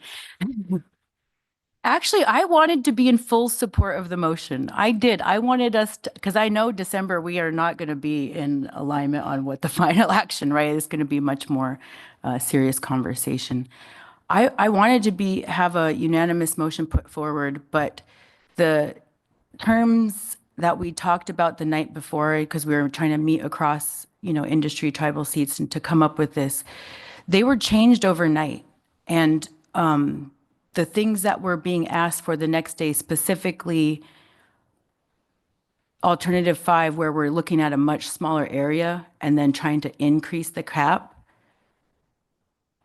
I could have probably lived with the smaller area, but increasing the cap is getting us farther away from the purpose and need, which is to minimize Western Alaska chum. And so I would rather see a cap range in there of 50 to 300,000, since we're even looking at an area that's could be 50 to 75% of the total area in clusters 1 and 2.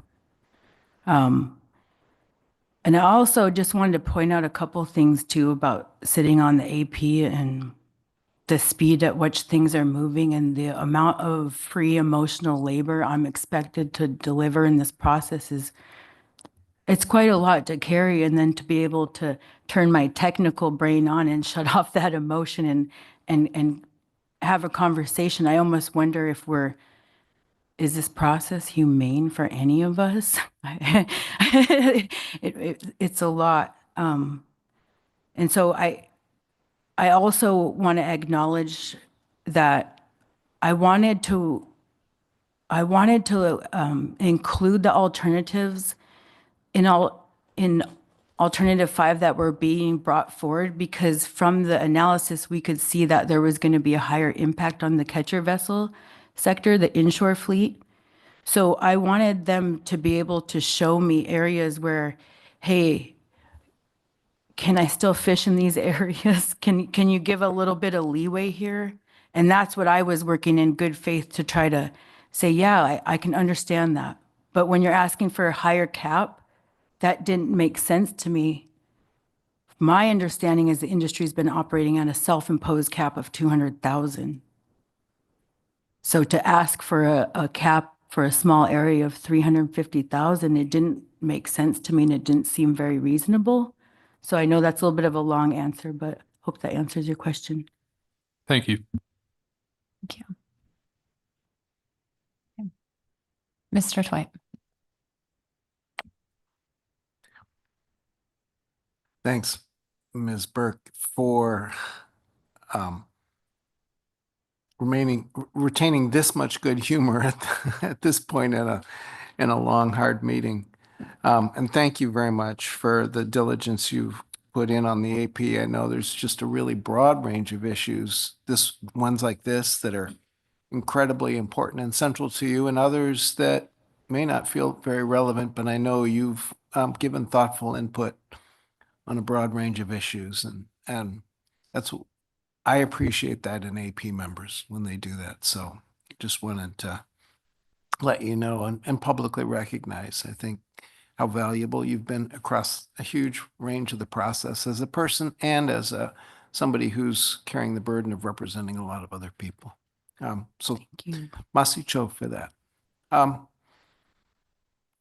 I'm still confused about this particular cap issue. And your explanation at the lower end sort of helped, but then at the end, you talked a little bit about the upper end, and I got a little lost there. I'm not quite sure what you think would be an appropriate motion at this point from the council relative. I think I understand now what you think is appropriate for the lower end, but I was left sort of going, I'm not following the logic completely at the upper end. So can you just help me? And it really is probably not your explanation. It's probably my muddledness, but I'd appreciate your help.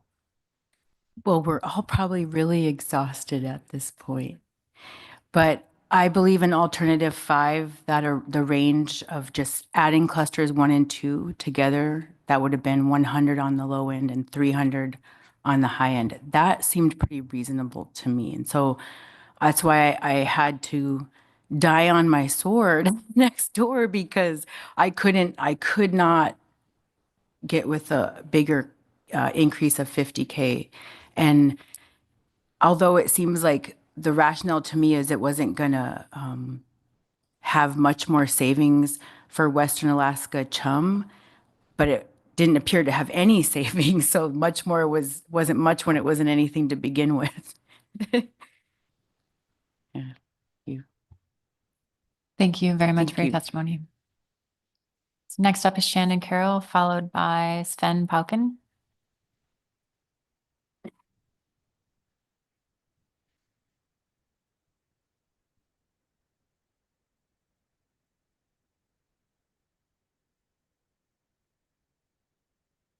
Good afternoon. My name's Shannon Carroll. I'm here on behalf of Trident Seafoods.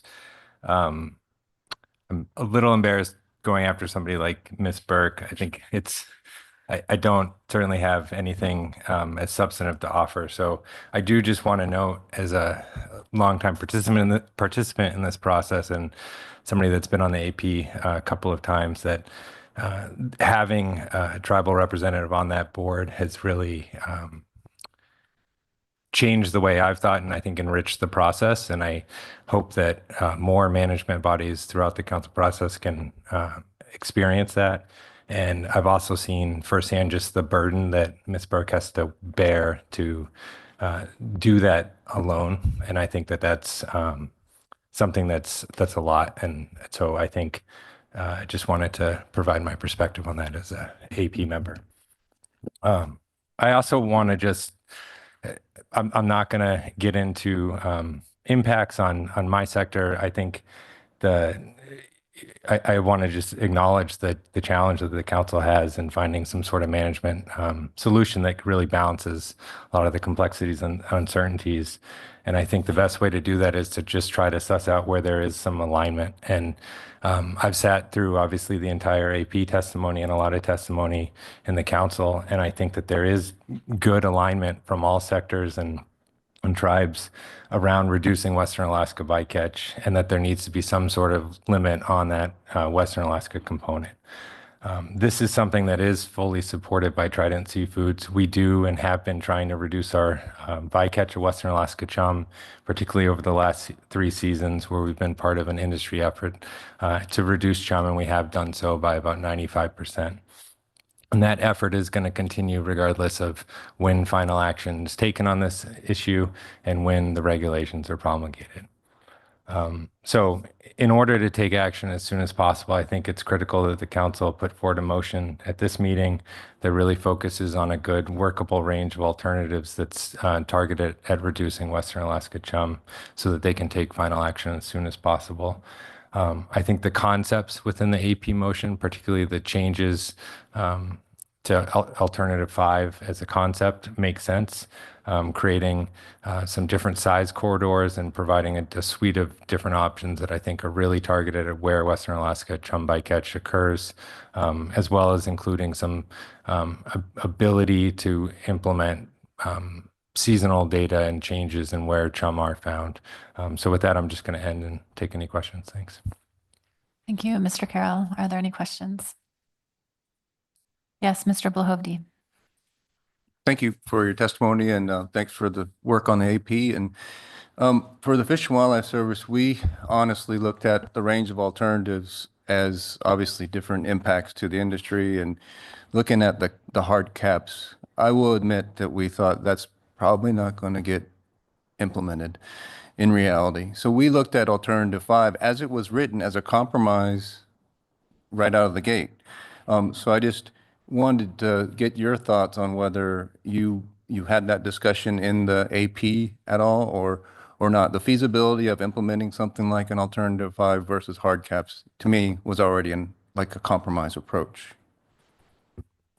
Through the chair, perhaps I'm not understanding your question. I mean, I certainly read the Fish and Wildlife letter. I think what I was referencing was at this stage in the process, we're still analyzing the different impacts and trying to come up with a suite of solutions that's really best going to solve the problem statement, which is to avoid Western Alaska chum. So I think the yes, Alternative 5 was, I'm not going to say a compromise. I thought it was an attempt to capture some of the different ideas at the last council meeting regarding a conservation corridor, and also regarding in-season genetic work that showed where the majority of Western Alaska chum was. But because of the way this council process works, it's iterative, and those ideas go through changes. And I think what you see from the AP concepts is changes that are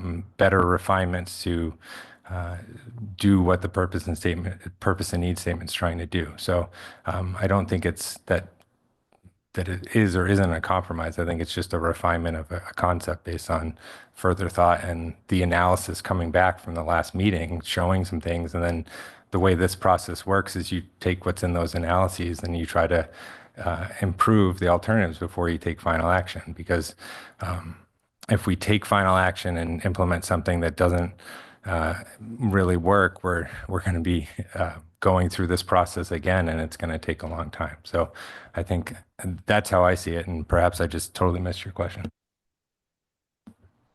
Thank you. And Ms. Vanderhoven. Thank you, Madam Chair. Thank you, Mr. Carroll. I think I zoned out for a half a second. It's my understanding then that Trident's position is you're supportive of all of the elements of the AP motion. Is that correct? Yeah, that's correct. I think particularly the concepts that were offered. I mean, the AP motion really only changed alternative 5. And I think those new refinements on the concepts, combining clusters 1 and 2, trying to provide some level of flexibility are worth analyzing at the next stage for moving forward. Thank you for your testimony. So next up is Sven Pauken, followed by Steve Ivanov.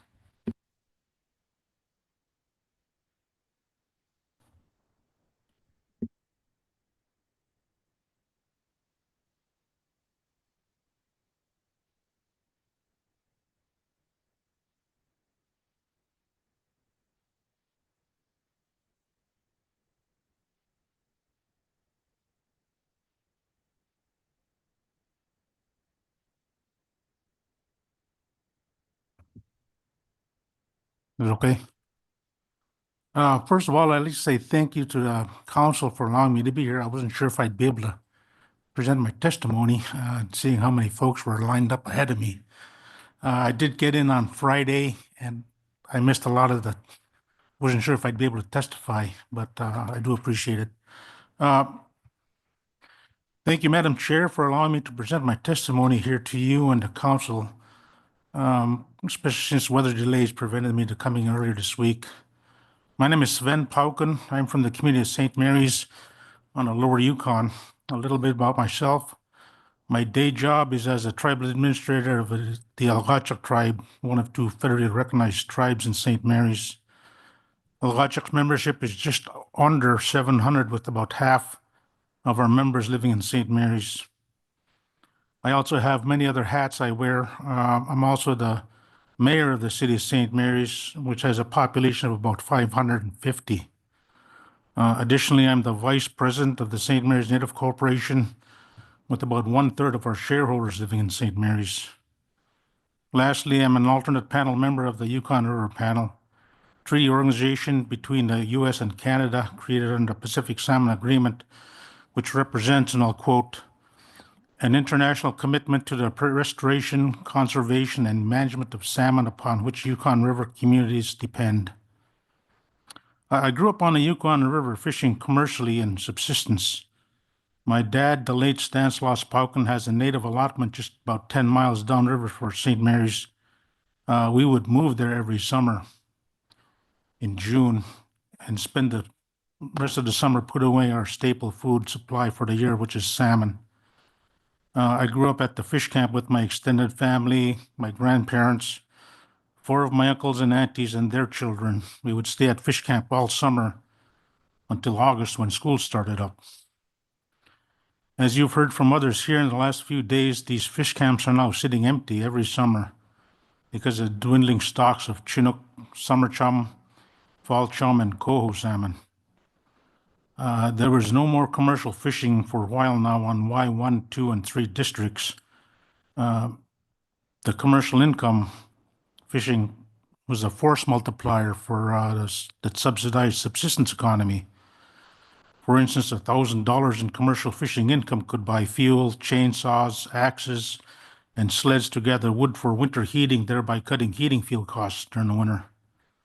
That same income could buy hunting and trapping tools such as guns, bullets, traps, maybe a new snow machine, boats, and motors. This would increase the family's food security or additional cash income through trapping.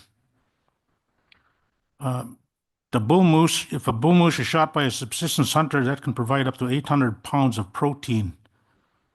Seals provide about 100 pounds of protein or more, depending on the size and species, and the fat can be rendered down for additional caloric intake without the health concerns such as hydrogenated oils, Crisco, and stuff like that.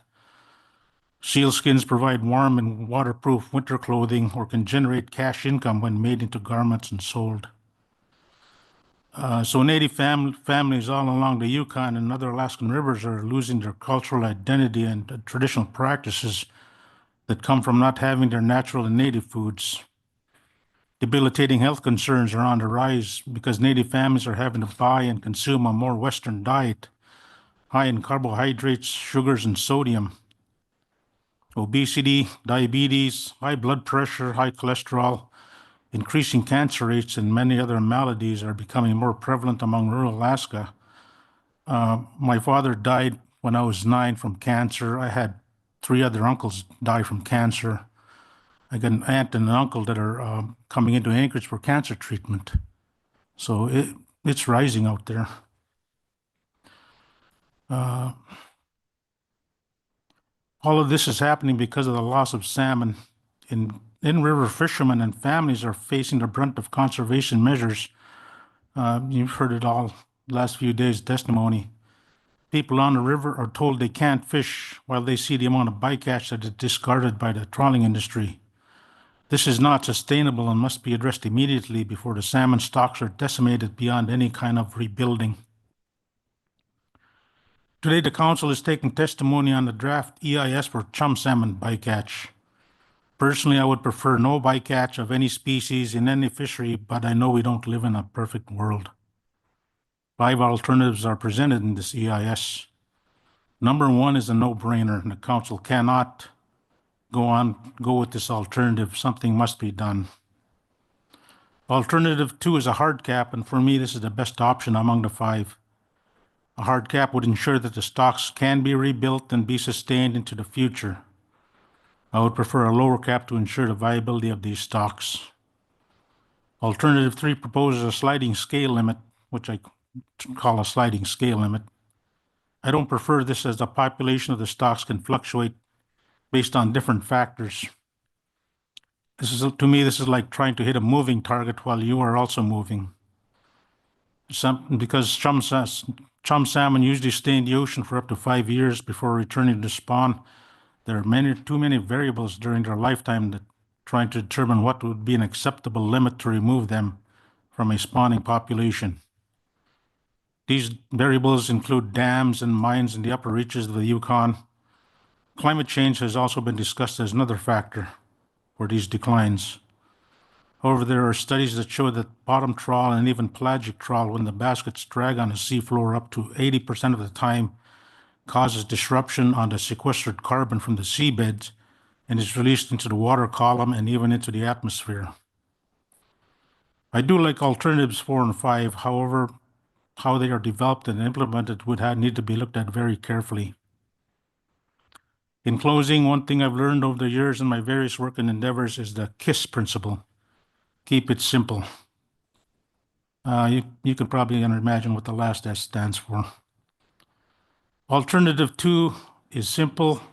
A hard limit is simple. A number is simple. When this number is reached, then all fishing is closed.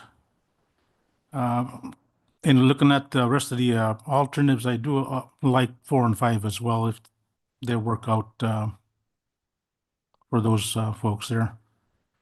Anyway, that's my testimony I wanted to present to the council here. Thank you. Thank you very much for your testimony. I'll see if there are any questions for you. Seeing none, thank you so much. So next up is Steve Ivanov, followed by Stephen Kaliak.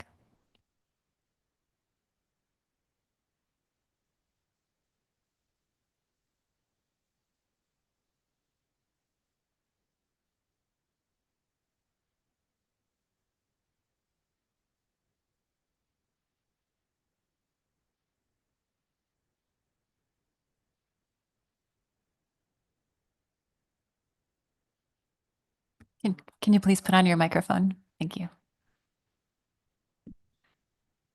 Sorry. Madam Chairman, members of the council, fellow elders, Ground Zero citizens, thanks for having this here in Anchorage. It's really beneficial for us to have you hear the stories that are happening in our area. Yesterday we heard heard from Jerry. He's an older brother of mine. We started out commercial fishing as children. Neither of us could start the 50-horse Mercury that we ran on our boat.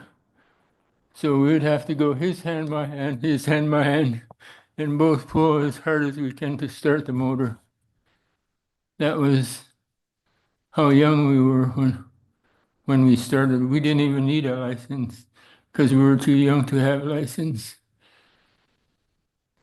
Our father fed an army, and thank God we had lots of fish because we were like little birds with the mouths open all the time wanting to eat. He passed away a year and a half ago with 14 children, 45 grandchildren, 120 great-grandchildren, and 17 great-great-grandchildren. If he were to try to do that today, we'd be pretty skinny. In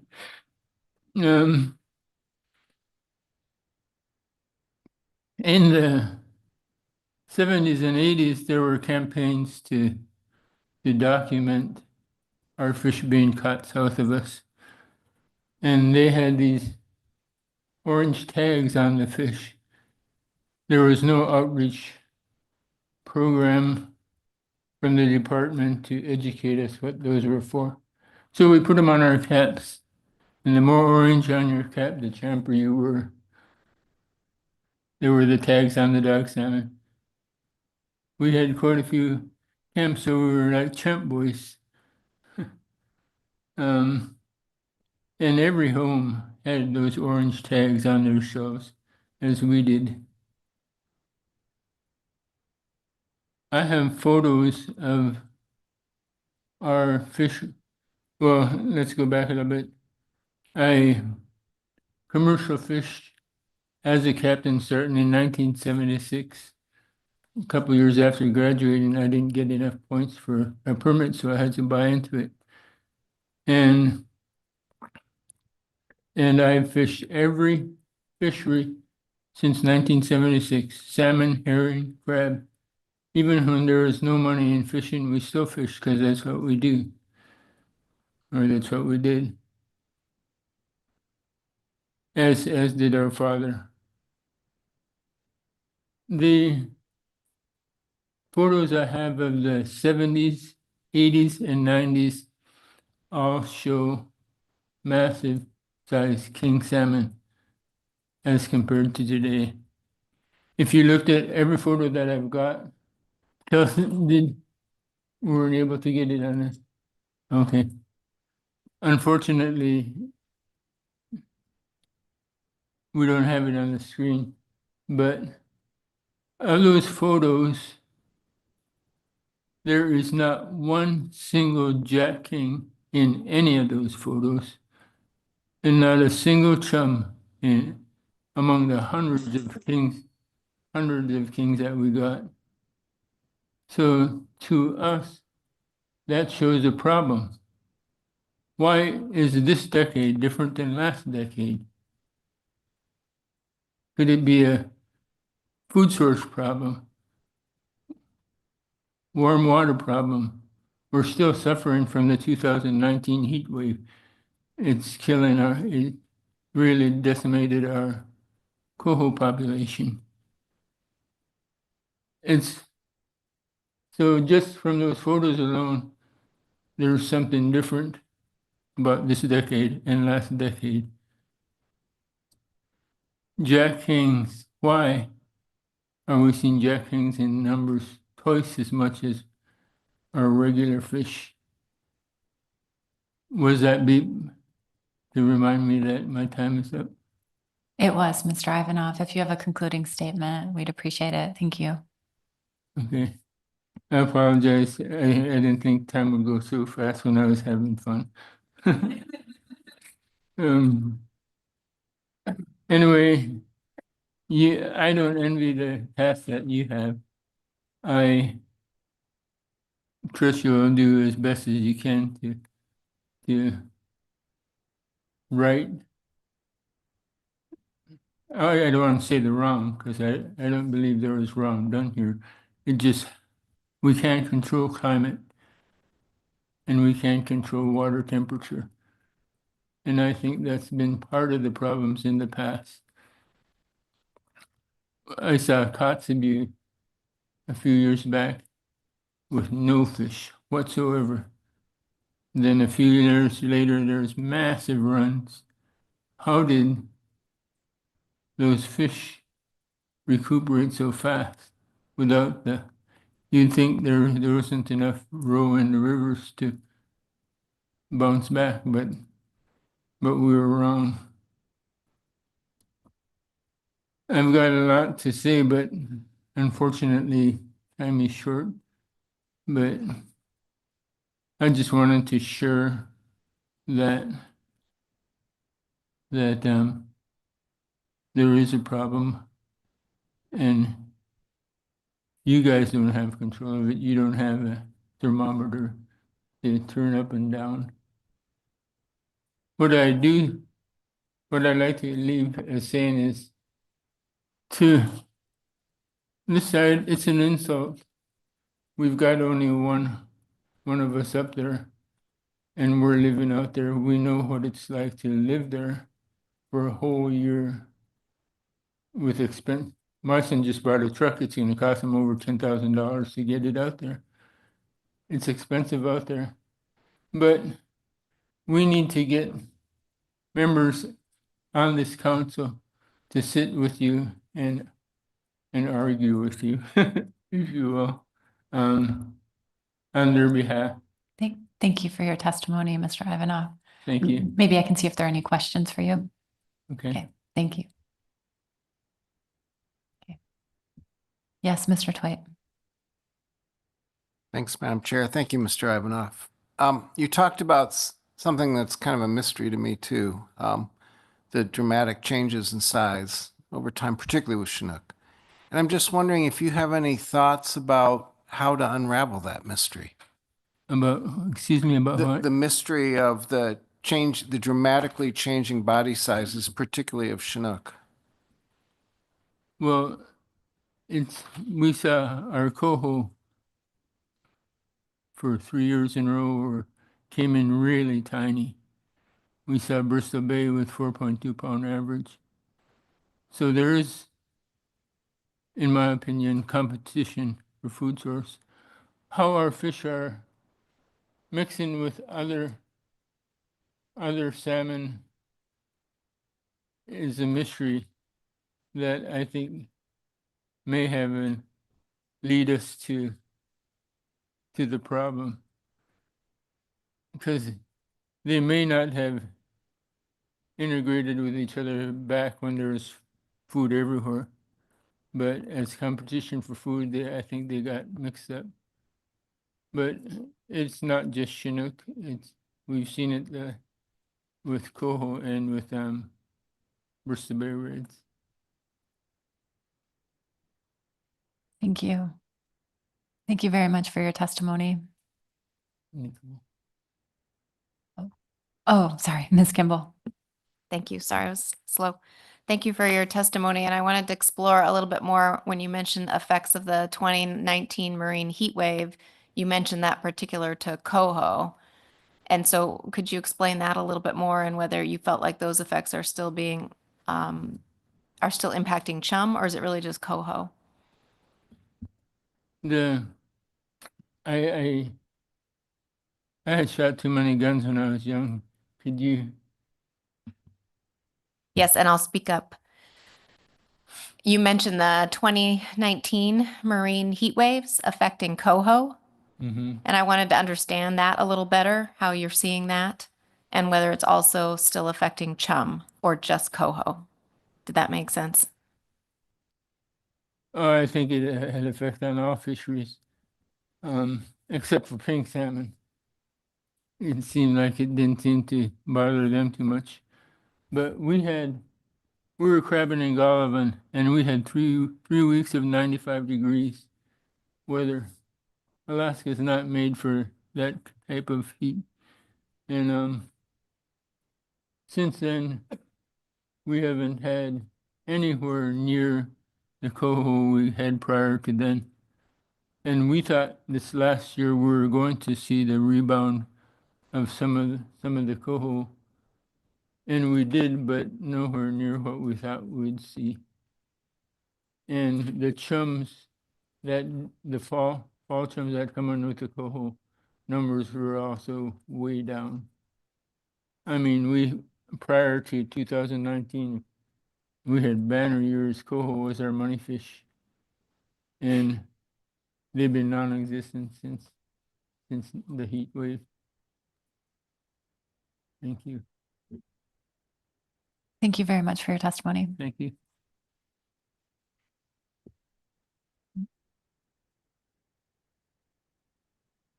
Next up is Dennis Andrew, followed by Angukara Estelle Thompson.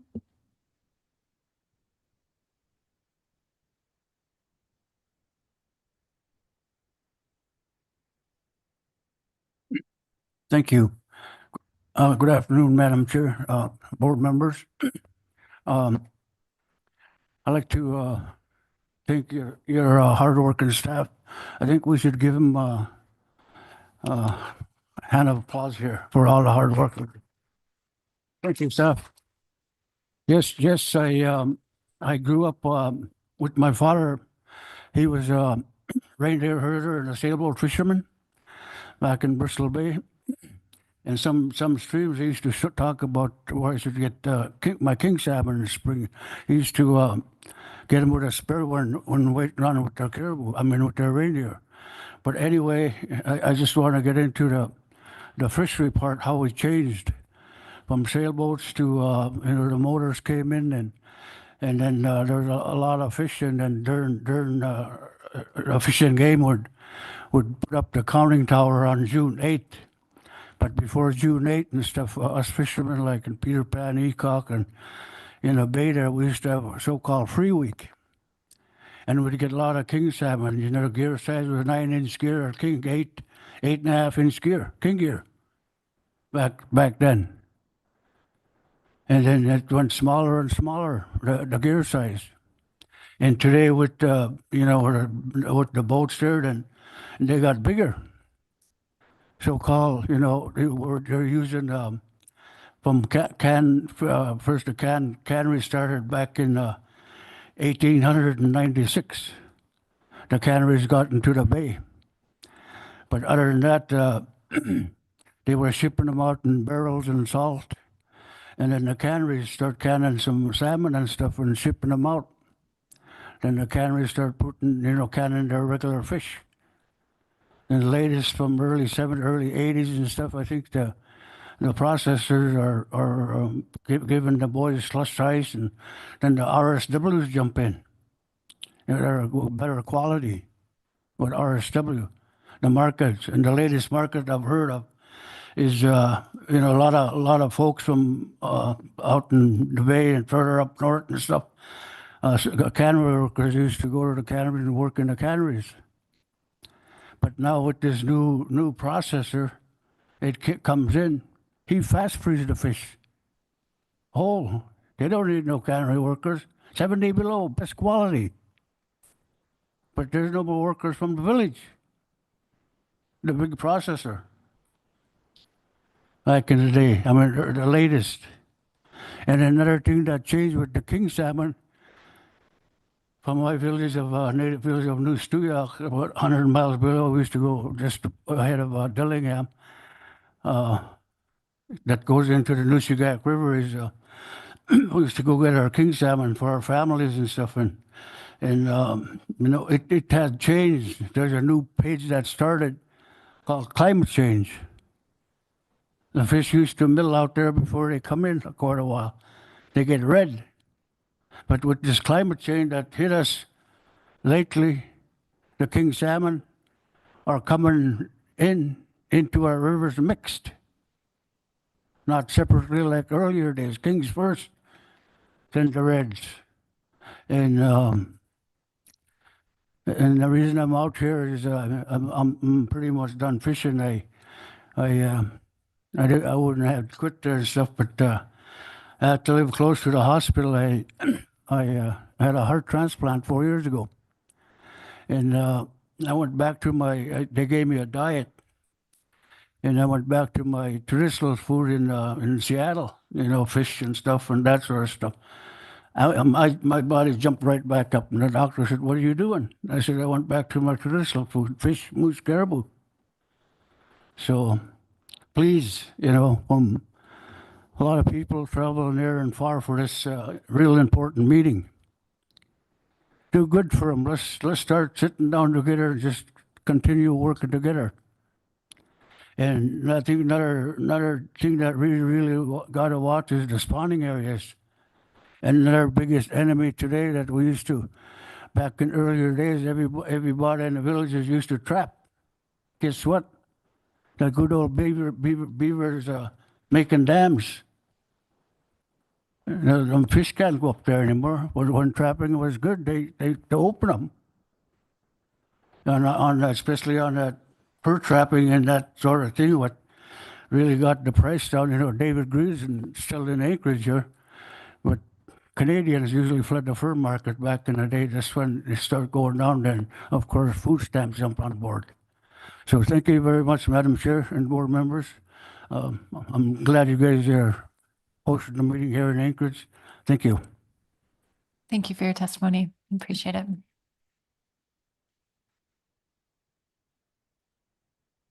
And Goop Crack, Estelle Thompson.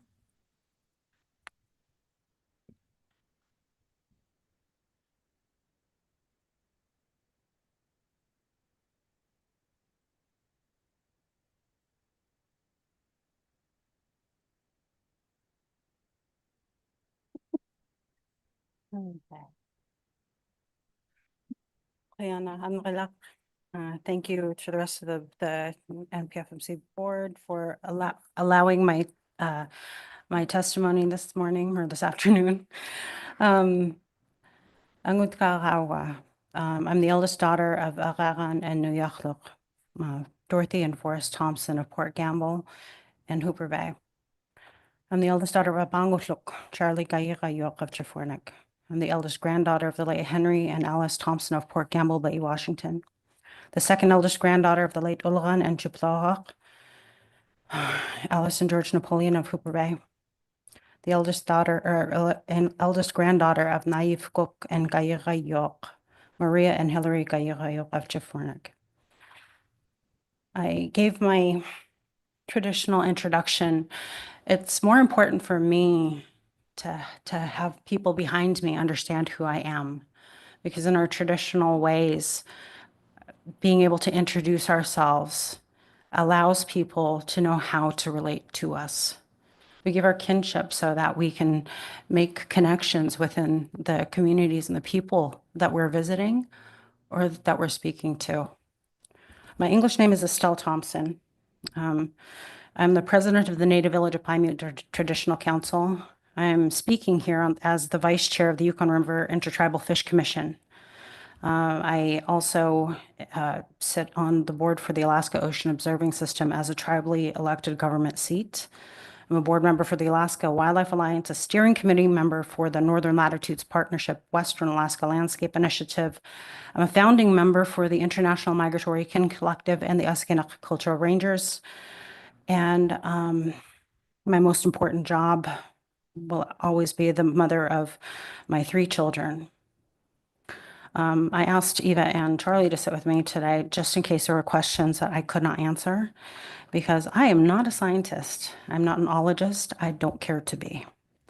My position in tribal governance and also on the Yukon River Tribal Fish Commission afford me an opportunity to speak on the behalf of so many people that have given me incredible counsel and so much knowledge. The Yukon River Intertribal Fish Commission is an active coalition of 43 tribes that rely on the Bering Sea and the Yukon River salmon as a primary food source and the cultural foundation for our peoples. When we add in the additional Canadian First Nation Yukon River tribes to the numbers of our participating tribes, we'll have 55 tribal nations representative. And just as Eva cannot possibly represent every single one of the people in the 229 tribes that are in Alaska, I cannot accurately represent every single one of the tens of thousands of people who make up the tribes in the Yukon River Intertribal Fish Commission. Our people come from communities across the Yukon River watershed and serve in various roles in their own relationships with salmon as tribal leaders, subsistence users, commercial fishermen who make up CDQs, and more. You've heard from over 150 people across Alaska who have spoken to the historical, commercial, and cultural use of this keystone species for Alaska Native people, the people of the rivers. You might remember my testimony from last year's NPFMC meeting, where I referenced archaeological evidence of our Indigenous people's responsible and intentional fishing practices to ensure that many generations after they lived and died, their descendants will have salmon. You've heard and will continue to hear how our tribal members are directly impacted by declining salmon populations, are facing food insecurity. We've experienced loss of traditional practices, suicide, and poverty. We are currently experiencing and bearing witness to the widespread ecosystem damage, danger of species extinction, and mounting environmental pressures in a rapidly changing world. I could speak to, but others have extensively covered, conservation priority and ecosystem balance, adaptive management using real-time data, equitable resource distribution, economic and shareholder benefits, or stakeholder benefits, preventing catastrophic loss through proactive measures, broad community support and stakeholder input, alignment with climate change mitigation goals, and the health and wellness loss associated with the loss of our traditional foods. We're all here because we understand and are speaking for responsible bycatch management. We know that it plays a critical role ensuring that the fishery policies serve all stakeholders equitably. With the NPFMC firmly ensconced in the Department of Commerce, there are those of us who understand the primary goal of this body will always be making the over 300 ships in the commercial fleet and the commercial fishers money. That's your primary goal as an organization in the Department of Commerce. However, the boom days of our Bering Sea fisheries are long over. While looking at the options for what we had to decide on for the Fish Commission, there really is no truly good option for any of us. However, the body of the Yukon River Intertribal Fish Commission is leaning towards the option 5, and there's a number of things I could talk about that. But what I really want to talk about, because you've heard testimony about which option is going to be the most important, but what I really want to talk about is something else. I mean, we've heard about how the historical and cultural use of salmon has been impacted by the trawling industry, the ravages of climate change, and so much more. But what I haven't heard a lot of people talk about is the future. Given the extensive breadth of the positions that I've been kind of forced into serving as, the research that I found between all those board positions, all the climate and ecosystem work that I've done, has shown the actual numbers with projected outcomes have almost always exceeded the median estimates and rest comfortably in the catastrophic outcomes of every single model.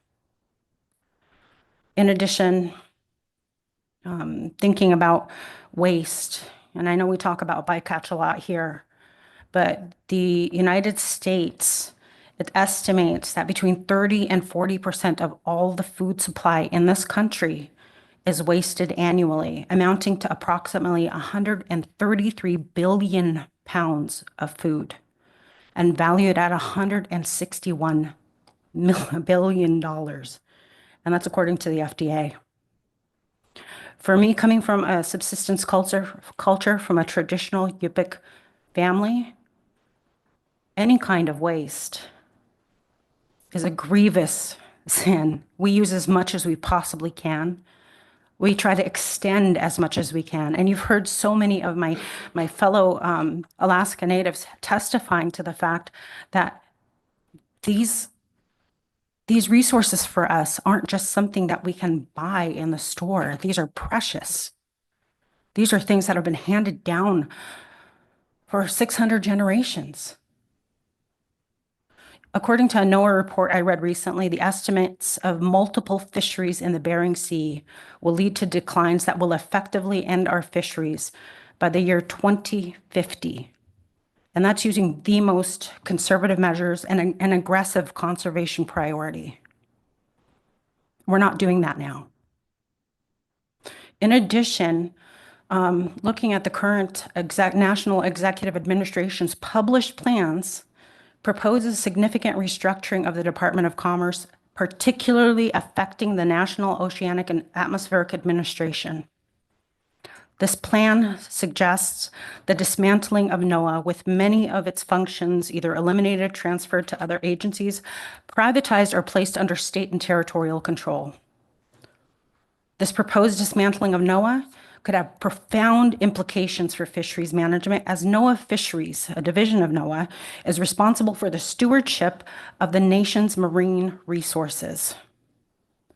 The agency's strategic plan for 2022 to 2025 had emphasized building climate-ready fisheries, ensuring sustainable fishing practices, and promoting equity and environmental justice. I implore you to choose the option that provides us with the most equitable conservation priority that allows us to balance our traditional subsistence needs and placing the CDQ's commercial needs on a higher priority than enriching out-of-state fishing and seafood corporations as we begin discussions on how we Alaskans can adapt our tribes, the CDQs, and our fisheries into the next iteration of living far beyond the 21st century.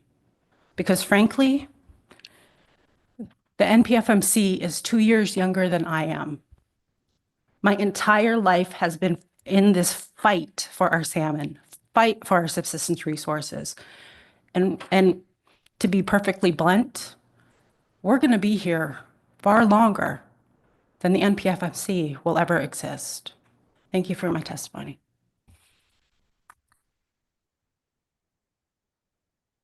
Thank you for your testimony, Ms. Thompson. See if there are any questions. Yes, Ms. Kimball. Thank you. Thank you, Ms. Thompson, for your testimony. And I heard clearly that we tipped the scales on the catastrophic outcomes for climate. And what I didn't hear was what you were referencing around the year 2050. And so maybe you could just repeat that for me. Oh, sure. Just recently, so between sitting on the board for AOS and between all my work in climate, I read a lot of reports.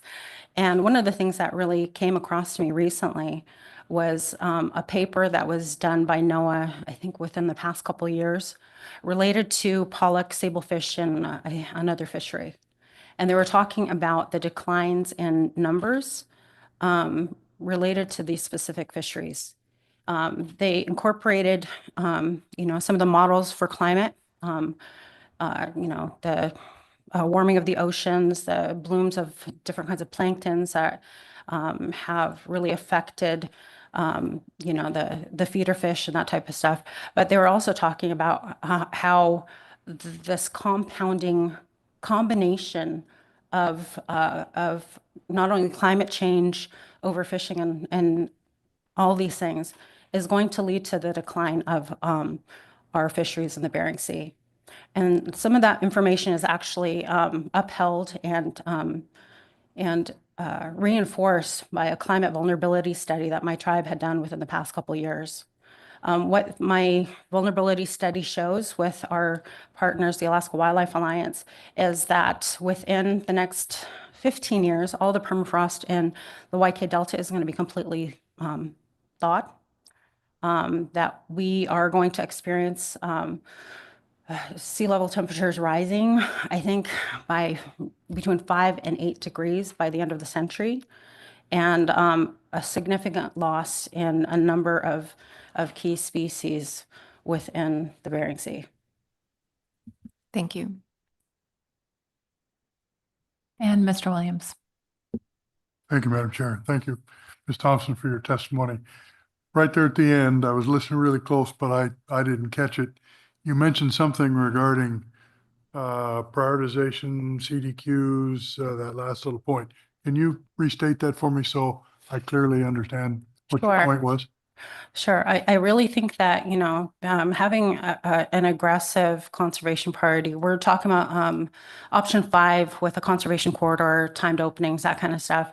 But when it comes to the commercial people, instead of allowing so many of these huge factory ships that are not Alaska-based to fish our waters, it puts our CDQs, our people within our communities that rely not only on the income that commercial fishing brings, but also the number of different services that our CDQs provide. For many, many years, I think one of the things that has happened within the walls of and rooms like this is that we're pitted against each other when we're the same people. The people on the CDQs, the people for my region, CVRF is really, really important. As you've heard from many people who have testified from CVRF and other CDQs, they provide incredible resources to help community in times of need, not just with food. Not just with food, it's jobs, it's funeral assistance, scholarships. In my community, in my home village, there's a shop that CDQ allows people to fix their motors and that type of thing in. In addition, we've spent so much time just focused on fisheries because the Bering Sea has provided for us for millennia that we've never even considered a future where that might be a reality. It'll change. It's going to change. So being able to provide the CDQs an opportunity to first work with the fish to gain financial resources from those fisheries will allow them and us time to create adaptation strategies within our communities so that we can create other means of economic development within our communities. It can be related to the water, definitely. It can be related to ecotourism. It can be related to a lot of things. But you cannot take away the thing that provides income to so many of our families. Yes, thank you. And Ms. Baker. Thank you, Ms. Thompson, for your testimony. It's nice to see you again. And I very much appreciate your reference to thinking about the future. I've been struggling with that over the past couple of days, and I think you have a good understanding, even though maybe you don't know the ins and outs of this process very well, but you have an understanding of the legal obligations this council is working under in terms of making decisions. From your perspective, what is a reasonable future? What's the length or what's the time frame of the future that would be reasonable for us to think about impacting with this action in front of us? For example, how far forward can we really reasonably be thinking about? It's a hard question, but I'd just love to get your thoughts on how to frame that, because I think sometimes that's a little bit of a difference in the way that perhaps a group like this would approach a decision versus maybe the groups that you work with. Right. Well, I mean, during AP testimony, one of the things that was really heartening for me to hear were the amount of strategies that fishermen are already employing in the fisheries, in the sea, in the different little areas where they go. I forget what they're called. Stat areas. Yeah, stat areas. Sorry. But it's really kind of a push of employing more of those types of strategies, with the excluders and that type of thing. But also to really work with some of the folks who are working on technology to improve that. There are a number of fishermen who are talking about employing the use of lights with their nets and being able to show the salmon where to escape from through flaps and such. I mean, I'm not a fisherman. I'm not a commercial fisherman. I have no idea what, some of these things are. But it sounded like to me that there were so many people that were already doing the best that they could, being able to help them employ these measures. I don't know how you could do that. I know the Department of Commerce might be able to provide some sort of breaks or whatever. I know that the federal government can do lots of things for those who produce our nation's foods. I also think it'd be important for the Department of Commerce to look at how it can create adaptation strategies to help retrain or even adjust what these men and women who know our Bering Sea so well to be doing other things. These people are hardworking. I could not do what they do. My brain is I use it as my tool to figure out, what I can do, not only to help my people, but to ensure that we have a sound economy.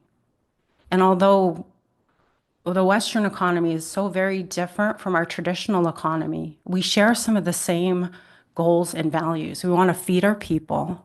We want to make sure our households have the things that they need. And we also want to make sure that we have a better life for our children. I know so many fishermen that live in Kodiak that, their bodies are pretty broken, but their children are going to college. They're creating lives for their families. They're creating opportunities where there weren't before. And that's the same in our communities. Some of these people in this room have been educated by scholarships that the CDQs have provided them. That's huge. So we need to be able to employ things like that. Put community development over the almighty dollar. The CDQs and so many of our corporations, businesses had the right idea at some point, but we weren't expecting the crash of the Bering Sea. Thank you. Through the chair, I wanted to add a little bit to that, is to be like the technical response to your question, Rachel. After 2019, we're still waiting to see those runs right now on the Yukon come back. So what we're wanting to see for the timeline of this action is when we get back, what I've been directed by my fish commissioners is to restore salmon levels to the historical abundance. That's a lift. So however long it takes to get there, Rachel, is how long I would like this action to be in effect. And I know that's a big ask, so thank you. Thank you. Thank you all for your testimony. So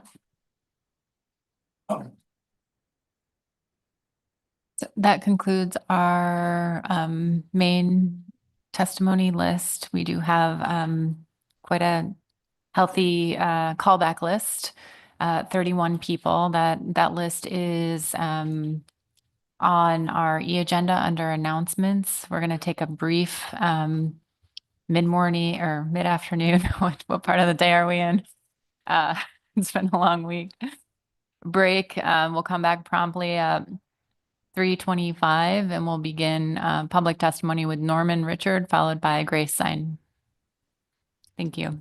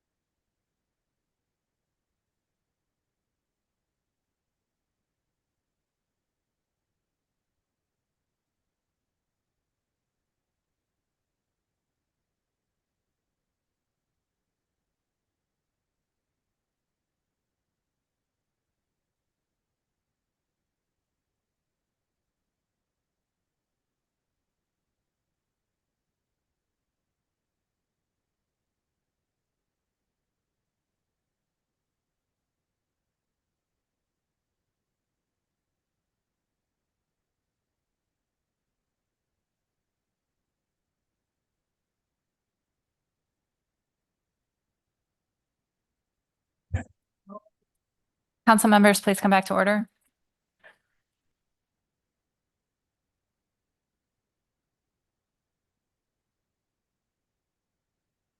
Okay. We are continuing our C2 testimony. We are on our callback list from this morning. We have about 30 people on that list. We are intending to complete public testimony this afternoon. So I will again ask for cooperation on timely completion of your testimony. Thank you very much. So we will begin with Norman Richard, followed by Grace Sein. And this will be the last call. So is Norman Richard in the room or online? Okay. Grace Sein, followed by Delula Erickson. Okay. Grace is not online. Delula Erickson, followed by John Utterick.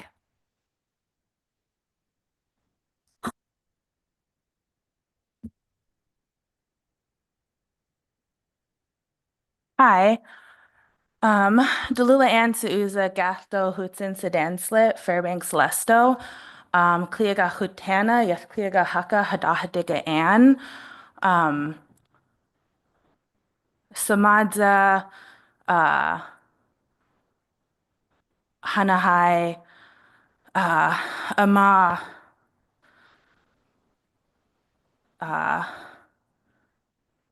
Sidzia. My auntie told you when she came here and testified that her heart hurts. And I agree with her. All of our hearts hurt.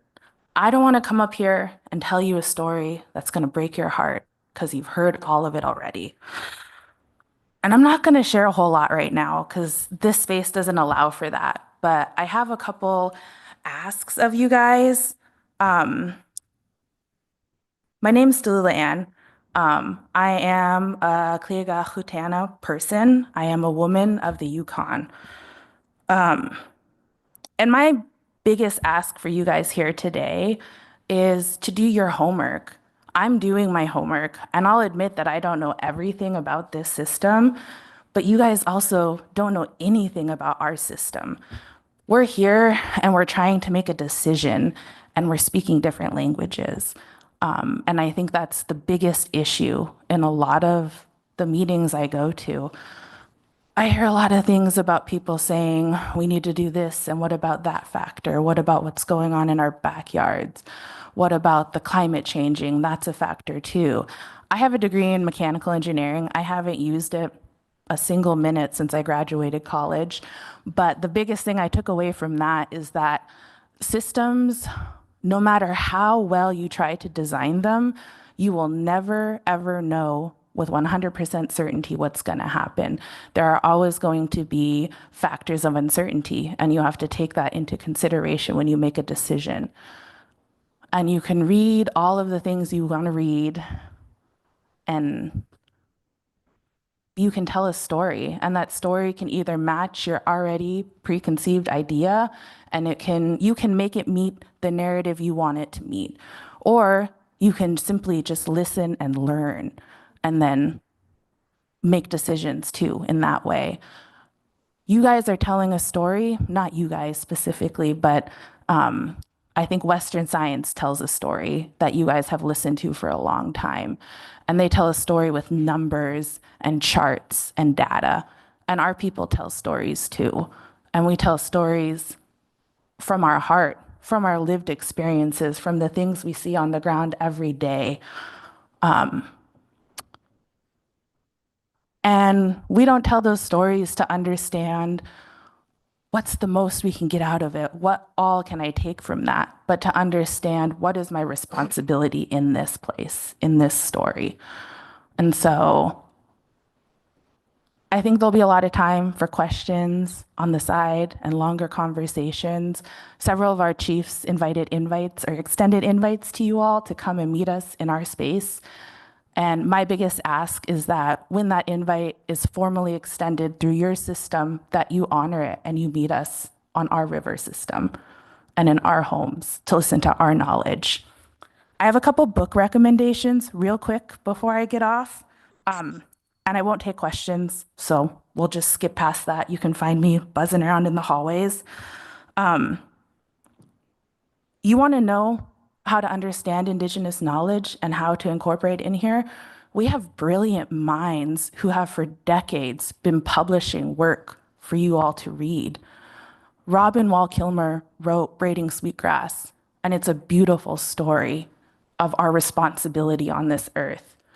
The late Harold R. Johnson from Saskatchewan, he wrote a story called The Power of Story, Tales on Trickster, and I have to read the title because it's long and I forget it.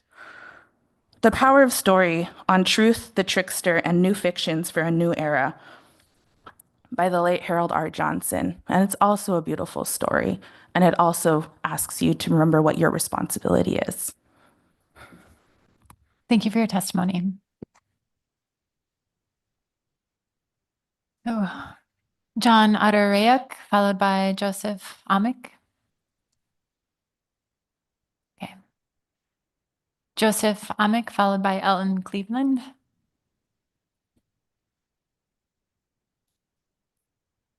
Okay, Joseph isn't online. Elton Cleveland,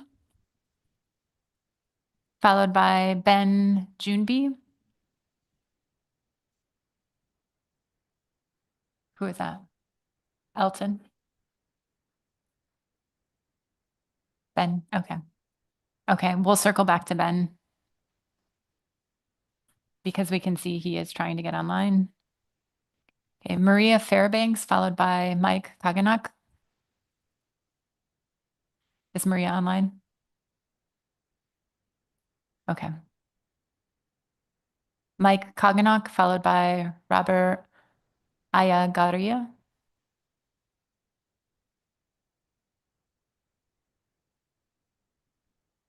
No. Is Robert online? Okay. Mary Matthew, followed by Kelsey Ivanov.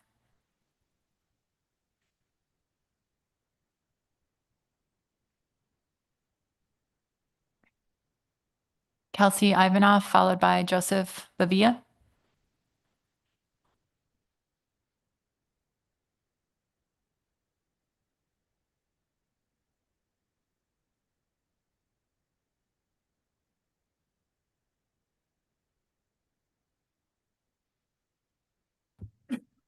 Sorry, I have like a million tabs open. Madam Chair and members of the council, thank you for the opportunity to testify. And thank you for all the grueling hours you've put in. I know these are really long days. They're long for us, so I can't imagine sitting here for this long. And so thank you guys for ensuring that all of those who want to be heard are heard. My name is Kelsey Ivanov. My Inupiaq name is Kasungnaluk, and my Yupik name is Abuzanuk. I'm the Communications and Indigenous Engagement Manager for Native Peoples Action and Native Peoples Action Community Fund. We are committed to advancing Alaska Native people and protecting our ways of life through advocating and uplifting Alaska Native voices. Today, I'm testifying on behalf of NPA Community Fund. Aside from my role at NPA and NPACF, I sit on the Southern Norton Sound AC and the Seward Peninsula RAC. My family is from Unalakleet and Kotzebue, and I currently live in my hometown of Unalakleet. I share the same sentiment as many here. I should be home with my daughter, with my grieving community. But here I am, fighting for our inherent rights, to fight for what we have done for millennia. I'm a Norton Sound subsistence and commercial fisherman, so I understand the need to put food on your family's table, whether it's by buying food or being able to hunt and fish. In the end, that is all we have in common. I moved home to raise my daughter as I was, out on the land and water and rooted in our values and ways of life. our connection with the land and water, and what it offers is our connection to our culture and who we are. Many of us are raised not knowing our language, able to dance or have ceremony, not at the fault of our own people. What we do have left, what could not be broken, is the relationship with land and water. It is crucial to who we are, and to take that away is to take away our identity and our culture. I learned everything I know about the land, water, and weather from my dad, who you heard from earlier, who learned from his dad, who is also my Uncle Jerry's dad that you guys also heard from, and so forth. I didn't learn how silvers run close to the beach, how they don't like murky water, how even if it might be east wind in town, when Besborough, an island that you can see from Unalakleet, looks like it's floating, that means there's north wind out there. I didn't learn how when caribou come, you let the first herd pass and the rest will follow. I didn't learn any of that from a book, statistics, or in school. It's knowledge that's been passed down for generations. This knowledge, this traditional knowledge, is invaluable and should always be included in decision making. We deserve a seat at every single table where decisions are being made for us, including this one. I've heard people from the Yukon talk of the differences in salmon, not knowing how to process leaner salmon, and it goes both ways. We on the coast are pretty unfamiliar with oily salmon, the salmon that they get. So when I have a cousin who tried grilling a Yukon King, not taking the oil into consideration, and his grill burst into flames. But this is just one of the many ways that our knowledge is unique to each area and each village. I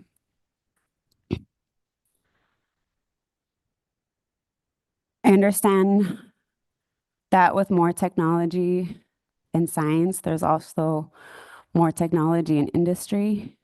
In talking with my dad, he brought up that for years we never had issues like this. And now that there's all this technology, all these statistics, management can't figure out how to correctly manage the fish. But what's the one thing that's missing? That's our traditional knowledge. The amount of information we hold collectively is so great, it's difficult to comprehend. As a commercial fisherman, if it meant someone was not able to feed their family, I would want to do something about it, to do my part in alleviating the burden. If our people are making sacrifices, the industrial fleet should be too. Our people, our salmon people, want their fish back. They want to do what we have done since time immemorial. They want to do what feeds their bodies and their souls. I hear of our people struggling to feed their families, and I hurt for them. While this is not the case for many, I'm lucky enough to benefit from a CDQ corporation and its programs. And I'm also lucky enough to put our subsistence foods on my table. We all know the high cost of living, the burden it brings, and how often it pushes people out of the villages, out of our homelands. Our people deserve to be home if they want to be, where they can live our ways of life and nurture their relationship with the land and water. While we see the benefits of CDQs and their investment in the Bering Sea, we must find balance. We need time and area closures to protect chum passage on their way to spawning grounds. As seen with Chinook, abundance caps are not working. We need a hard cap on chum at all levels of abundance, not just when abundance is low. Lastly, Indigenous knowledge, public comment and testimony, and tribal priorities need to be incorporated. You have the chance here to make change for the better. Our lands and waters, the animals and fish, are already struggling with the rapid environmental changes. Well, that is out of human control. We are asking you to do something about what can be controlled. We urge you to consider a balanced alternative that considers the needs of both commercial and subsistence users. In closing, I'd like to bring your attention to the photos on the screen.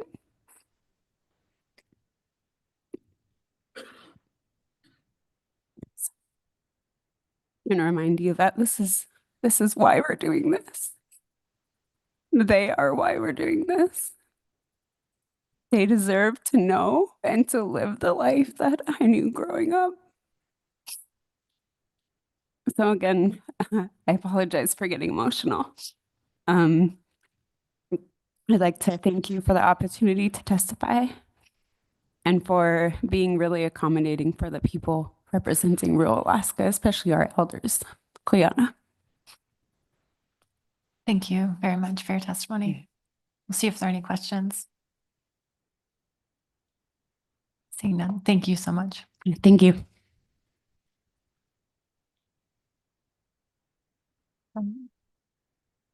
Our next testifier is Joseph Bavia, followed by Daryl Walker.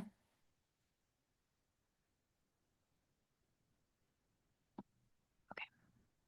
Joseph doesn't appear to be with us. Daryl Walker, followed by Laura Delgado.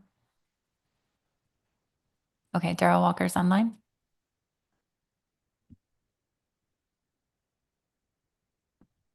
Can you please unmute yourself, Daryl?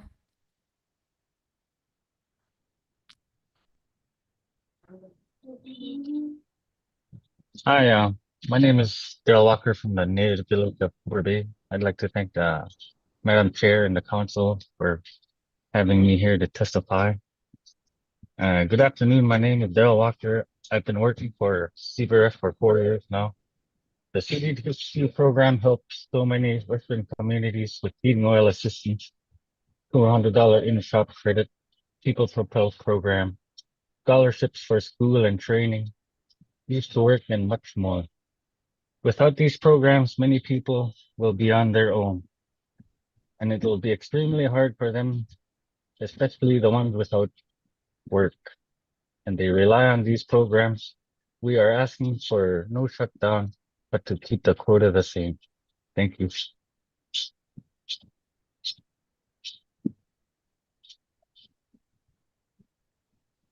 Thank you for your testimony, Mr. Walker. I'll see if there are any questions. Okay. Seeing none, thank you for joining us. Laura Delgado, followed by Amanda Shavings.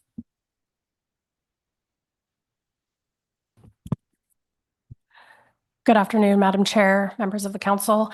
My name is Laura Delgado, and I am the Chief Program Officer for APICTA. We're one of the CDQ groups, Aleutian Pueblo Island Community Development Association. I want to thank you for the opportunity to testify today. This is my second time sharing testimony with you about APICTA's programs. And I also just want to thank you for the role that you're playing and the platform you've made here for people to testify and share their stories. I've been following along and it's very meaningful. So thank you. I'm from Alaska. I grew up there and I became familiar with the CDQ program not too far after it started as a scholarship beneficiary. They recruited me after high school and I've been working with APICTA for about 23 years. I've done a lot of different positions there and I'm currently managing all of our programs. I just got back from a trip. Actually, I was out in Nelson Lagoon and False Pass where I got to see some of the work of our programs firsthand and see some of the projects that have been started, have been completed. And even in Nelson Lagoon, I got to meet a baby, the first baby they've had born in that community or from that community since 2009. So they've got some babies on the way, which is really exciting for their community. I've spent all of my career, my adult life, dedicated to the CDQ mission and its purpose and working with our board, our community members, our tribal leaders, our corporation leaders to develop programs that with the benefits of the CDQ program that would benefit the livability of the communities and the quality of life so that people can remain living in those communities. And I'm really proud of the work that we've accomplished.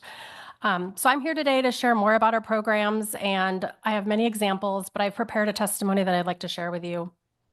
We greatly appreciate the work of the analysts and the inclusion of information related to the community interests of the pollock and salmon fisheries, and in particular, the expansion of qualitative information related to the dynamics of the CDQ program. As the analysis points out, CDQ groups are very dependent on the pollock fishery to fund our benefit programs, which contributes 55 to 66% of the sector's revenue, and 30% of the total fishery is now owned by communities in the CDQ program. Many CDQ communities are also salmon dependent. We remain deeply concerned about the chum stock declines and the impact this is having on families, food security, and culture. Like the broad support you've heard from others this week, we support the council continuing to investigate ways to further minimize Western Alaska chum bycatch in response to these challenges. We also understand the challenges in designing a chum bycatch program due to the numerous variables outlined in this analysis, and most significantly, the high hatchery composition in bycatch. I'm here today to share some additional information on the benefits that APICTA offers and the importance of the CDQ program. But in doing so, I by no means want to suggest the CDQ program is somehow an acceptable trade-off for subsistence access in Western Alaska. Unfortunately, I'm not sure that is an available choice out in front of the council, considering what is known about the significant negative climate drivers on these salmon stocks. Still, we and the industry must do everything we can to minimize fishing impact right now, and I think that the 95% reduction in chum bycatch over the past 4 years demonstrates the industry is taking this situation seriously and being responsive. I have over 2 decades of experience with CDQ in our region. I'm very passionate about our economic development and social mission. This is a unique and forward-thinking program that provides very important benefits to its 65 member communities in Western Alaska. In total, the program delivers between $80 and $100 million annually in benefits between wages, grants, scholarships, and research. We have a portfolio of programs focused on community development, fisheries, and education and employment for our communities. These diverse programs provide funding support for critical infrastructure and essential services, including housing, water and sewer upgrades, community buildings, greenhouses, powerhouses, and renewable energy projects. These projects, we're able to offer in-region training to our residents so that they can become employed in these projects and have work at home in their communities. We award grants that help increase access to small boat fisheries, fund gear and fuel for subsistence harvests, and provide matching dollars to access state and federal funding sources. Communities facing school closures have received financial support through our infrastructure and our community development grants to construct housing so they can retain families. One significant example of this is the reopening of the Nikolsky School. Their school was closed for 15 years. To support this transition, APICTA is partnering with the tribe to construct a new community center, since the former community center is now the school. We also play a role in helping to fill gaps from reduced state capital spending in recent years, which has significantly affected some municipal budgets in our region. In one of our communities, we provide grant funding that now carries 75% of their annual operating budget, which they use to fund personnel and to keep the local utilities operating. I've seen many youth grow up with the CDQ program as an important part of their lives and have benefited from scholarships, training, internships, and employment throughout their careers. Many of those I helped and are now community leaders working with me and APICTA to find ways to be able to live in their homes and maintain their way of life. We greatly appreciate the council's efforts to explore ways to minimize Western Alaska chum bycatch and to understand Alaska's community engagement in the fisheries being discussed in this action. Thank you for the opportunity to testify. Thank you for your testimony, Ms. Delgado. I'll see if there are any questions for you. Yes, Mr. Moeller. Yeah, thank you, Madam Chair. It's good to see you again, Laura. I think if I heard you correctly, you mentioned a research as part of a program that you guys also have. Can you tell us a little bit about that? Absolutely. One example is our partners at Harvest Pollock are able to donate some of their landing tax dollars to us as a CDQ, and we're able to reinvest that into research through the universities.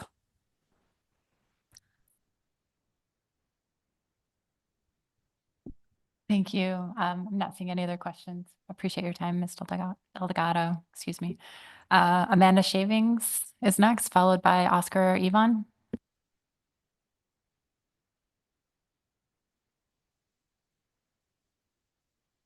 I think Amanda's online.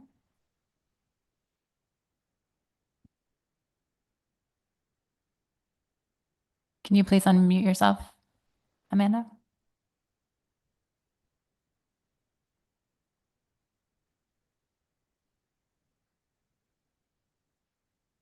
Okay, we can see that you're there. We'll circle back to you at the end since we see that you're trying to connect with us.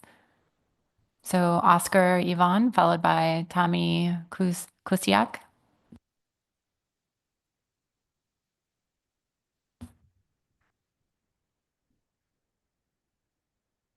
Good afternoon, Madam Chair and members of the council. My name is Oscar Ivan, and I'm originally from the village of Cuigalunk, and I work for Coastal Villages Region Fund, the CDQ group, and I've also served on the Alaska Salmon Research Task Force. The filling of the economic void in our communities is too big for any one organization or entity to fill. And that's the part that CDQ brings to our community, because as far as economic opportunities go, when you look all over the state, there's resource extraction. And when you look at the different coastal parts in the southeast or Kodiak or Seward and Homer, you have all these fisheries, fishery fleet support jobs, seasonal. We don't have that in our communities, and so we can't overemphasize the importance of the economic need that the CDQ program fulfills in our communities. And although that opportunity is very important, we have challenges that threaten the level of economic opportunity it can bring. And I'll tell you from firsthand observation of living out there, the sea ice doesn't form like it used to. Our seal hunting season has been cut in half or more, and there's more occurrences of snow machines falling through the ice. Increased safety risks. And that affects our ability to go out and seal hunt on the ice. The worst time that the river ice went out early a few years ago was in 2019, I believe. That sea ice is not only important for our hunting, but it's also the calving ground for the seals during that time frame. February, March, April. When that ice went out early, we saw a bunch of seals in our river system because they didn't have that ice shelf habitat. We have increased storms. 3 FEMA disaster declarations recently. 2 of them are in our region. My village of Kugilingak and the next village over Kipnik.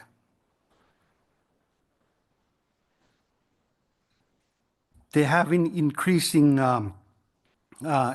intensity when those are occurring. We also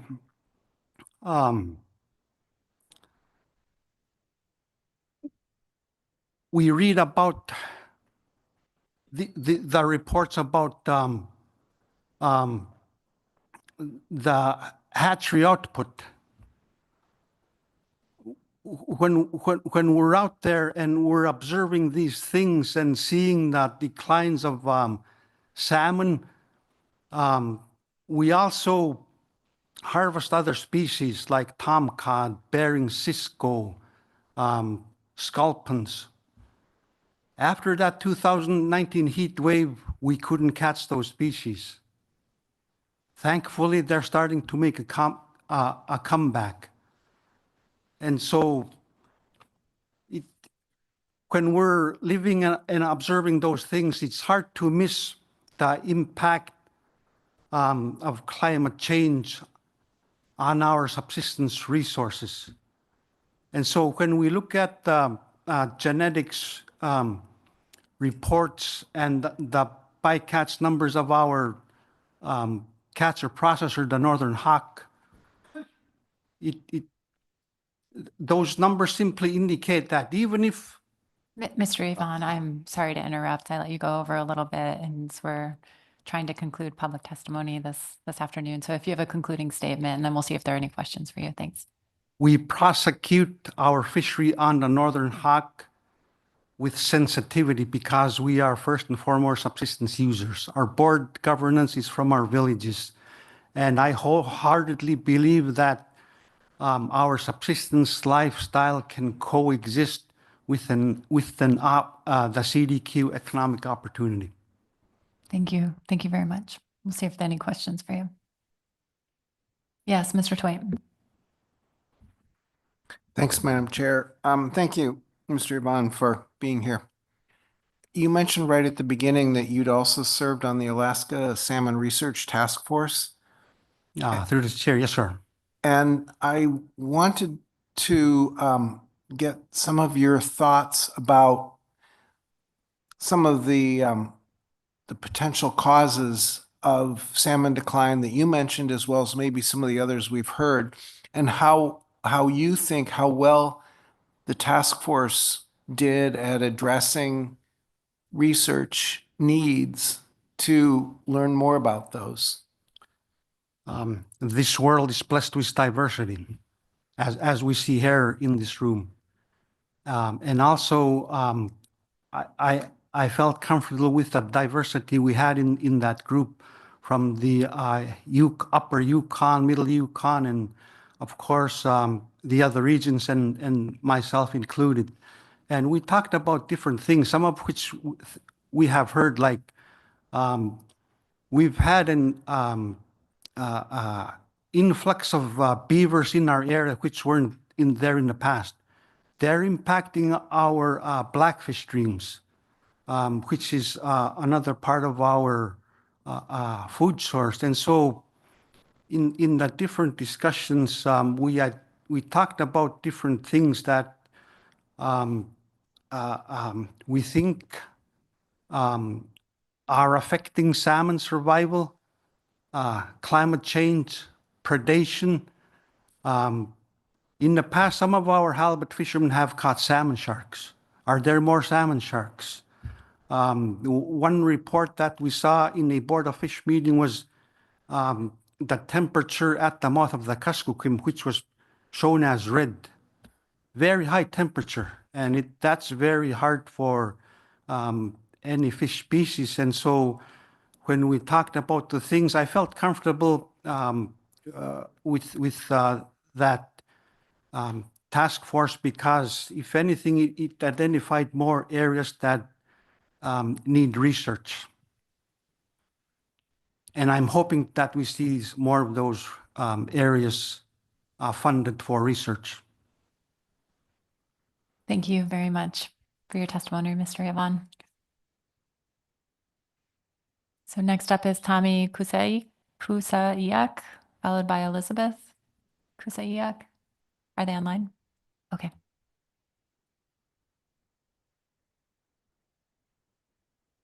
Tommy, please unmute yourself. Good afternoon.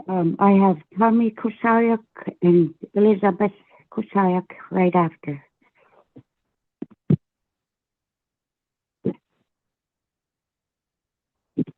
Hello, my name is Tommy Kusaiak.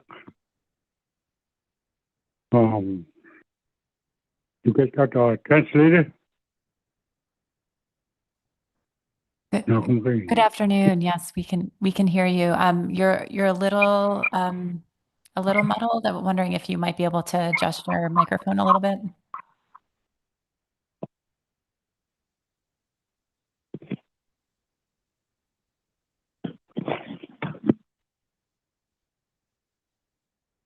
Hello, Doctor. Okay, feel free to start your testimony. Thank you. You guys got a translator?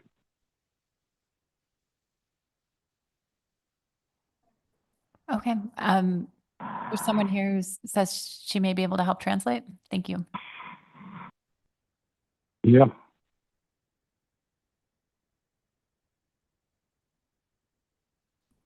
Tommy, Yeah. Janet daw god mumikchichi kamgan. Okay. Jugaya kunak. Yeah, juga ngay to. Ay ni kakasanig man si werpak anod katak kajumuk. Nad kasi kutwan yu tahi man kanod kchikanga. Excuse me. He says he's going to talk about what he knows from the beginning of when CDQ first started, specifically for CVRF, and the five people on it. That yeah, but that he mauluting yeah, but then kucham na eshoot. Good 20 fish border 20 kaya chakukuluki. Help it fish swim. Those five people, whoever they are, had come to Anchorage to come and ask for help with the halibut fishery. Yeah, unakwani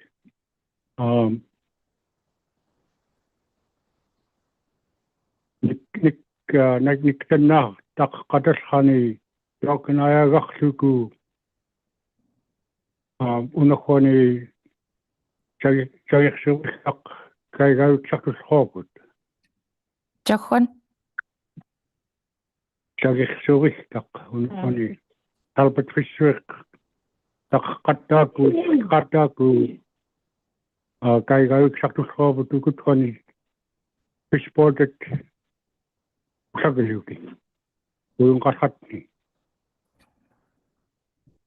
Those same people came to Anchorage to ask for help with a startup on salmon when they learned that, and he wasn't too clear what that thing was going to end.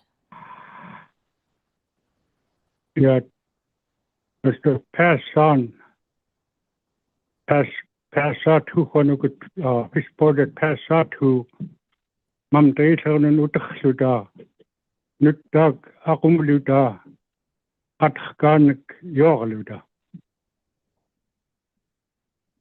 When the fish board passed and approved what they were asking for, they came back to Bethel and sat down to decide on what to name it.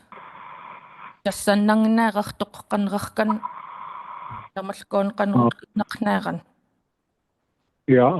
when you saw a good one, David Billock, Joe Panek, Harris Park, Huinga,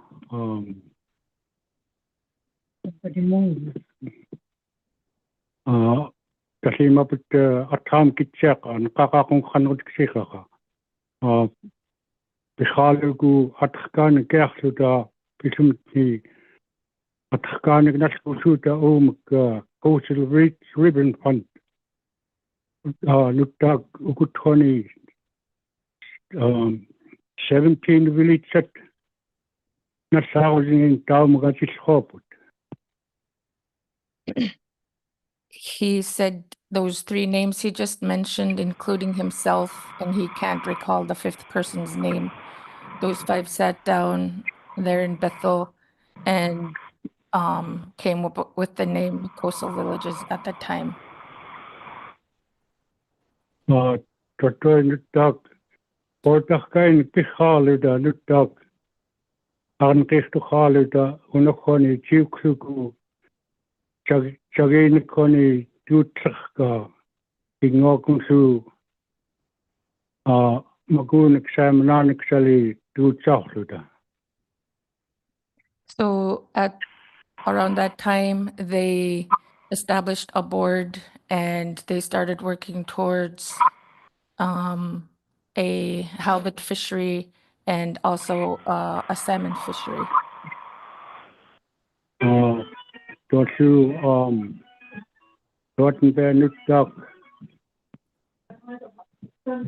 Pihalu Dorten Nutaka Atka Asiran Nutak Portaka in 17 weeks on Pihalu Nutak Kakalu Nutak Aisun Piska Unkoni Kusa weeks on Piska Nutak Sako Halugu Tagayaginigaluta. So after establishing the 17 member board, they went on to further make plans on how to go forward with CVRF. Nang kataktukan. Yeah, Tawam Magun Pikata Kamta Chanik Pikata Kamtang Tuanik Pikata Kamta. Igalu Takhalu Kukunun Councilorun 17 weeks Councilorun Draft Daluku Manilas Hoput, Gman Pifkanaku. The one not dark with 17 weeks at Piscacat who Bakluku. So that 17-member board would collectively make decisions, and based on the decisions and directions from that 17-member board, they would move forward. Dokandaya Rakhlugu Agimak Nakanuna Nike Namda Unkotoni Siatlam Ingayulut Nagalutin Patni Chatukulut Magunik Unakan Unanik Kuvelan Kangahponik Pilutin Rasu Akket Abuga Pangahpim Nayuk Nagram to Tajim Kipukiluta. So times were tough. There wasn't any money, and because they didn't have money for a startup, they had traveled to Seattle, and they did some business down there to plan to purchase a boat. He didn't say the name.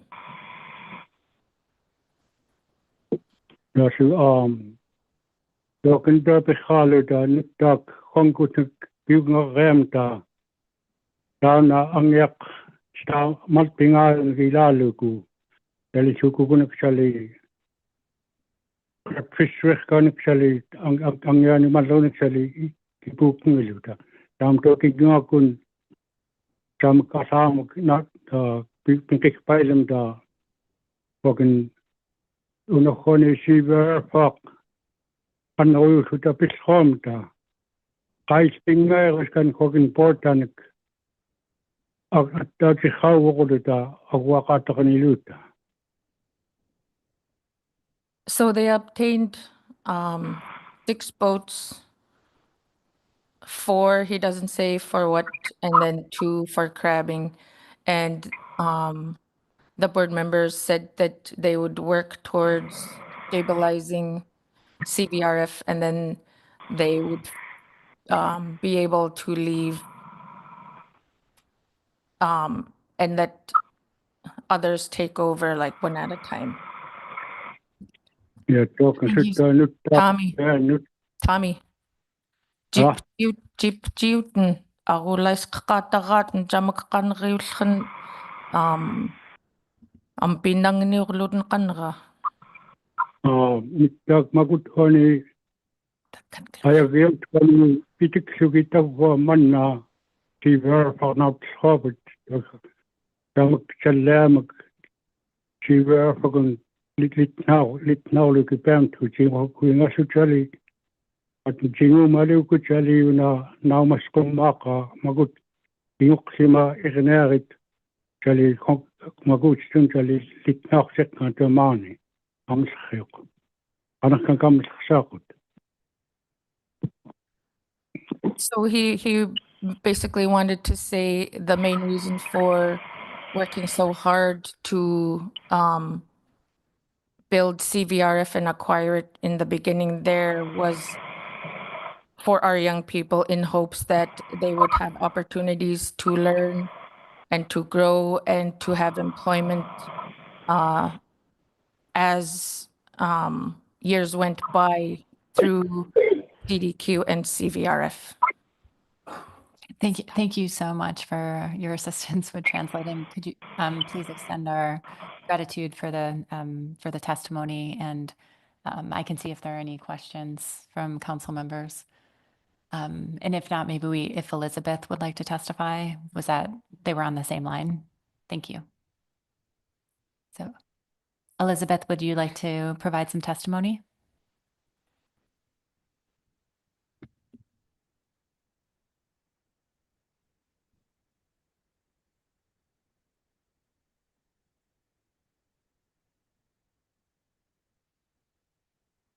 Okay. Thank you. Thank you again. It's very much appreciated. So William Neneg, followed by Irene Wasili. Okay. William, are you online? Madam Chair, thank you for allowing me to make a testimony. I'm William Nanning, General Manager for Sea Lion Corporation. Cooper Bay is located in the impacted area of decline of salmon, and our people here have taken the burden of conservation measures placed by state emergency orders. But I also have pushed for funding for salmon commercialization in our areas in early 80s. And it's those orange tags that Steve Ivanov mentioned.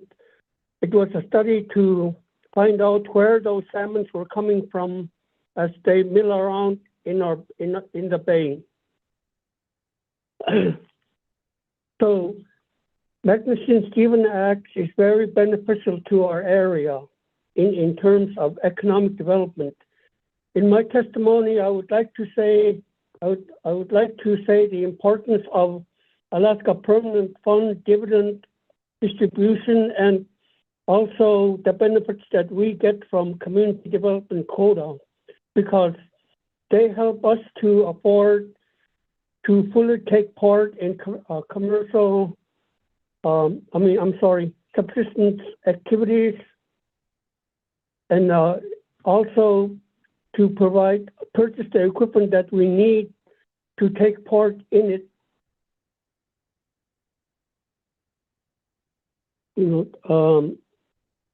So when the council is contemplating capping the catch based on bycatch, take into consideration the advancement of technology that can keep track of the bycatch and compliance issue, and work should be done to develop that so that we would eliminate bycatch. Yes, there are other risk factors that are not in our control. The goal of the council is to implement Magnuson-Stevens Act and its mandate. Community development has gone a long ways to develop and support our economy and opportunities for our people. So thank you, madam. Thank you very much for your testimony, Mr. Neneg. I'll see if there are any questions for you. Seeing none, thank you again. Thank you. Irene Wasili. Is Irene online? Followed by Katie Kashatok.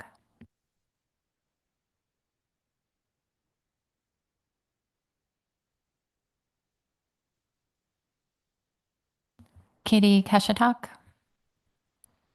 Followed by Paul Joe.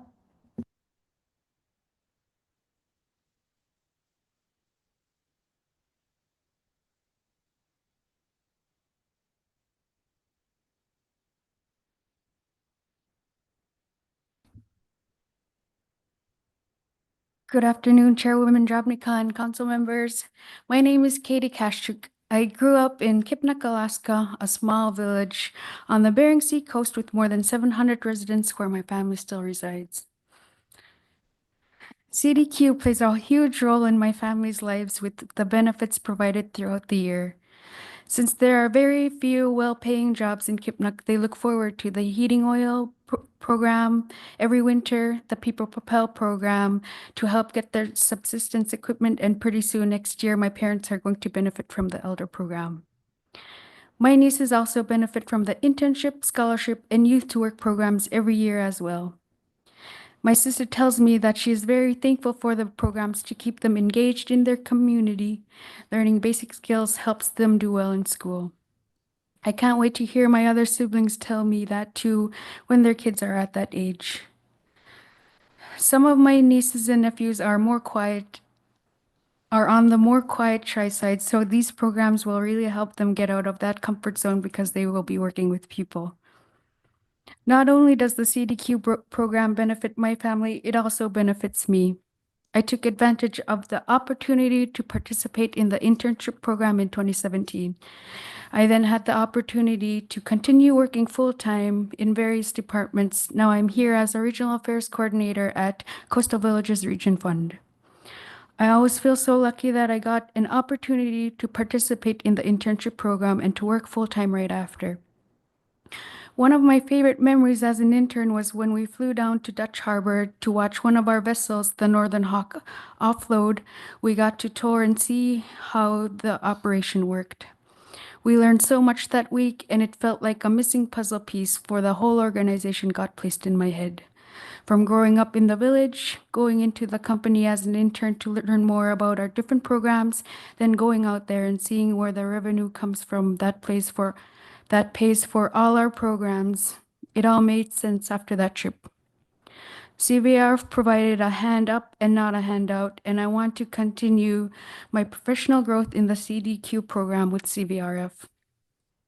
I like working with and helping people, so working with the People Propel program always feels like I am helping people. I hear positive feedback from residents with how much they are thankful for our program since I talk with residents over the phone throughout the year. In 2023, CVRF reached a milestone. The People Propel program has made possible more than $50 million in purchases by CVRF residents. Equipment like snow machines, ATVs, outboards, and more directly support the subsistence lifestyle in our region. We all have different opportunities out there, but there is nothing like seeing the early efforts of Harold Spark and other founding members play tenfold in our programs. CDQ plays an important role in our communities. Any action that is taken will affect one of the most poorest regions in Alaska. Any chum salmon measures should be reasonably targeted to be effective, but not a major impact on CDQ, since there are so many other factors involved like climate change, Asian hatchery competition, and Area M. Thank you. Thank you very much for your testimony. Paul Joe Jr. is next, followed by Stella Alexi.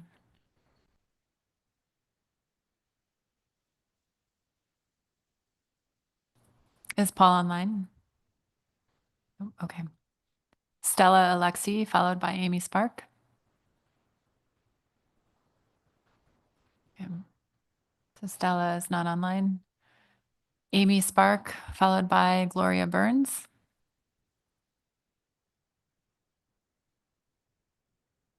Okay. Not seeing Amy. Gloria Burns, followed by Harold Cleveland.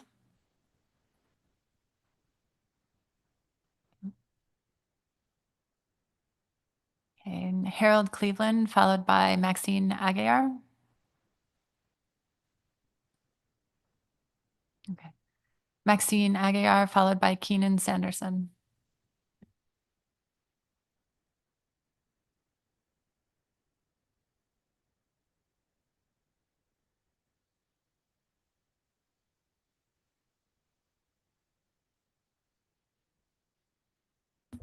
Good afternoon.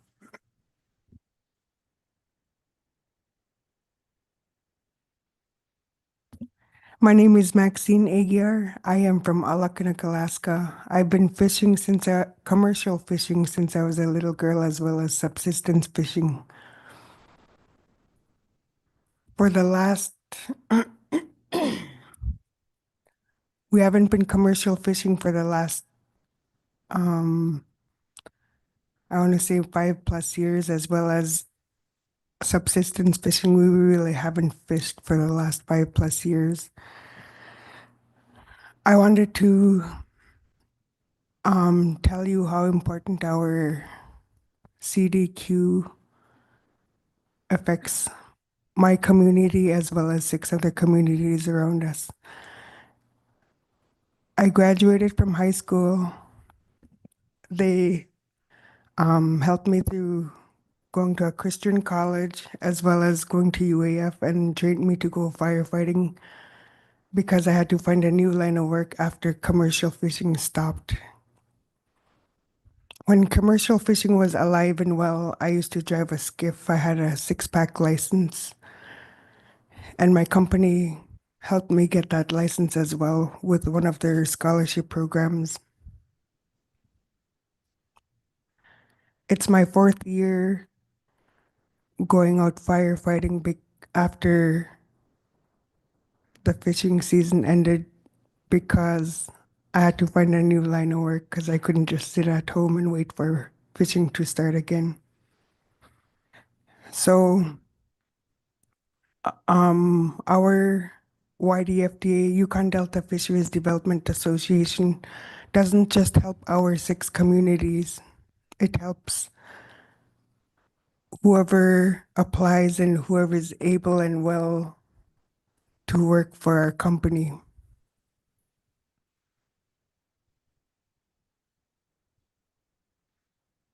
We have Alakanak, Nunam, Kotlik, Grayling, Mountain, and Imanak. So there's the 6 villages that we help wholeheartedly, and then anyone who applies to work for our companies are hired to work.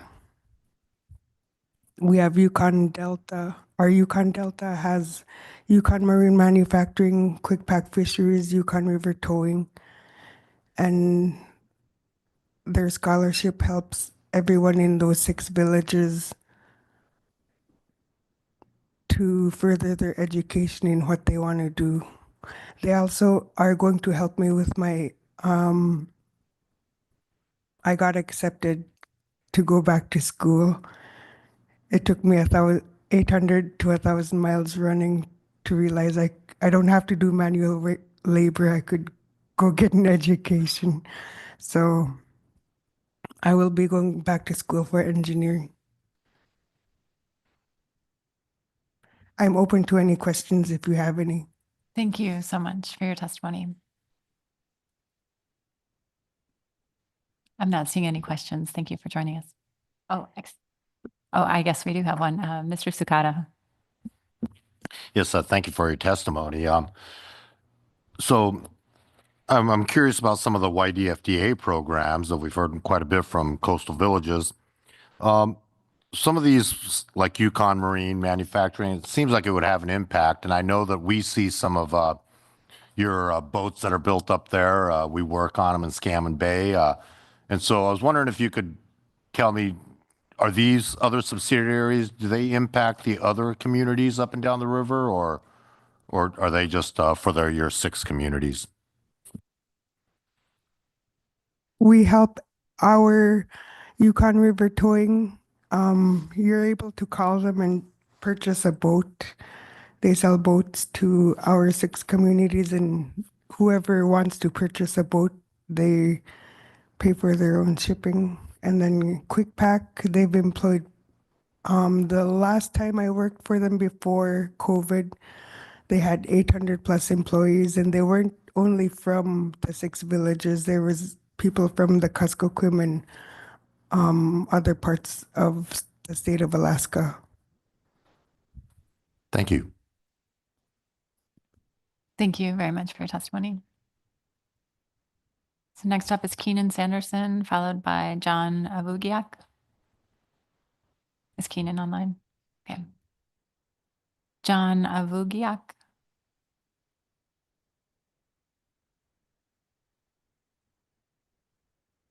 Is John online? Okay, Florence Cargy. And then we'll circle back to Ben Juneby online.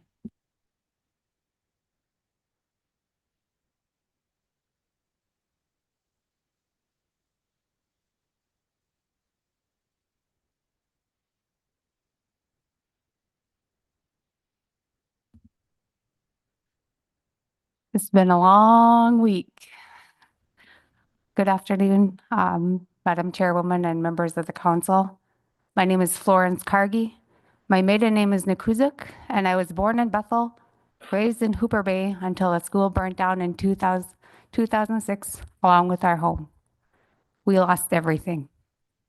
I am named after my dad's aunt, Kakak, in Yupik.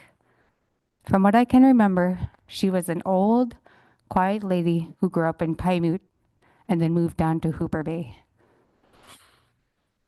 A majority of my family still lives in Hooper Bay, and I get to go berry camping with them almost every summer. And we still live a subsistence and contemporary lifestyle to this day.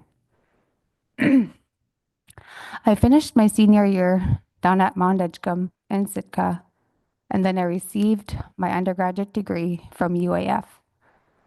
Not too long after, I finished my graduate degree from UAA while working for CVRF. I worked hard to pursue education with support and encouragement from my family, and my number one supporter was my Ada, that's Grandpa Nupik. He passed away this fall, and he was a big believer in education because he only finished 7th grade. The CDQ program seems to be a very popular subject at this meeting. The Western Alaska Community Development Quota Program gives Bering Sea villages a chance to invest in the fishing industry and use those earnings for economic development and related programs.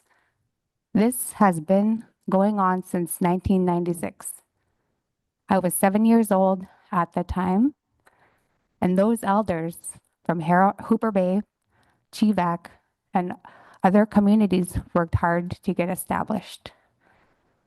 We are living the vision of the late Senator Stevens and Representative Don Young and many others.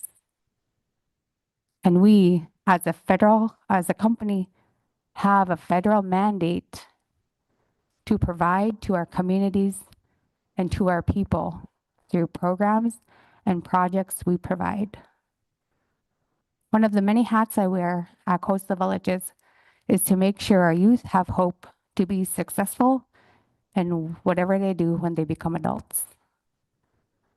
That torch was passed down to us from those previous leaders, and now it is our responsibility to pass that torch to the next generation of leaders. My hope is that one day we will stop talking about collaboration, take action, and make it happen. Our door at Coastal Villages is always open. Come over. Like our elder was saying yesterday, if you come to our community, we will take care of you. If you're lost, we'll come and find you. Johnny Moeller, GVAC. But essentially, what my whole career at Coastal Villages has always been an intern. From there, I worked in Platinum, both in the plant and in the office, and it's really hard to be a processor. I did it 1 year, and the only good thing about that summer, at the end of it, is I got really skinny. And then that's where I knew that office life is going to be my life. And here I am now, standing in front of you as a woman from Hooper Bay. I grew up out there. I grew up hunting and fishing with my parents. I caught a moose, my first moose, when I was 12. And that was about Russian mission. We had to go by boat from Hooper Bay past Chivac, overnight in Pilot Station, and then go above Marshall and then to Russian Mission. It wasn't until I was a teenager that my dad stopped taking me because my younger brothers were old enough to go hunting, and that's when I had to learn how to stay at home and help my mom, which I did not like at all. But now that paid off, and at this time, I will take any questions. Thank you. Thank you very much for your testimony. See if there are any questions. Appreciate your testimony. So we are just circling back to those who were online and were having connection issues, and then Amy Spark at the end. Ben Juby, followed by Amanda Shavings. Ben isn't online anymore. Okay. Amanda Shavings, followed by Elizabeth Kusiak. Okay. Amanda, please unmute yourself. Hello. Hello, good afternoon. Oh, hi. My name is Amanda Shavings. I am a community service representative for Coastal Villages Region Fund in Mikoyak, Alaska, which is located on Nunavak Island. I just wanted to come on and talk about a couple of our programs that we have.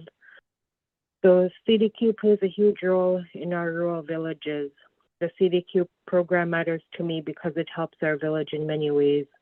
Let me tell you about a couple of programs and how they help my community.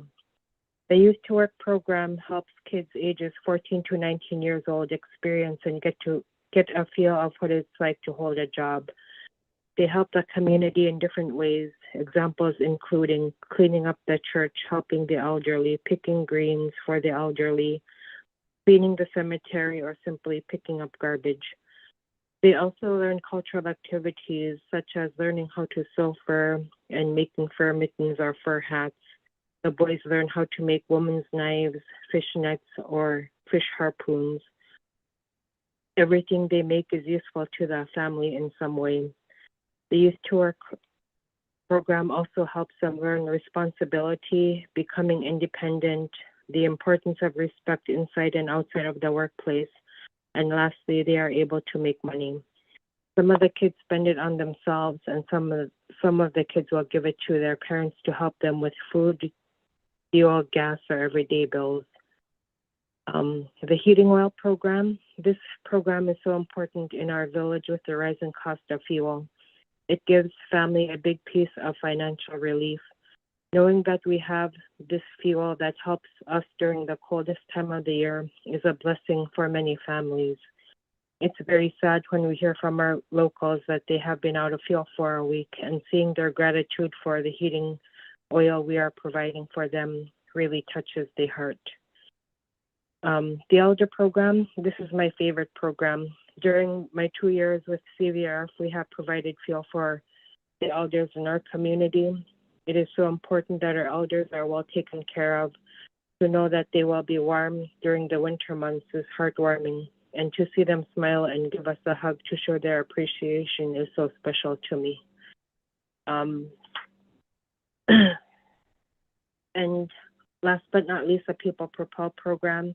In my community, this is the most program talked about. It has helped so many people able to afford snowmobiles, ATVs, boats, outboard motors, and something simple as a kitchen aid. Snowmobiles, ATVs, boats, outboard motors are not used for joyriding. They are all used to help families collect subsistence food for the winter. I have used the People Propel program to get a snowmobile for my family. Without the People Propel program, I would not be able to afford it. With CVRF paying 30% of the bill and us paying 70%, it makes a huge difference than buying it in full price. Taking the CDQ away from us who live in rural Alaska is going to make things harder than they already are. The CDQ program is a fun source of everything that we're able to provide for our community. I am respectfully asking that the council not put the CDQ at risk. The CDQ positively benefits the 20 communities in our region. That is more than 9,000 residents total.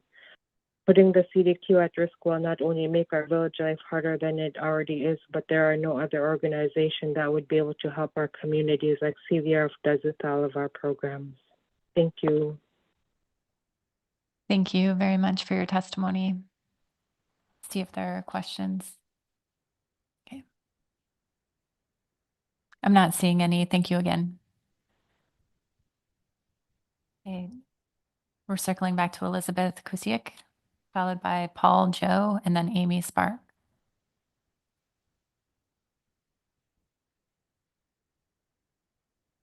Hi, my name is Elizabeth Kusayak, and I'm from Shafornik.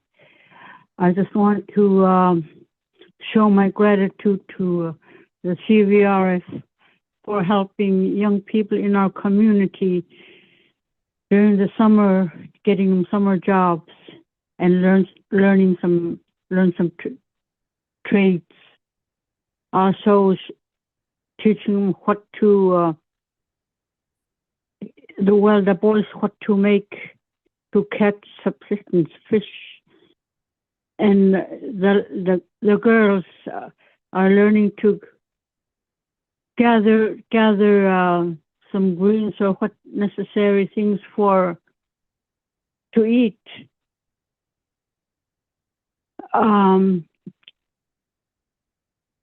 don't want this CVR to stop doing this, but to keep teaching our young ones, also sending them to go training or helping them through school.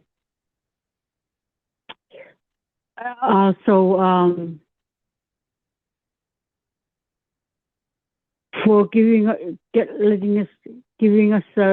gas for the winter, especially in the winter time, which is pretty hard for some people here that don't have no job. Also helping with other necessary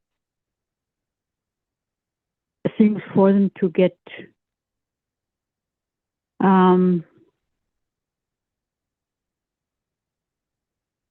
I guess that's all I have in mind right now, but thank you very much. Thank you very much for your testimony.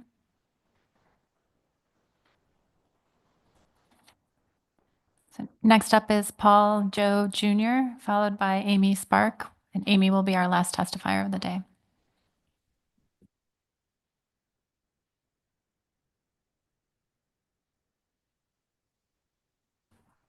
Is Paul online? Okay, please unmute yourself, Paul.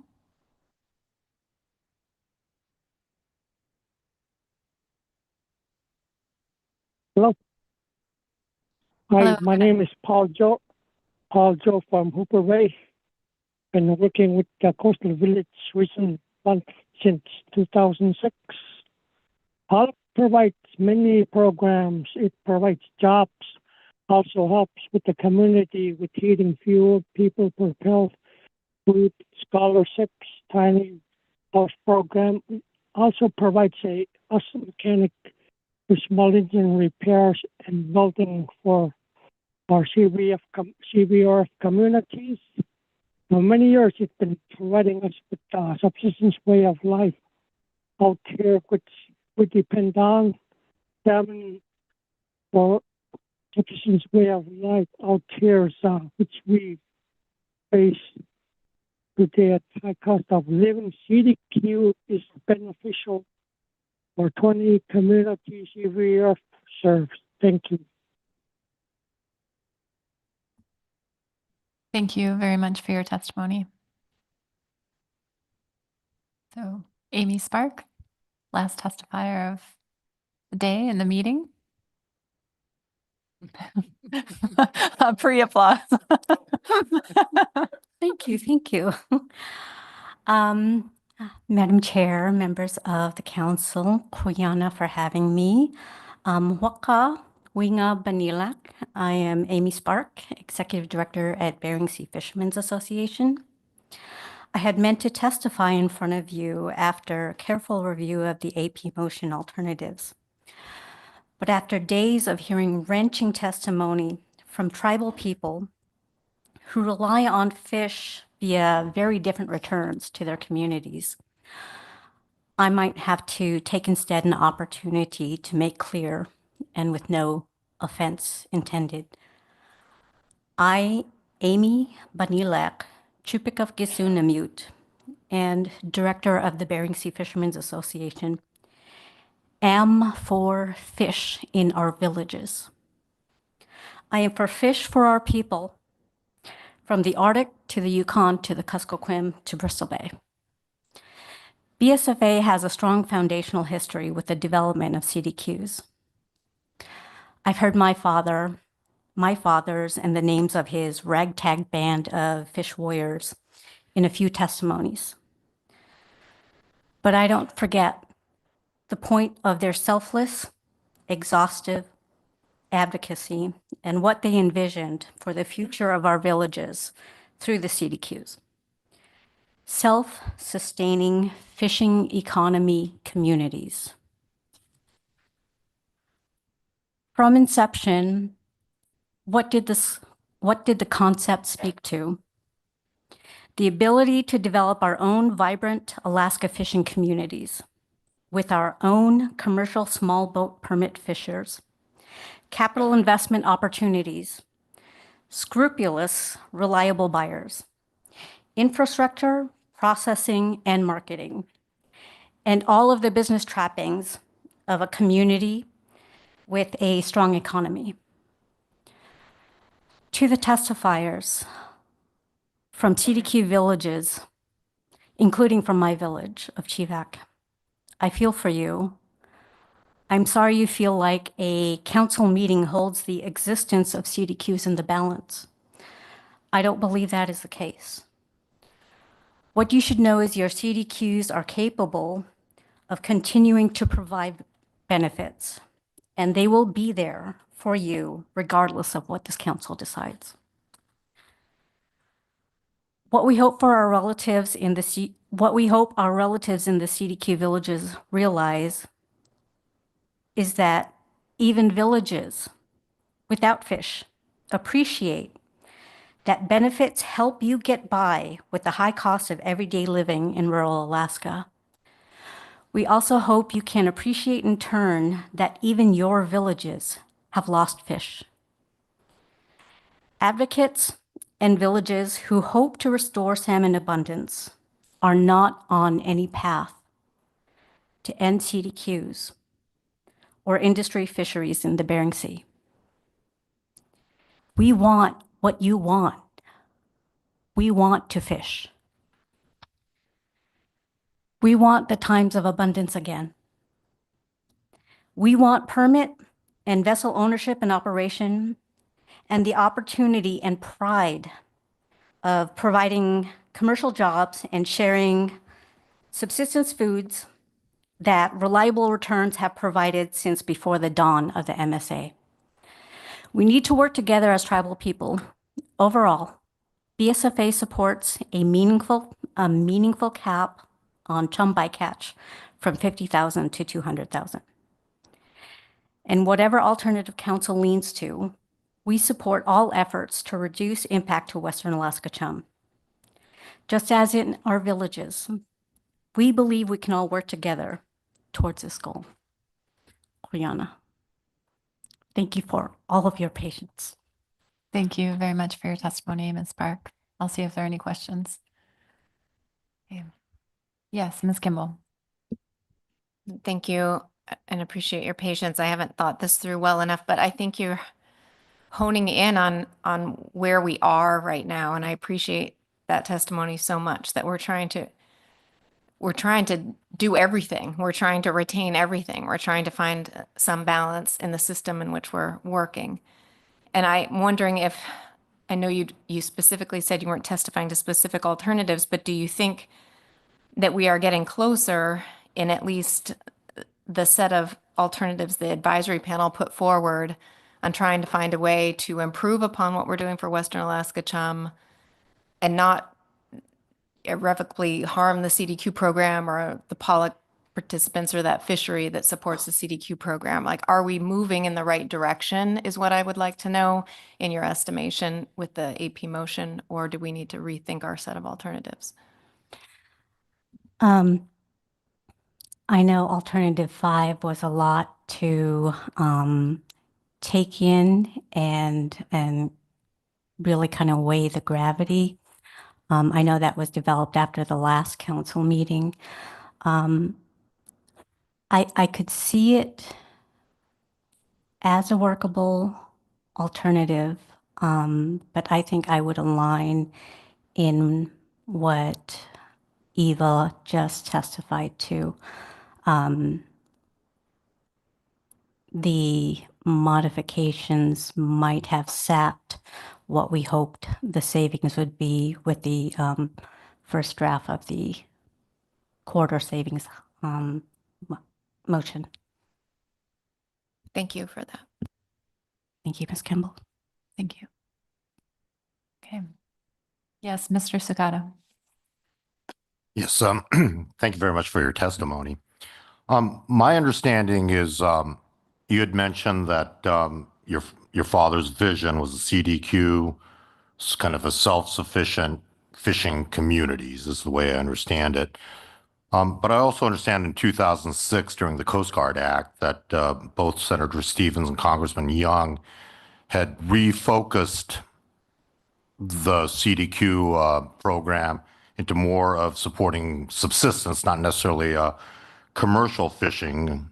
And so, for example, we have other rivers outside of the Kuskokwim, commercial fisheries in the past, in the Connecticut and the Arala, Good News River, which we no longer do in part due to the difficulties that we know that we access some Kuskokwim River fish.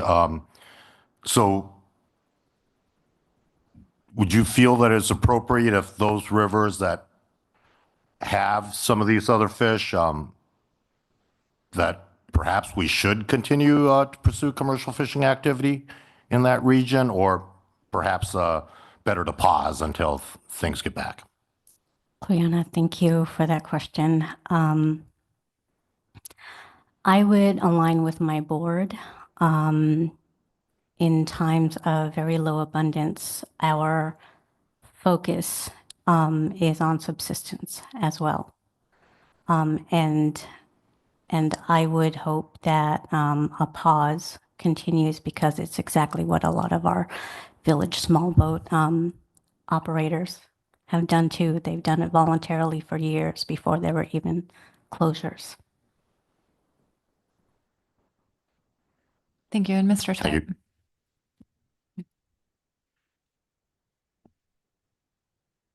Thanks, Ms. Spark. I'd like to ask you about Bering Sea Fishermen's Association role as the sort of the third-party recipient of the weekly information from the co-ops into the IPAs. I'm curious about both what sort of I'm curious about how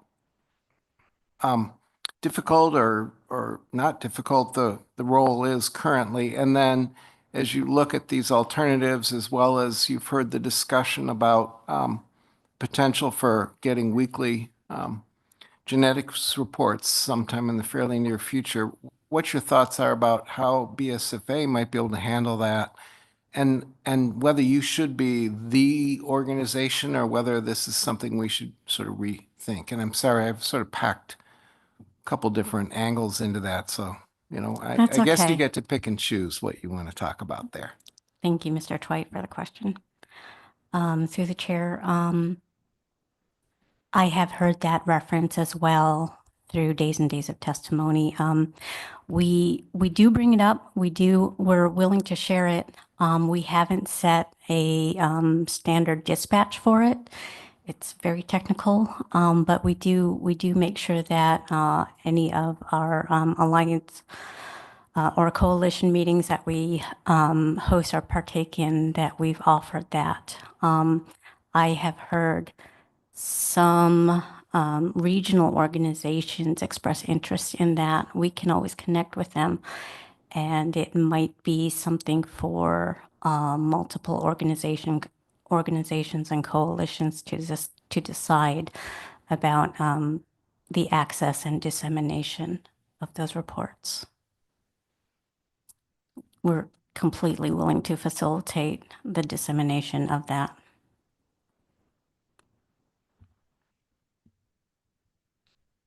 Thank you. Thank you, everyone. Thank you all for what you're doing for salmon restoration. Quiana. So that concludes our public testimony on C2. I'd like to thank all of the distinguished elders, tribal, community, and industry representatives for sharing all of their stories and expertise with us. Your engagement in this process is absolutely critical to informing our decisions. And we certainly understand and appreciate all of the resources and efforts it takes to join us here. So thank you. We will be breaking for the day and coming back at 10:30 in the morning to see if the council would like to take action on C2. And I think with that, we will call it a day and see some of you tomorrow morning. Thank you. 10:30.